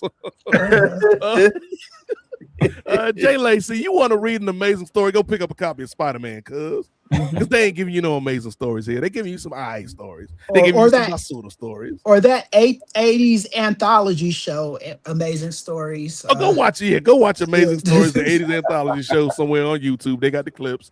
But I feel like this will be a hell of a match. Like the atmosphere for the match will be everything a WrestleMania main event should be. Like the vibes will be all that a WrestleMania main event should be. But the substance just isn't there for me. And so, like, my heart says CM Punk will win because I feel like that's what's best for the storyline. My head is like, hey, man, what your man Paul always say, Ray? We doing what's best for business. And that's with this man Roman Reigns at the head of the table once again. Ray, what you got? I'm gonna jump on. I'll take the other hot tag in our trios match. I'm gonna jump on and say, yeah, Roman got this. Roman got this. He's already mapped it out. He's bigger. He's stronger. He's faster and younger. Right. Better looking. Yeah, he said if he was single, he'd get more hoes. That's what Roman Reigns said. It's like I don't see how that plays into a match, Roman. I know, right? Now, I'll punch you in the face for saying something like that to me. Right. In the line. Don't be saying you could get girls better than me, though. Not you old. What do you think those two gonna be fighting like a mother? What do you think the CM's for? Not compliment. I'm a magnet to him. Yeah. Right. Like, I mean, call me Cookie Monster for a reason. And the thing with a CM Punk, a Bray Wyatt, a X-Pac, it doesn't matter how you look talking to the girls. You know what I'm saying? What matters is, do you got the swag? You know what I'm saying? And CM Punk has got that. You know what I'm saying? You can say, oh, you're ugly and old and shit. The dude has got game, you know. Yeah. Bray Wyatt had game. X-Pac had game. Shit, you know. There's a reason why they got the women that they got. Yeah, that's true. Confidence, Ray Williams. Look, Ray, when you walking down that dairy aisle, brother, don't be scared, brother. Have some confidence about yourself, my brother. Yeah, you gotta have a Riz, as the kids call it now. But yeah, I got Rizzler Ray Williams out here. I got Roman. All right, Jay Lacey. This has been a contentious debate about the main event of night 2 of WrestleMania. Who do you have in this match between Chomping on Muffins Punk, shout out to Mindy, or Roman, this fresh-faced youngster Reigns? Man, we love you, Mindy. Gerard has some great points. Leave me on my island, man. It's okay. But it's all the final boss's fault, Gerard. He left you without your brothers. But Gerard said something that really had me thinking. You know what? This could be Punk's moment. And then I started thinking about it some more. I'm like, you know what? I'm going Reigns, and here's why. Everything Gerard said is true. The belt that he's holding, you can take me out, is the working man's belt, right? But I think that changes because the working man's belt's going to be on SmackDown. It's going to be on Randy Orton. Right. So I think to add even more prestige, Roman's never held that belt. Yeah. Roman needs some photos with that belt. He needs to be on some cups, trucks, posters, everywhere with that belt. The Today Show, yeah. Oh, yeah. He needs to flaunt that belt. He's going to be aura farming with that belt on, right? So yeah, I think with CM Punk, I think, again, we already previewed night 1 with The Rock saying, you know, coming back night 2. I think he comes back in night 2 because Punk disrespected his uncle. And one of the things that the Usos said is like, you know, that Roman said to the Usos is like, this is a call out to all my family. So I think with that, we may see an appearance by the final boss. Like, oh, you're going to disrespect my family? Mhm. I can't let that slide, son. Mhm. So that's how we get Roman Reigns with the belt, and this becomes the part-time championship. You're right. And the way to give that belt instant credibility is you have it on CM Punk and then Roman Reigns back to back. You know what I'm saying? I mean, that shit's been on Jey Uso and Seth Rollins and you know, it needs some A-listers holding the belt. You know, they do need that. And I think Punk and Roman Reigns are the perfect people to hold that belt eventually until Cody Rhodes wins it, you know? And I agree, but it's not Roman's time, because here's the thing. I hear the call to action. Roman can do that call to action, but at this point, was he the chief of, for one? And you can say he calling out to the family, but the actual chief of the family ain't make no call. And here's the one thing that the actual chief of the family probably actually gonna have an actual issue with. On Raw, what did he say to the Usos? I don't need an apology. You need an apology. Right, yeah. That's but that's his father. He don't even want to. And then listen to what Jimmy said to him. Yeah, I'm shocked you didn't hit him. And then you heard Roman sound like he was a man standing on ice with no skates. Oh, well, you know, well, he did. Roman is the same one that gave us the Sylvester and the suffering succotash too. Succotash. So he gave us that too, so that doesn't surprise. Rather than come a long way. Yeah. Roman ain't apologizing to nobody. Roman ain't apologizing to nobody. Roman ain't humbling himself for anyone. To make a reference that's as old as CM Punk, Roman is like the Fonz back on Happy Days. Yeah. Fonzie could do anything, Ray. This man could hit a jukebox and the jukebox start playing a song. He ain't even pushed a button and the jukebox playing a song. This man could do anything, get all the women. This man could jump over a shark on some skis. Yeah, because he was Fonzie. The one thing Fonzie couldn't do is say I'm sorry, because there'd be times when Fonzie was wrong. Yeah, he'd be like, I'm sorry. So sorry. He's I never can't do say that it. shit. And that's Roman Reigns. Roman Reigns is the Arthur Fonzarelli of professional wrestling. Yeah. Remember that? Yeah. On that episode of Family Guy, he ended Mr. C's impotence by punching him, and his men start swimming again on that episode of Family Guy. So the Roman Reigns is if you're gonna say any archetype, it is gonna be like the Fonz. He is that guy. He is their Luke Perry without the crying. You know, he's kind of that guy. Roman Reigns is not gonna be made to look like a fool, made to look like a punk. If he loses a match, it's gonna have a ton of fuckery in it. That's how they've booked this guy since he's gotten there. There's only one match I remember him losing fairly in recent memory, and that was to Bobby Lashley. That was one, but that was before he became the Roman Reigns he is today, and Finn Balor, and that's even before he became the Roman Reigns he became today.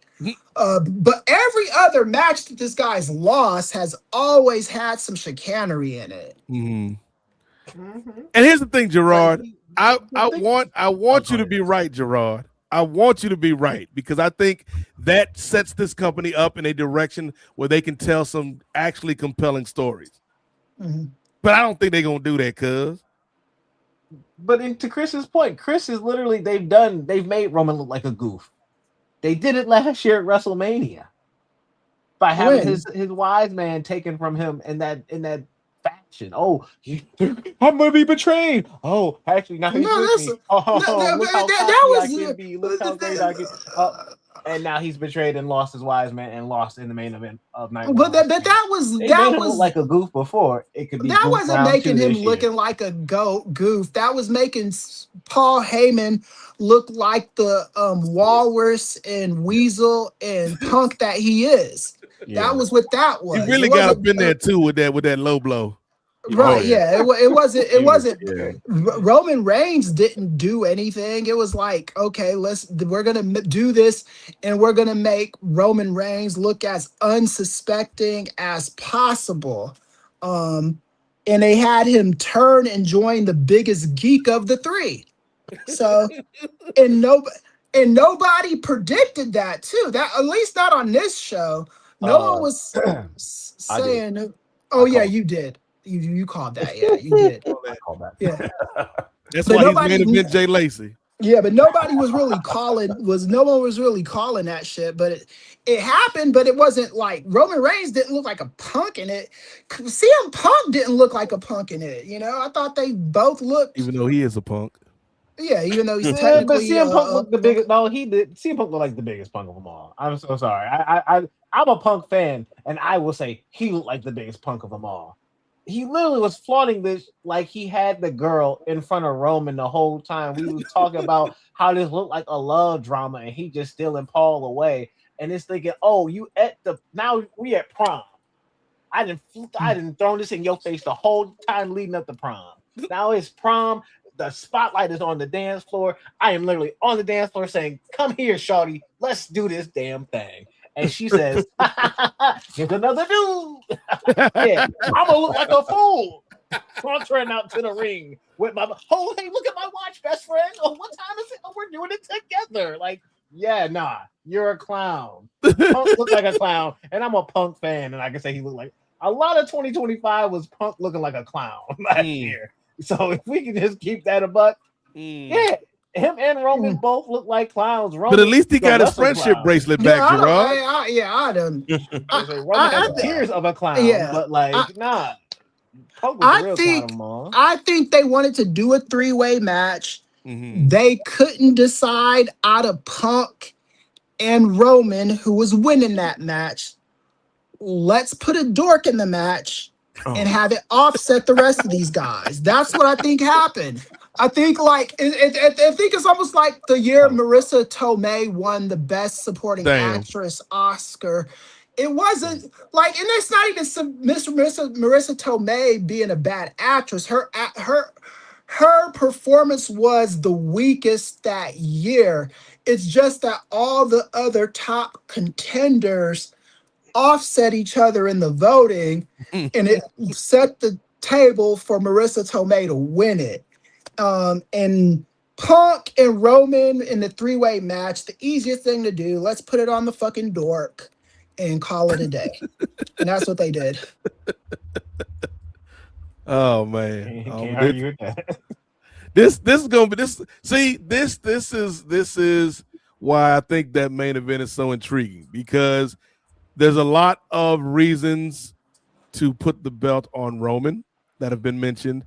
But I also think, like, and again, we're asking things or speculating things of a company that has not shown us that they are bold, that has not shown us that they are innovative, that have not shown us that they are like, you know what, we're going to take risk. Like Chris said, they took the risk with Jey Uso last year, but that wasn't like a risk like we're talking about. Yeah, it wasn't a risk that they were comfortable taking, because they advertised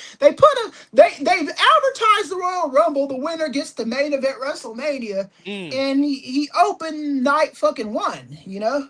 It was the people's main event, Chris. Like, I mean, it's like it was false fucking advertising. Yes, very much. This year they gave you two matches that any fan can sink their teeth into as like, okay, we know what two matches are going to main event both shows. You know, I don't think there's a question this year. When last year, I think it was kind of, what was the main event for night one again? It was that triple threat match. Triple threat, yeah. The triple threat match, yeah. So that was it. And then the next night it was Cody and Cena, yeah. So I mean, and the reason, yeah. And I think the reason why they did the triple threat match in night one is because they didn't want anything overshadowing Cena's last WrestleMania match. I think if everything was gonna be like regular, I think it would have just been Punk and Roman main eventing last year, and Cody main eventing whoever he was gonna main event against last year. But they don't have to worry about a John Cena retiring this year.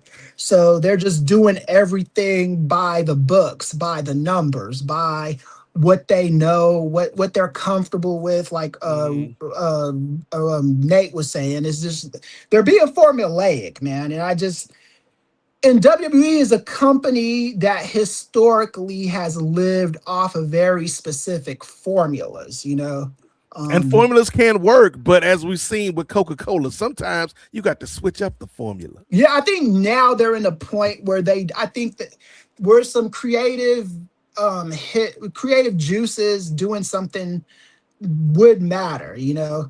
But I think they felt like, I think the mindset, I didn't read this in the Observer or Keller's thing, but the Torch, yeah. But what I think is happening right now is that they look at last year as their experimental year on all fronts.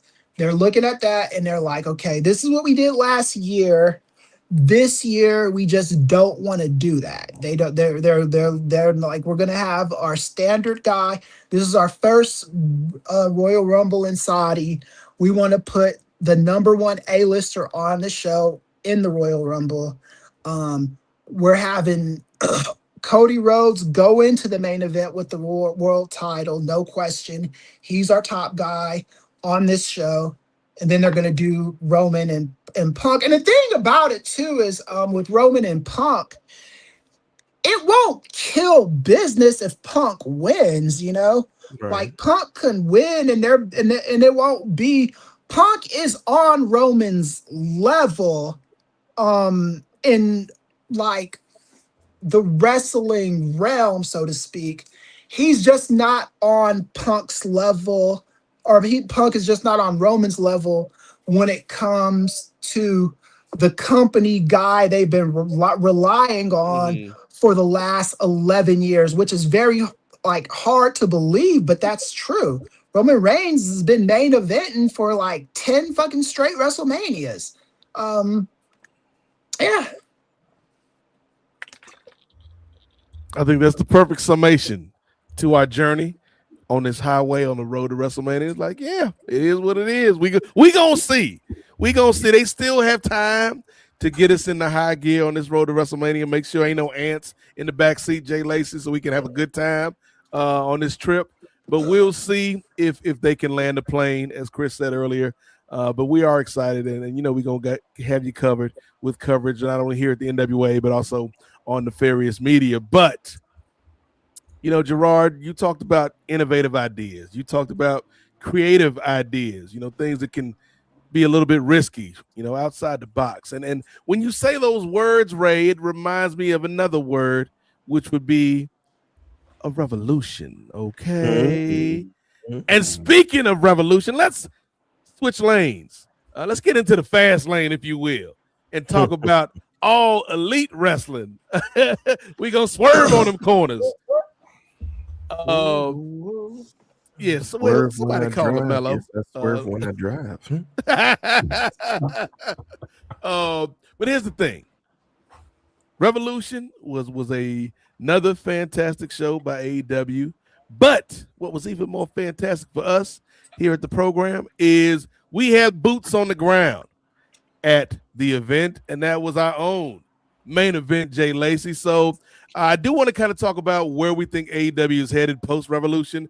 But for a moment, Jay, the floor is yours, brother. If you want to kind of share thoughts about your trip to the event and partaking in the media scrum after the show, any thoughts that stand out to you, brother? Yeah, first of all, I mean, appreciate, you know, everybody, you know, making this whole thing happen, putting it in motion. You know, shout out to AEW hooking me up with the press pass to get over there to cover the event for Post and for Nefarious, and just get me into the building. And first of all, top to bottom, for those I didn't rewatch it on HBO Max or anything like that, but it felt like the energy it just maintained at a high level. Going into it, I knew they had like 3 matches going at the pre-show, or 0 hour, if you want to call it that. And I was really low on Doom and Boom. And first of all, I get it. They're not for me, but they are very entertaining. They do exactly what they're supposed to do, is to set the tone of what the night's going to look like. They're very popular. Shout out to Shane Taylor Promotions. That whole collective is, they on top of their game. They are very, I don't want to say underutilized, because they are getting used, but I want to see more out of them.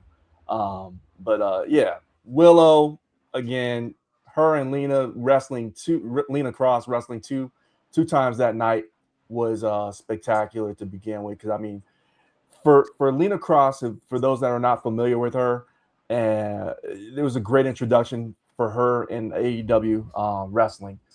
So she's very talented. She's got a great presence, and she's very skilled. And her and Willow put on a great match. I'm not going to go match by match, but I think we got there's like, out of 13 matches on the card, there's probably 3 matches that could be potential match of the year on that card. It was crazy. I mean, again, the energy level did not dip much. If it did, it dipped right before the MJF Hangman Adam Page match, and that was with what's it called? The Dogs, which is a terrible name. Get the logo ready. That name is Basura. I'm not doing that name. I understand we can't go by War Dogs, but come on, you gotta be a little more creative than just dogs, right? I mean, it's Basura. Let's get a little creative with that.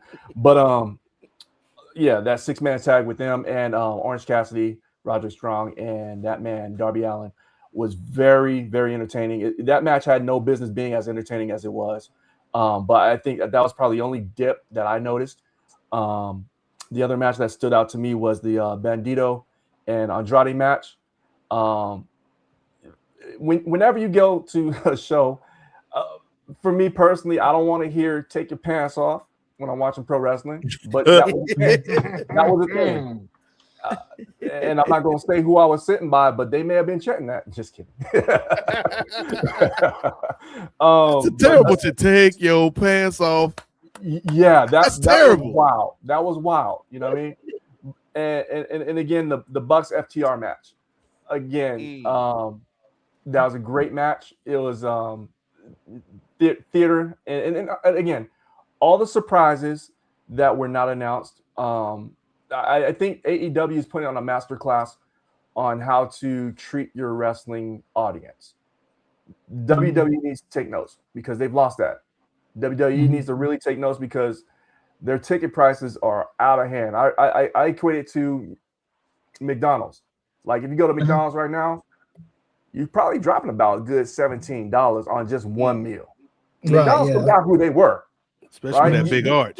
They forgot. They forgot that, hey, we supposed to spend like $5, $6, $7 and be cool. Nah, they got greedy. And that's what WWE/TKO is doing right now. They're getting greedy. And they're relying on formulaic patterns. And I think AEW is starting to, take advantage of that. Right. And showing that, hey, we got a tagline, we're the best wrestle. Let's prove it. So they brought back a Will Ospreay in record time, and he wrestled on Wednesday. They brought in Ronda Rousey, who's again not the best wrestler, but she's a needle mover, right? And love her, hate her, despise her, whatever. She got people talking about AEW and their product. People that were not aware of AEW, she's got people talking about them, and then putting more eyeballs on that product. So also, Christian and Cope coming back. I that was a surprise. I was pleasantly surprised to seeing that. And then like I said, the whole card top to bottom, was it didn't seem like it was a 4-hour show. It really didn't. It seemed like it was like one match after another match, and it was just high after high after high. It's like it was crazy, So shout out to them for that. The press conference again, first time in that kind of role in a press event where, again, I did not know what to expect, and just trying to lock in and figure out exactly when to jump in, how to get people's attention, whatever. As soon as I figured it out, boom, I was able to ask a question to Tony Khan. And again, seeing Tony Khan, I mean, maybe a rock throw from where I'm at. His very intense. You know what I'm saying? And so it's like, okay, don't mess up your words. Don't fumble. This is your one opportunity. And I took my shot, and doggone it, I think I put us on the map. So here we are. I was able to get in pretty good with the people, the brass over at AEW, in terms of letting them know exactly who I am, who I represent, and getting into the building. And it's not the last time we're going to go ahead and do this. So appreciate y'all's support. And again, you will be hearing more about what we're able to do as a team to broaden our horizons and our network over in the wrestling world. So yeah, and I want to say this too. Shout out to the brass at AEW, because after the event, they were very thanked us for coming to the event and all that stuff. So Jay doing that was a good thing for that. And I mean, we're still gonna cover them fairly. We're not gonna, just because you're giving us warm fuzzies and shit, unless Tony Khan sends us all personalized cheese trays, because cheese can change your brother sometimes. Hey. Give us, come with the cheese, and we could talk. But I will say this. I did want to ask you this, because I don't think we had a chance to ask you this. You arrived at the box office. You were in downtown LA at about 3 p.m. at least, right? Maybe even a little before that. Yeah. When you got to the box office, did you go inside the event? Was it in the 3 o'clock hour, the 4 o'clock hour? And did the time go by fast or slow? Or just regular? So when I got there, everybody started lining up. And so, they weren't opening the box office until 3 o'clock. That's when doors open. That's when they scan tickets and everything like that. So when I got my email, they said, make sure you have your ID on you and you whatever you're going to bring into the facility with you. So I was ready already, right? So I saw the line. I'm like, where's the line for the box office? Box office did not even have a line. So everybody's lining up to get into the gates. There's multiple entrances, right? There's VIP entrance. There's several other main entrances or whatever. And I'm like, okay, I'm not going to stand out in this hot sun. And again, it's LA. We got unseasonable heat going on. I'm looking for shade, right? So I was over there amongst, the people, and I was like starting to talk to people and figuring out exactly where you from, where you coming out from. And there's a lot of people. I mean, people came out from New York. I talked to this dude that was from Ireland that came out. And it was, like I said, AEW, again, puts on a spectacular event. They got people come out from the woodworks and just, appreciating the product, and at a reasonable rate too, right? So 3 o'clock rolls around. I'm like, I'm not going to be that first geek in the line, whatever. I'll let a couple other people get in line, right? So I got like I've been here before. So I stroll up into the line, show them my ID, and they say, okay, they confirmed everything. Give me my ticket, give me my press pass, and I was on my way. So I jumped into another line to get in. And I kid you not, the whole process from 3 o'clock to finding my seat and everything, I'd say it's like probably 3:20. It didn't take me long at all. It was a very streamlined process. I thought I was going to be in like a press box area. Nah, they had us just about in where the floor seats are. They had us right by where the boom cameras are, right where the controllers are. So I got to see a lot of like the inside workings of how they run the show. And so a lot of, as I'm covering it, there's a couple matches where I was like, oh, I already know what the outcome is, because I'm seeing different people being planted in the different rows and stuff like that for when the celebrations happen. So I'm like, oh no, this is a spoiler. But one, they got me. I thought the FTR match was a dead giveaway that the Bucks were winning. Surprisingly, they didn't win. So I was happy surprised. I I knew what's his name, Jack Perry was winning because I recognized his family before, and I was like, yeah, Jack Perry's winning this one, and that happened. And another dead giveaway, and I said this on Ring Theory, is the Divine Dominion. That's Lena Cross and what's her name, Megasis. I can't remember Megan Bain. Megan Bain. The Babes of Rap. So as soon as I saw the graphic for Divine Dominion, because that was my first time actually seeing that name, that tag team name in AEW, I was like, oh yeah, they winning. Ain't no way you gonna create a graphic for them not to be winning that titles. And plus, I mean, Willow came in compromised. Another, if you watch wrestling long enough, it's a telltale sign. So I mean, overall, I think that the show was 10 out of 10. You know what I'm saying? AEW's professionalism, 10 out of 10. I shout out to I did meet Kevin Knight. Okay. Who's a stand-up dude. Shout out to him. And again, the press conference, got to see the wrestlers. Didn't really get a chance to interact with them outside of the press event. But again, top to bottom, top-notch event, top-notch organization. Cool stuff, man. Okay, so obviously, we all checked out AEW. Definitely not as up close and personal as the good brother Jay Lacey did, but I think we all have similar thoughts about the pay-per-view event. And again, we're not going to go back over it. There's plenty of post shows, no pun intended, here on this very network that will break down their thoughts on Revolution for you. But I kind of want to spin it forward, fellas. Like, was there one or two matches on that card that lead you to, and then seeing like the subsequent television afterwards, that lead you like, oh, this is something I'm really interested in. I think this is going to be a feud or a match or an angle or whatever that's going to be hot, as no pun intended again, as we lead into the spring and the summer for AEW. And let's start with Downtown Brown. What were your thoughts coming out of Revolution, and what are you excited for right now in AEW? My thoughts are my AEW is amazing, and I will be participating in my AEW moving in the future. A wonderful experience for myself. I didn't know that buying a house in the UK would be so nice, but hey, I gotta love it over there. So what can I say? But with that being said, we're gonna just switch up for the live viewers. You already see the shirt. Hey. Oh, the shirt follow is just in support of brother Jay. Of course. Main event Jay, of course. But you see the shirt. Blessing. Well, it's the EVP's house, and we talked earlier about putting shirts on babies. Well, I do believe at the end of the day, folks, EVP Swerve is coming for you with that regard. So, hey, why not make this man? People are like, oh, Hangman's going to get it back in Texas Death against Swerve. Swerve won again.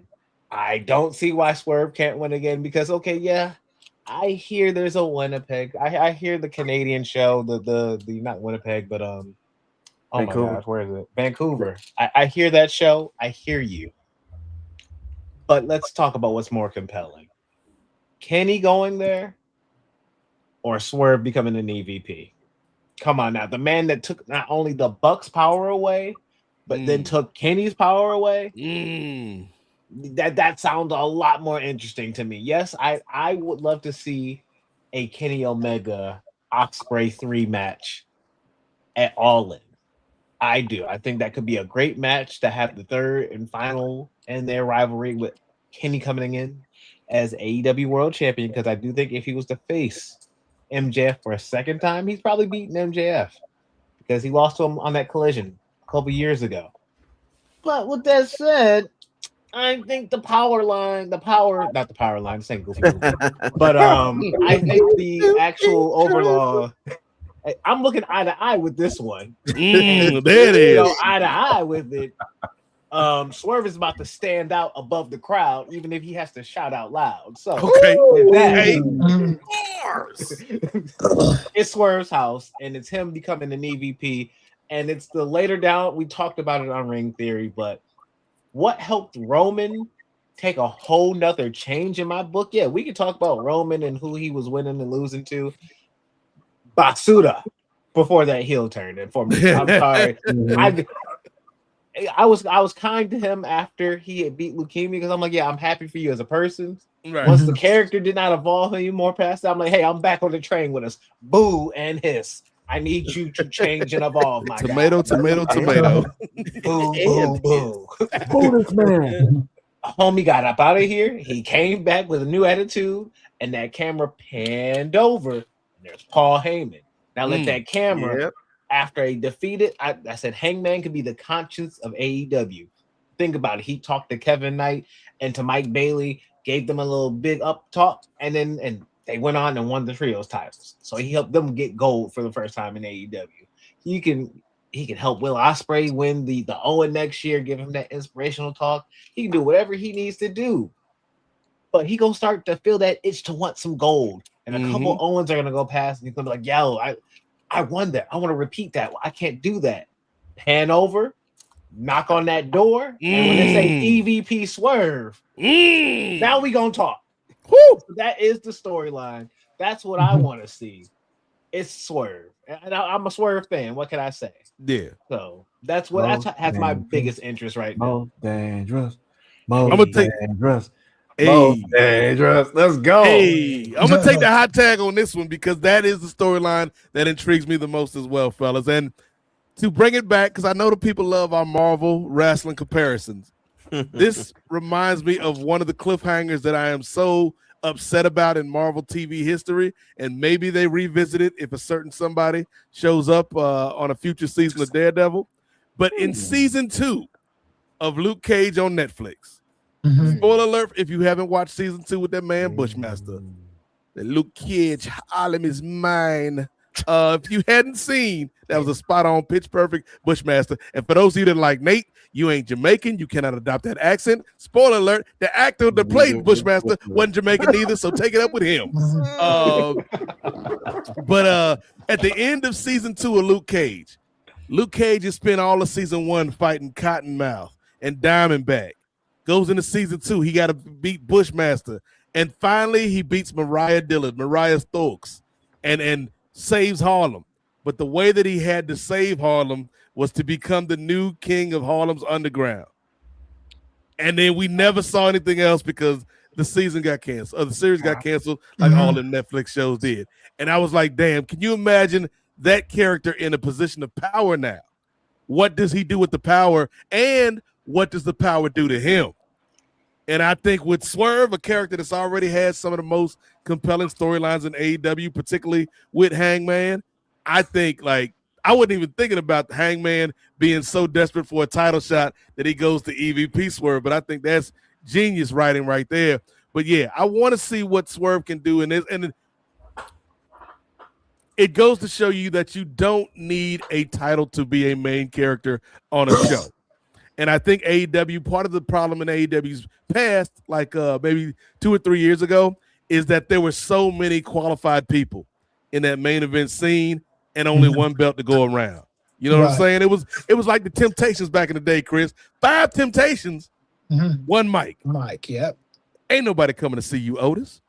And so, David, in this scenario, like, you give Swerve something like really substantial to work off of, and the rest of the roster around him, you know, in terms of him being an EVP.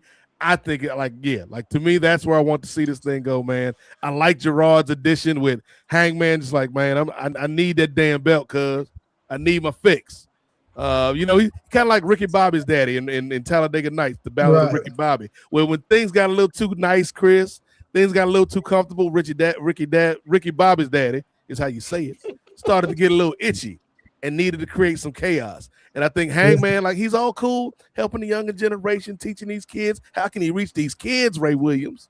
But after a while, he gonna want some gold for himself too. And I think that's awesome. The other thing that I'm interested in most is what they do in this women's division. Because like you said, we had the debut of Ronda Rousey, which, whatever you want to say about Ronda Rousey, that moment was a big moment. Mhm. That moment got people talking with that face to face with her and Timeless Tony Storm, and of course, Mhm. thoughts and prayers to Timeless Tony Storm. You get well soon, sis. The game needs you. But I want to see how that storyline develops. You know, hey, Jay, I'm trying not to be disrespectful here to our good sister, Chris Statlander, aka Tofu Tammy. But this Spider Lady title run, this Spider Lady title run, Ray. Yeah, it's doing it, man. It's doing it. Tekla that one, man. I ain't even look. You can bring me out, Ray, because here's the thing. I ain't know nothing about this Spider Lady. Like, I know we are here as the experts on the panel, but hey, I'm pulling back the curtain. I ain't got enough time to be watching all this damn wrestling overseas and internationally and whatnot. I work a full-time job, and we do all these podcasts every week. I ain't got the time, Ray Williams. Right. I ain't know nothing about this Spider Lady till she showed up on AEW. Spider Lady, the truth, though.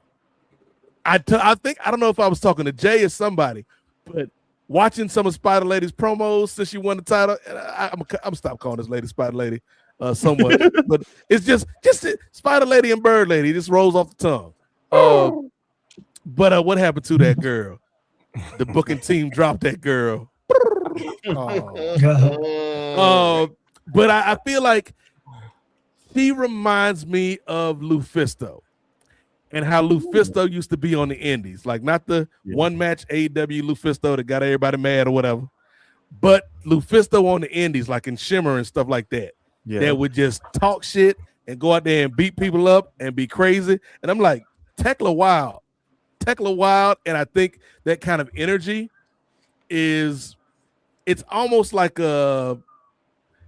if you play Dungeons and Dragons, I ain't never really played no Dungeons and Dragons, but I got a lot of friends to play Dungeons and Dragons. Sure, like, you know, the classes, the categories, like evil, chaotic good, neutral, all that stuff.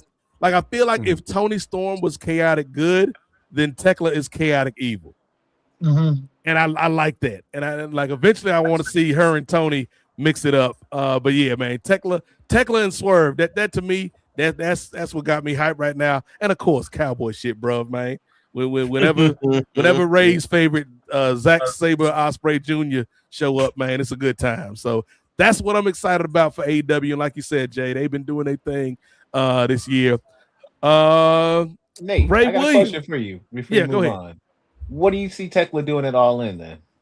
Do you see her holding it all the way to All In? Because is it inevitable that Monet gets that Owen Hart round 2 and doubles up and goes after the world title at All In? If that is the case, is she a babyface by now? Well, that's the thing. Going after a heel? I think they may be, and this, you never want to make decisions out of desperation, but sometimes you have to make decisions out of desperation. And I feel like with the loss of Tony, they may feel like we need a babyface of that caliber, like somebody of that stature, and not to shade any of the other women on the roster, but you ain't gonna walk down the street and pick up a timeless Tony Storm. And I feel like the person that can rival that stature is Mercedes. And I like Mercedes a lot. You know, we like Mercedes on this show. But I feel like her best work is as a heel, but she can be a serviceable baby face. But I think Monet and Tekla is where I would go. I wouldn't take the belt off of Tekla right now. I think you got to give me a damn good reason to and I don't even like spiders, Ray. I don't even like spiders, cuz. But you got to give me a damn good reason to take the belt off this crazy spider lady, man, because she is somebody that, like, she's not Tony Storm. She's not Mercedes Moné. You know what I mean? But she is somebody that when you flip through the channels, you're like, what's wrong with this woman? What is wrong with this person? And why can't I stop watching this person? And I think that kind of energy is good. So yeah, Gerard, I would keep the belt on her if I'm the one with the pin. And I would lead up to some sort of, and Mercedes Moné has been dropping these belts all over the world. I think that would lead to, because I think it was during the Tony feud, Beyonce versus Marilyn Monroe, when we were talking about she won every belt except for the one that she really wanted, which is that AEW Women's World Championship. And I feel like you have Mercedes drop these belts to all these companies around the world, and then she comes back, and it's like both sides need each other. Like AEW needs somebody to stop this crazy spider lady, and Mercedes Moné needs something to reminder of who she is and what she is, which is a champion. So yeah. You see, leave the belt on the Spider Lady, let it cook, let it simmer for a little bit, and her and Mercedes Moné. I think that's the route I would go, Gerard. Well, I see it this way. I think that Tekla is a great talent. I mean, seeing her live. I mean, I've watched some of her matches, but seeing it live is just like totally different story, man. She's amazing. Have her keep the belt. Someone who just dropped the belt is in line. Okay. And Gerard, you know her, you love her. Her name is Willow. Woo! Willow is right there, bro. All you got to do is like give Tekla a few, matches under her belt. She gonna be feuding with Mina, because Mina trying to get back for a little bit. So have her boost her up a little bit to solidify her title run. Have Willow there, like, look, I never won it. It might be my time now. So you know what, Jay? And then you can bring in somebody like a Mercedes Moné, because her and Willow still have unfinished. Yes, and Mercedes can stay in her natural role. Absolutely. Woo! See, that's why he main event Jay Lacey, ladies and gentlemen. Look, the student has become the teacher. Okay, I'm in class now in ring theory. But yeah, I like that. I didn't even think of Willow. I wasn't looking at the MEAC standards, Ray. That's on me. That's my bad. I overlooked my people. But yeah, I would say Willow and Tekla would be a fantastic feud, just because their energies, just like the promo stuff alone, I think would work really well. And then have Willow beat Tekla, and then you set up Willow and Mercedes, a ready-made feud. So yeah, I like that a lot. Well, since you want to roll, Jay Lacey, what you excited about right now in AEW? Like you were saying, I mean, the women's division. I mean, there's a timeless Tony Storm hole that needs to be filled, and so it gives a lot of women a lot of opportunity. That sounds like a promo timeless Tony Storm would cut, by the way. Absolutely, that's why it's a Tony Storm hole that needs to be filled. Absolutely, just dip into that bag, So I like the opportunities and the what can be done with that. Again, I want to see what's next with MJF. He's proven to be one of the more versatile performers on the roster. I mean, if you want to give him a comic, type of role, he can do that. He can go ultra evil. He can do that. He's proven that he can do these death matches. He's proven that he can be a face if need be too. So he's super versatile. So what's next on the line for him? That's what I'm really looking forward to. Again, everything that's leading up to like a Will Ospreay, John Moxley. I know there's some people on the panel that are just like not enamored with John Moxley, but he's doing some great work. And I'm really looking forward to seeing what those two put together in terms of a match. And again, I think with Swerve and Kenny Omega, I think that's going to be an outstanding match, because I think Kenny, he's even said it, he's on the downside of his career, but I still think that a decent Kenny Omega match is far more superior than what 80% of pro wrestlers can do today. So it's still going to be a great, great story that's going to be told between those two. And then how they, intertwine in leading up to a potential, title match. Is it going to be multi-person? I don't know, but I'm just very intrigued, and I think that AEW is in a great position because they don't have just one; they've got several different singles people that can, literally go for the singles title, the heavyweight championship, the world championship, and again the tag titles too. I mean, there's so many different stories that can be, splintered off, and there's so many different directions that they can go into, and it'd be very disappointing if they drop the ball because they have so many different positive directions that they can go into.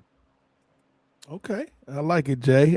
Ray Williams, what are you most excited about in AEW right now after Revolution, and why is it QT Marshall? No, that unlike Brother Jay, Boom and Doom are not doing it for me, brother. I mean, I appreciate their work. I appreciate their work, But but Wayne Brady was there, Ray. Wayne Brady. And he didn't have to choke a chick. He didn't have to choke a chick. To kind of derive from a reference that you used earlier, brother Nate, paraphrasing, ain't nobody come to see you, AJ. Damn. Facts. But I think you guys all hit the big points on the head. When returning to this Tony Storm size hole that's been left, I'm kind of going in the opposite direction with Rhonda because we haven't really officially heard if Rhonda is with the company or not. She right now it's only being reported that she made an appearance because she was in the neighborhood essentially. Even though why would you just let this woman get in the ring and then point at somebody just for her to make an appearance and then not do anything about it? That sounds like WWE logic. It's full of I mean, they were behind it, in though. her hometown, so you know. There is Yeah, a they- behind that, bro. she gonna get in the Yeah. ring and do something, but then not lead to nothing else afterwards. I mean, technically, that's not her fault, though. Yeah. Well, look at it this way. So Ronda Rousey's been on this, promotional tour with a MVP Promotions, and Yeah. talking about TKO, indirectly WWE, and with Dana White and everything like that. So they're owned by TKO. So she's been Right. the anti-TKO. So Yeah. why not go to their competition directly? Oh, by the way, you have one of your 4 horsewomen on the other side that works, with AEW. Why don't you go support her? Why don't you just go and cause a buzz because you're on this this warpath. So why not make it happen? And again, she has worked a Ring of Honor match before, so it's not like she's not familiar with Tony Khan. Yeah. So, I Right. mean, there could be some kind of handshake agreement in place up until the MVP match that she has later on in the day. So And Tony Khan at the press conference, Ray, I don't know if you were paying attention, but he did say that Ronda invited him to the MVP event. So little quid pro quo. and that there might be a AEW presence at the MVP event. He did say that at the press conference. So I don't think it's necessarily a one and done thing. I think they're just letting it simmer at the moment. A little back scratching going on, if you will, Ray. Right, yeah. I ain't see the all elite graphic, so I'm gonna act like it's a one-off until I hear different.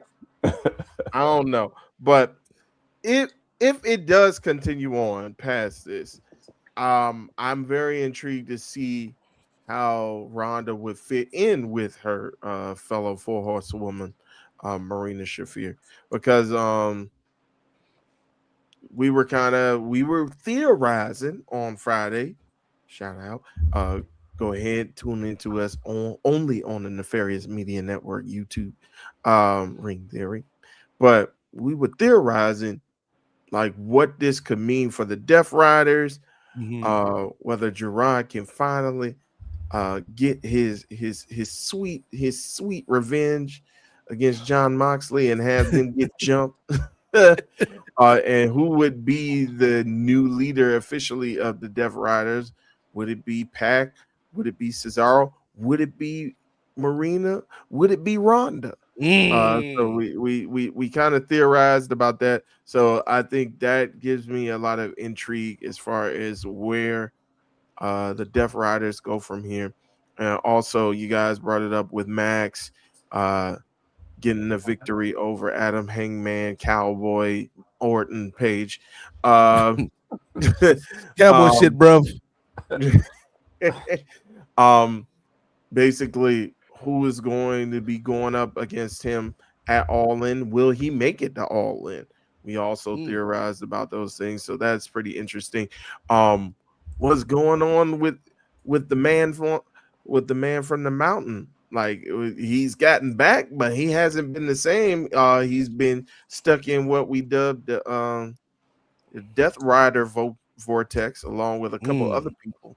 So it's like, what's going on with Darby? Will Darby be able to win the Owen? and head on to All In. And how necessarily will Ospreay get into that title match? Because he getting in that title match. Ain't no way, ain't no doubt about it. He getting in that title match, especially since it's in Wembley. He getting in that title match. So is it just going to be them two going one-on-one? Is it going to be a triple threat or a multi-man type deal? So will Max retain the belt up until then? Will Max get taken out by EVP Swerve? Who knows? So there's a lot of intrigue around the world title picture and just how it's going to shape out leading up to All In. But real quick, before we move on, let me go ahead. What we got? Money, money, money, money. All right. All right. T. Anthony Ald again with the super chat. Thanks for the $5 Canadian, brother T. Anthony. You laugh, Nate, but that's number 6 on the BET Top 10 Black Wrestlers of 2026. QT Marshall, SMH. Yeah, I just had to check that. It's on X. Yeah, that's the thing. That's the thing. That is a thing. QT hold on. Stop the show. Stop. I'm actually go on X right now. Yeah. QT Marshall is number 6 on the BET list of top black wrestlers. Let me find out QT stand for Quintavious. Like QT Marshall this whole time? This Quintavious. whole time, right? Ask me. What in the Juice Robinson is going on here? Ain't no way. What in the What in Ronda the Jack Harlow Rousey is Octoroon is going on? Yeah, what in the Jack Harlow is this? What is going on? Yeah. QT Marshall is of the culture? Anthony corrects it. It wasn't this year. It was last year. He says 2025. 2025. Yeah. The year don't matter. The year is not what we stuck on, T. Anthony. Yeah. The year is not the point of contention. QT Marshall is the point of contention. Why is BET Music doing wrestling top 10? Is what? Yeah. That's another one that's probably not the burying. I want to see the Ray. While we have Chris give his thoughts, I need you to pull up the list, please, of 2025 BET Music top 10 wrestlers. Chris, what are your thoughts in terms of what excites you about AEW coming out of Revolution, and why is it the debut of the Inspiration a couple weeks ago? I thought the pay-per-view was good, great actually. I gave it a 8.5. If I went to the event, I probably would have given it maybe a 10. I got into a discussion with some people online, and it was WWE is too formulaic. AEW is not formulaic enough. I'd rather be AEW because AEW is a lot less predictable. I do understand WWE's formula to a certain extent. You know, you do want to make sure that when your fans are watching your shows, there's no doubt who your money guys are. If Roman Reigns' name is on the marquee, you're going to get something special. If Punk, if Cody, if those guys are on the marquee, you get something special. AEW, there's just certain things I don't understand about the book, and this isn't necessarily a bad thing. It's just Swerve, I guess that was a heel turn. It doesn't feel exactly like a heel turn if you're looking at his reactions and him still doing the call and response to the fans, you know. And I do think Swerve, that's a formula that they really shouldn't mess with too much, so I don't know exactly what, because Swerve is one of their money makers. The other money maker is Hangman Page. The stipulation with him not getting another world title match, almost a little laughable. Just because if I was reading Thurston's numbers, because I'm a subscriber to his WrestleNomics, and we'll probably get him on next month to talk about this. But Hangman is probably their top babyface draw in that company, right? Yeah. You can't have him not in the title contention, because he brings money there. So it's going to be interesting to see how they book him. The fans are going to get mad because they're going to have to break that stipulation some way. And, that was one of AEW's like kind of things. It's like, we don't break stipulations. Cody Rhodes, his whole AEW career, got the one title match, didn't get it again, or never won the title or whatever. That was a stupid edict that Cody Rhodes put in place for some reason. I don't know why he did that. That was dumb. But the Hangman Page thing, maybe for the rest of the year he doesn't get another title shot. When they start looking at those quarterlies, it's here the Hangman Page's ratings and shit.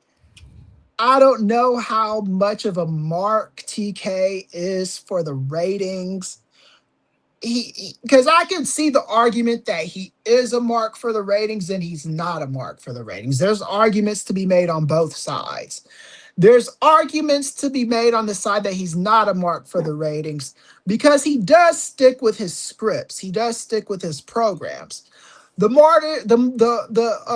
argument against that is he put some like pay-per-view level shows on TV a lot of the times, and that's done for nothing but ratings. So that's kind of the thing there. So I'm interesting to see I'm intrigued, at least, even if I don't understand it. Sometimes you shouldn't have to understand everything. You should at least be intrigued. However, unfortunately, after that awesome Sunday pay-per-view, they gave one of the worst episodes of Dynamite I have seen in a long time. And it's Dynamite, so you could say it. And I think both programs, you're entitled to a lackluster Dynamite, Raw, Collision, SmackDown, Raw here and there. You're entitled to at least a couple of those a year. Yeah. So they'll get their sitting back. They'll get their footing back. But yeah, man, I'm interested in the Ronda stuff. I do think that it's gonna be a little bit more than a one and done. Just because Ronda is she's a draw. Ronda's petty, she's I think she'll join AEW on a part-time basis just to smite Bruce Pritchard and those cats in WWE. She hates those fuckers, and I think she hates them for good reason. I think the reason that she hates UFC is for good reason too. I don't agree with her that Dana White is not a bad guy. I think he's a piece of shit too. But I understand why she's her personal relationship with him is such to where she's not going to badmouth him, and I can respect that at the end of the day. But yeah, she's petty. She'll join AEW if she wants to join AEW. I mean, that's gonna happen. And I'm just, there's a lot of little things. There's nothing in AEW I'm super excited about. I am gonna be like, the next time they're in town, I will be joining Jarek at the event. I thought him going to the first event and willing to do that by himself was a good thing. I just physically and mentally I wasn't ready to do that kind of press event yet, but Jarek was able to survey the event and kind of give me an idea what I'd be in for if I go to the next one. So hopefully we'll have more of a presence and be able to do a little bit more shit. And then when they get to the DMV, you guys can do your thing, and when they get back into the Great Lakes area, Gerard could do his thing, or when he goes out of town. And and WWE, the ball's in your court. We are willing to cover you if you're willing to let Wrestling Press cover your events again. So 2 things real quick, because we are getting close to a time limit, our TV time limit tonight, and I don't want Ray to get in trouble because he was the one that held us to the strict, much like Cody saying he could never fight for the title. Ray was like, if we don't hit 4 hours, I retire from this show. So Ray, we need to get the important things out of the way first. Do you have the list? Yes, I do. Let me go ahead and pull it This up. is BET Music's top black wrestlers of 2025. All right, so take it with a grain of salt because it's presented by Sportskeeda, which didn't have a link to BET Wrestling, but according to Sportskeeda, this is what the list, and this is actually 2020. Well, yes, for 2025. So number 10, Shelton Benjamin. Okay. Number 9, Leon Slater. Okay. Number 8, Javon Evans. Not Javon Williams. With Javon Williams. Number 7, Ricochet. Number 6, indeed, was QT Marshall. News for me and a lot of us. Number 5, Bobby Lashley. Rooker situation. I know, right? Kiana James situation. Naomi. Yo, they're like, I didn't know you was black till you showed up on the Black History Month poster. Like, what? For real. Dang, for real. Right.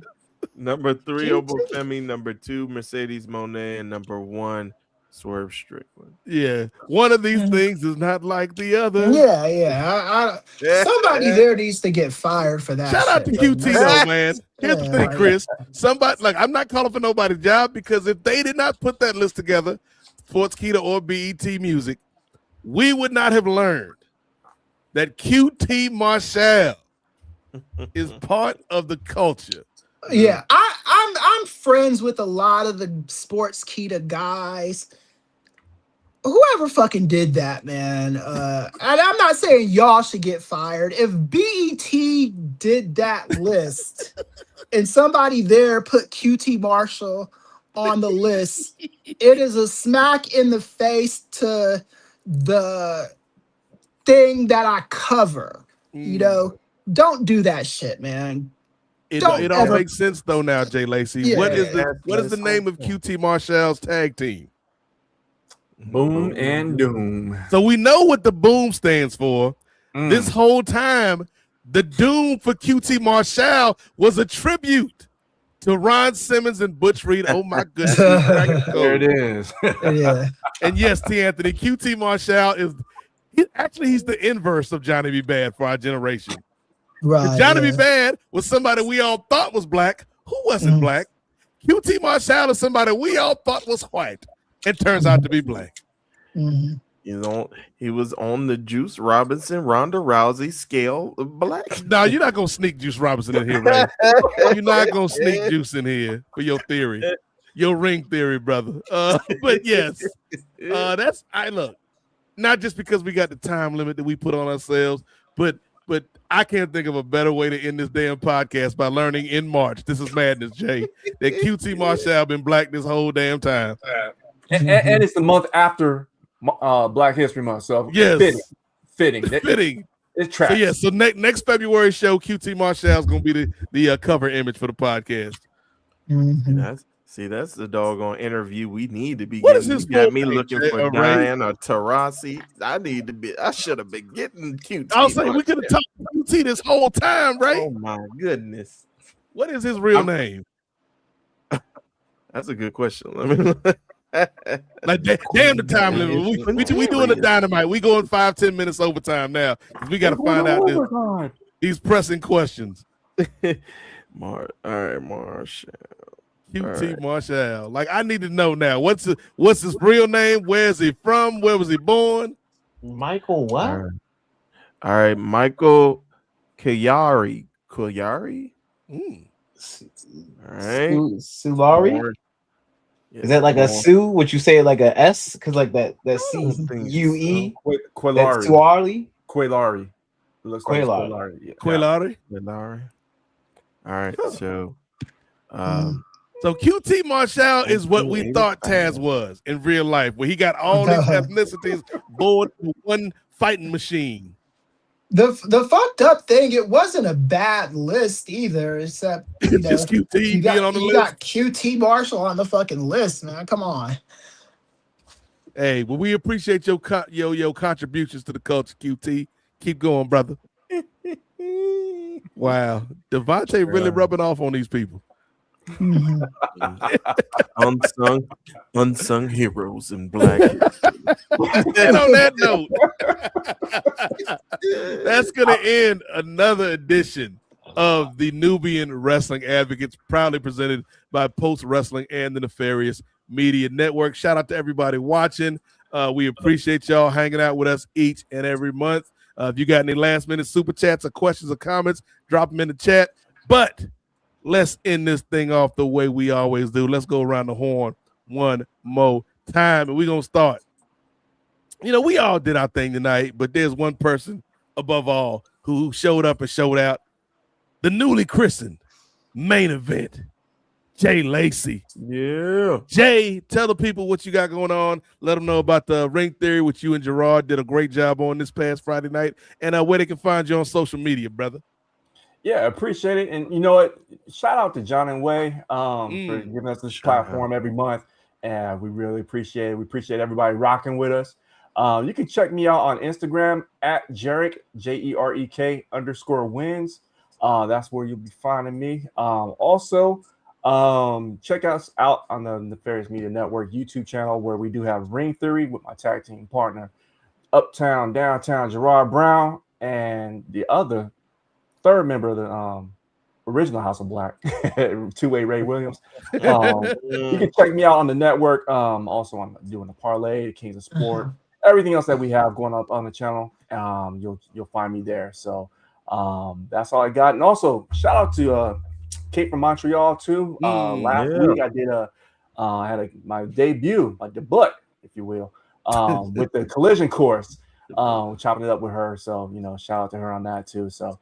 Yeah, that's what I got going. Appreciate you, Jay. Been a busy week, but we proud of you, brother. Let's go to somebody else we proud of, your tag team partner, the aforementioned Gerard Downtown Brown. Gerard, any other thoughts on the Ring Theory episode you guys just did? And where can people find you on socials? My thoughts are, check it out. Watch it, like it, hit subscribe, check out the channel, check out the other Ring Theories. Because if you was looking out, if you like, oh, why are Jade and Meechin and all of them now a group?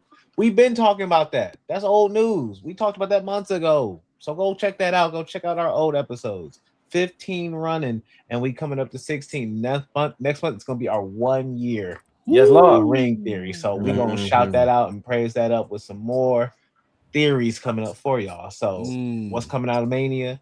Where are we going into when it comes to Double or Nothing? The future of wrestling will be talked about on Ring Theory. So check it out, like and subscribe, y'all. Absolutely. Shout out to Gerard and Jay for the work they bring to the team. And yes, a 1 year anniversary of not only the debut of Ring Theory, but the debut of the most chaotic episode to date of Ring Theory, where I think we had like 7 people, 5, 6, 7 people on the show. And unlike the Temptations, everybody had a mic. So we'll see if we can get some more folks on the WrestleMania show. Maybe not that many folks, because that was wild, and I think the show went like 3 hours. But hey, it's WrestleMania. You got to do it big. for the biggest night in the sport. Ray Williams, what do you have to let the people know about? And where can people find you on social media besides running your QT Marshall fan account? Well, you can find me at the McDonald's getting me a Shamrock Shake. Backsliding vegan. Buying toothpaste in a cup. It's still vegetarian technically. Live your life, Ray. Live your life. It does not taste like toothpaste. Well, of course, you can find me wherever. I'd ask Ray to drop the Basura logo, but he ain't gonna do it to himself. He won't. This is what happens when you give one man all that power, man. No one man should have all that power. I told y'all it is a seasonal delicacy. I don't know. Get you a Shamrock Shake and a McRib, Ray, and just have a wonderful night. Yeah. The one season he breaks away from his veganism is the Shamrock Shake month at McDonald's. He's like, y'all know McRib is coming back. I thought you were a vegan, Ray. What you know about this McRib? Technically, I don't like the McRib. I ain't gonna get into it, but I don't think it's real pork. But I ain't gonna go there. That's something they made in the laboratory. Yeah, that looked like that looked like the sandwiches they used to serve us back in grade school. But I ain't. Man, them joints used to hit though when you was a kid and didn't know no better. That is your palate was unrefined. Yes, the palate was like those sausage sandwiches, sausage biscuits they gave us for breakfast. Like, why is the biscuit soggy? I don't know, but I'm still gonna eat it. Biscuits ain't supposed to be soggy. Not at all. Yeah. But yeah, you could always find me wherever you listen to your podcast on the Nefarious Media Network, whether it be the brothership, if you will, Kings of Sport podcast, or the Parlay, or with my two brothers on Ring Theory. Wherever you listen to your podcast, or whichever podcast you listen on at the Nefarious Media Network, I'll most likely be a part of it. So you can find me over there as well. And not to stay on myself too much, but thanks again to all those in the chat who have been engaging each other and been sending us messages, not only just through the super chat, but just conversing with yourselves. I see our standouts, our guys who are always there, like Anwar Starwin and T. Anthony Auld, and of course the incomparable Brandon from New Jersey. But we also got some newer folks. I see some new names in the chat this week, so we appreciate y'all showing up. Yeah, Two Man 316 and Jordan from Canada with some of the newer names that I've been seeing on there. So shout out to you guys for listening to us, or for at least this brisk 4 hours plus. So we appreciate you guys. We appreciate you guys listening and participating. And keep it coming for next month as well. Okay, appreciate that, Ray. We will applaud all your work, even if you are drunk on your own power, getting high on your own supply, brother. But let's go from one of the greatest producers in the game right now to the man that's taking over Substack one article at a time, the Professor Chris from LA. Let the folks know what you got going on and where they can find you, Doc. Yeah, just check me out on the Substack. Someone fucking said if CM Punk wins WrestleMania, will I wear a Miz shirt on? That's never happened. I love it. I love it. It ain't gonna happen, but I love it. Yeah, if CM Punk wins, I will get on here and say Gerard was right. I don't have no problem humbling myself. You're not like Roman. But wearing a Miz shirt, come the fuck on, man. That's a bridge too far. Yeah, Miz shirt don't even make sense. Put a Punk shirt on. I have Punk shirts. I don't mind wearing a CM Punk shirt. I like CM Punk. Okay, that's it right there, then, Chris. If Punk does beat Roman, you got to rock the Punk shirt and say Gerard was right. Oh yeah, yeah. If I could find it, I'll rock it. Shit, I got no problem doing that. But Yeah, if Roman anyway, win, I'll get that gauntlet thing on my wrist. I hate that thing, but I'll buy that stupid little gauntlet. right, yeah, yeah. But yeah, Substack, Lincoln Square article came out today on the Epstein files. It's called "The Day the Music Died," and I call the day the music died July 15th, 2025. That's when Trump got on the news, and when he was asked about the Epstein files, he shrugged it off and said, "Are people still talking about that?" That's what started the shitstorm that's continuing today. Everything stems from that day, and I explains how on my Lincoln Square article. I also have an article on my Substack about AI, because there's a lot of discussion on AI. Bernie Sanders has been on Capitol Hill, like how's AI gonna affect us and what are we gonna do when AI gets here. AI is here. That's what my It's article already here, says. bro. Yeah. Yeah, it's not going anywhere. Um, the thing that I talk about in my article is how could disadvantaged communities use AI to get ahead of the game. You know, we don't get, because what happens a lot of times when new inventions come up is a lot of times black people get left behind, brown people get left behind, poor people get left behind. When the cotton gin was invented, it didn't stop slavery. It made more people slaves. You know, it enslaved more people. People picked more cotton to put in the cotton gins, all that shit. When Netflix became a thing, Blockbuster went away, and no one was prepared for that. And Netflix made billions of dollars off of a lot of people. Black people are not becoming billionaires off of these new innovations. So I talk about that in my new article. So check that out. And then what else? What else we got going on? You gonna join us tomorrow for the Spider-Man joint, Chris? Oh yeah, I'll try to do that. I do have a couple things I got to do, but when I get home, I can get on, talk about Spider-Man. Yeah, it's just check us out this month. And then also I am getting since my Substack has kind of grown, I am getting talked to by kind of representatives that want to, you know, try to get me to do their thing. So we'll see what the year brings for that. So yeah. Oh boy. And y'all ain't ready.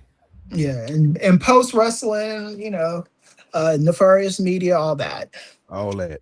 All right, real quick before I get into my thing, around the horn one time, rapid fire, because I forgot to bring this up during the body of the show. Danhausen.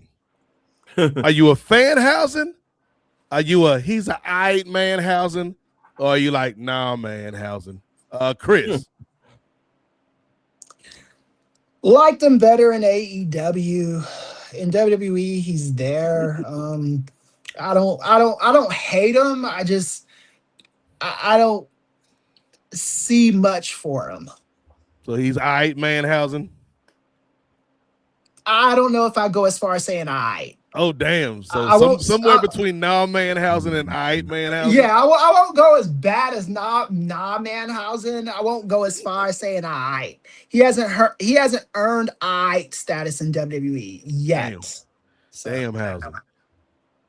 Ray Fanhausen, aight Manhausen, or Nah Manhausen. I'm a Fanhausen, just as long as they don't let him in the ring housing. Damn, cuz that's what he do though. He a wrestler, man. He got the wrestler.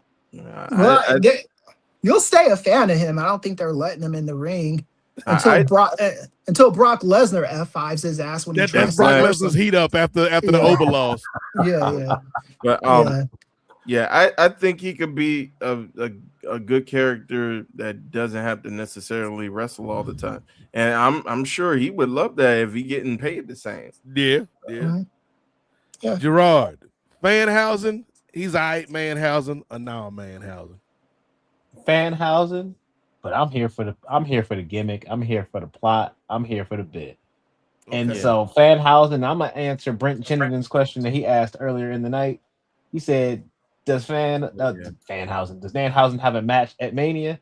Yes, it is against The Miz. He will curse The Miz, and he will have the fastest winning match in WrestleMania history, pinning The Miz faster than the Daniel Bryan kiss. Damn. And that's literally going to be his gimmick, and it's going to be his first match at WrestleMania to only play into the fact that him talking about I want to go into the Hall of Fame.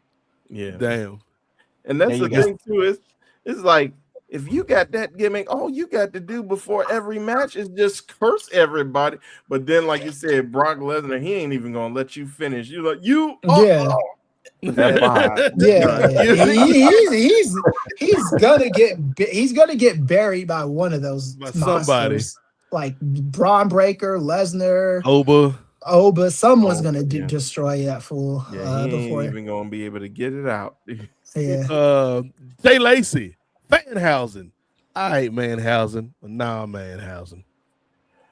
Surprisingly, I'm a Fanhausen. Ooh. You know, I kind of like how he interacts with the WWE roster. Like, I like how he was interacting with Kofi and Grayson Waller.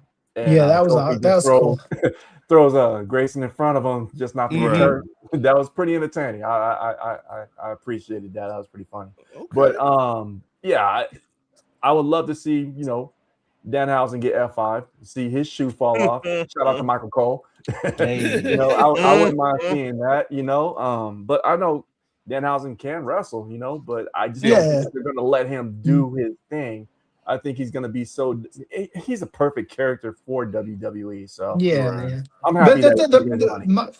My problem with WWE, when they get people like Danhausen, they turn into the WWE version of that character. They don't stay what they were doing before they got there, Yeah. I think he's doing the same exact thing, though. Right now, he probably is. I don't know. I thought in AEW, he had a little bit more substance, the shit he was doing with Hook and stuff. They had him wrestling way faster in AEW. They said, we can chill on that wrestling. T-shirts and this gun you can use. Well, he was T-shirts into the crowd. When he was signed with AEW, he was injured. So when he debuted, he was injured. He had to heal and shit. They had to drag him up out the ring, the bottom of the ring. I asked the damn question, Ray. So, am I a Fanhausen? He's all right, Manhausen. No, Manhausen. I'd say right now, he's all right, Manhausen. Like the debut was Basura. Like I think we can all admit the debut was Basura. They ain't really putting that man in the position to succeed. But I'd have I do think they did put him in a position to succeed. He just didn't succeed in Chicago. They put him in Chicago. Yeah, they know he's CM Punk's friend. I think they did okay by him. I think that the crowd they needed to do more. I don't think they put him in a position to fail. I'll give the Eve that in my opinion. Give him that. I'll give him that, yeah. But I like some of the backstage segments. I do feel like, to Chris's point, though, they can get very formulaic with their primarily comedic characters. They get formulaic with all their damn characters. And it takes a special talent to kind of elevate past that. And like I'm particularly thinking of somebody like an R-Truth, Ron Killing. Like as much basura as they try to throw on that brother, he finds a way to make it work more times than not. And so if Danhausen can even be half as good as R-Truth has been over the years in that role, I think he's going to be fine. The question is, will he end up on that R-Truth level or on that Drake Maverick level or somewhere in between? Because they did Rockstar Spud dirty in that company. And I think I hope they don't do that to Danhausen. Yeah, they seem like they seem to only have room for one of those kind of characters. Only one funny man in this town at the same time. Because like when Santino, because R-Truth was there as when Santino was there, but R-Truth was a serious character. when Santino was there. Santino was the joke character, you know, and then our truth kind of migrated into that role, and I don't know if they're ready for anybody to replace our truth in that role. It's almost like, Chris, I know you're a Simpsons aficionado. Yeah, They need to have R-Truth take Danhausen under his wing, much like when Homer Simpson was the mascot for the Springfield Isotopes. Oh yeah, the Toast, he had to go to Capital City, and the Capital City goofball took him under his wing and taught him the craft of making these people laugh. I think he might have to go to R-Truth school if he want that longevity like that, brother. Yeah, probably. Yeah, something like that. That Capital City episode is a great episode of The Simpsons. Yeah, it's awesome. All right, you know what else is awesome? The NWA Podcast on Post Wrestling. If you want more of this, there's one place to get it besides Post, and that is over at the Nefarious Media Network, where tomorrow we have not only one, but two shows, Ray Williams. I don't know if you knew that, player. We got two shows tomorrow because at 4 o'clock, I will actually be in Ray Williams' seat producing for two talented sisters, Brittany Monet and Vanessa Shark, a friend of the network. They will be on to give their review of the new movie Bride, which is a modern adaptation of The Bride of Frankenstein that they both really liked. So if you are into that film or want to know more about that film, tune in tomorrow at 4 p.m. For their review of Bride. And then, like I said earlier, sometime around 6-ish, we going to be back with that Spider-Man brand new day trailer, Ray. It's a new day. Yes, it is. I don't know what we're going to get, man. Is Daredevil going to show up? Is Punisher going to show up? Luke Cage going to show up? Too many characters. I wonder. Man. Wonder Man. Will Wonder Man show up, Ray? You don't know, cuz. He could be in the background somewhere. But it's going to be fun nonetheless. Myself, Brittany, maybe Chris, Brent Chittenden. If you ain't working, come get on the show, Brent. You ain't got nothing else to do, cuz I know you got a wife and family and whatnot, but get on the damn show, Brent. We can talk about this Spider-Man's. But that's going to be a fun time tomorrow. So 2 big shows tomorrow coming at you from the Nefarious Media Network.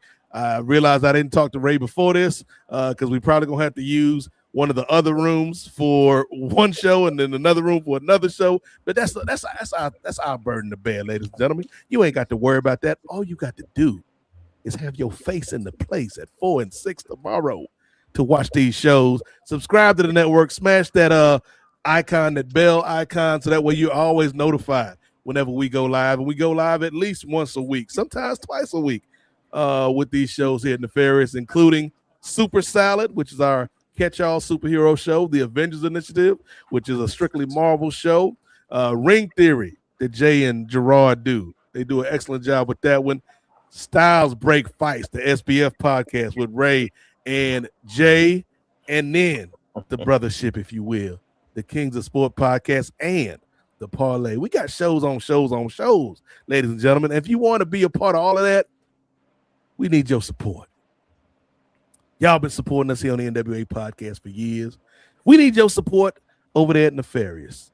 Because right now, fellas, we in the midst of the drive for 500 Patreon subscribers, which gets us a long way towards goals that we have for the network in terms of bringing in somebody to help us with our social media, bringing in an extra producer to help out with these programs, making the Patreon feel special and exclusive like we wanted to do. And also, you know, maybe getting some of these hot Nefarious Media Network shirts, which you may have seen if you were in Los Angeles and you were out there with Jay Lacey. Gerard Brown got the Nefarious Media fit. I got the Nefarious Media fit. We might even come to your house and throw that Nefarious fit on your baby if you sign up for the Patreon. Climbing in your window. Climbing in the window. That sound like an insult to me. Don't burn my house down, because I'm keeping y'all warm about here. Right. We got your baby looking fresh in these threads. Apologies for nothing. And that way, like, the shirt gonna be too big anyway. They can grow into it. A lot of times parents buy their kids clothes and they grow out of them in a year or two, Jay. We throw an extra large shirt on your baby, they wearing that for at least 10 years, cuz. At least 10 years. So sign up for the Patreon, patreon.com/Nefarious Media Network. $3 gets you in, less than the cost of one of them nasty Shamrock Shakes. Sorry, Ray. $3 will get you in to the Patreon family. And then 500 subscribers on YouTube, which gets us halfway to monetization. That's what we're trying to do, man. We've done some big things. You know, we were talking behind the scenes the other day, man, like 1 year in the game as a network, and we already had a member of the team at an event like Revolution. So we got plans. It's only going to get bigger and better from here on out. But we do need your help in reaching those goals. So we appreciate everybody that's been rocking with us. We appreciate y'all that have been rocking with us this evening, because this is going to bring an end to the March edition of the NWA Podcast. Shout out to John Pollock and Wei Ting, the proprietors of Post Wrestling. Shout out to Austin James, who created the logo that you see each and every month on this podcast. And shout out to Righteous Reg for our theme song.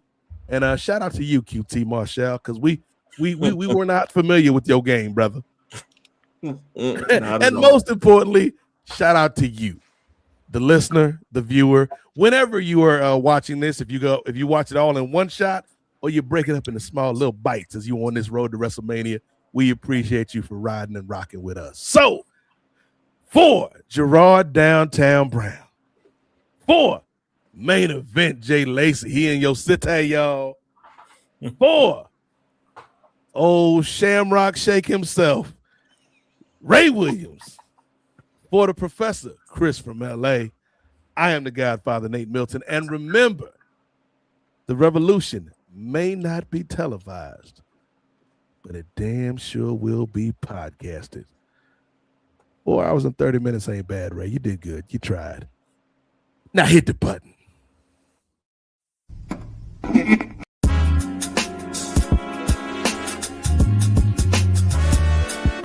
Yo, it's Righteous Reg. It's a case for the safe, keep a space for the Nubians.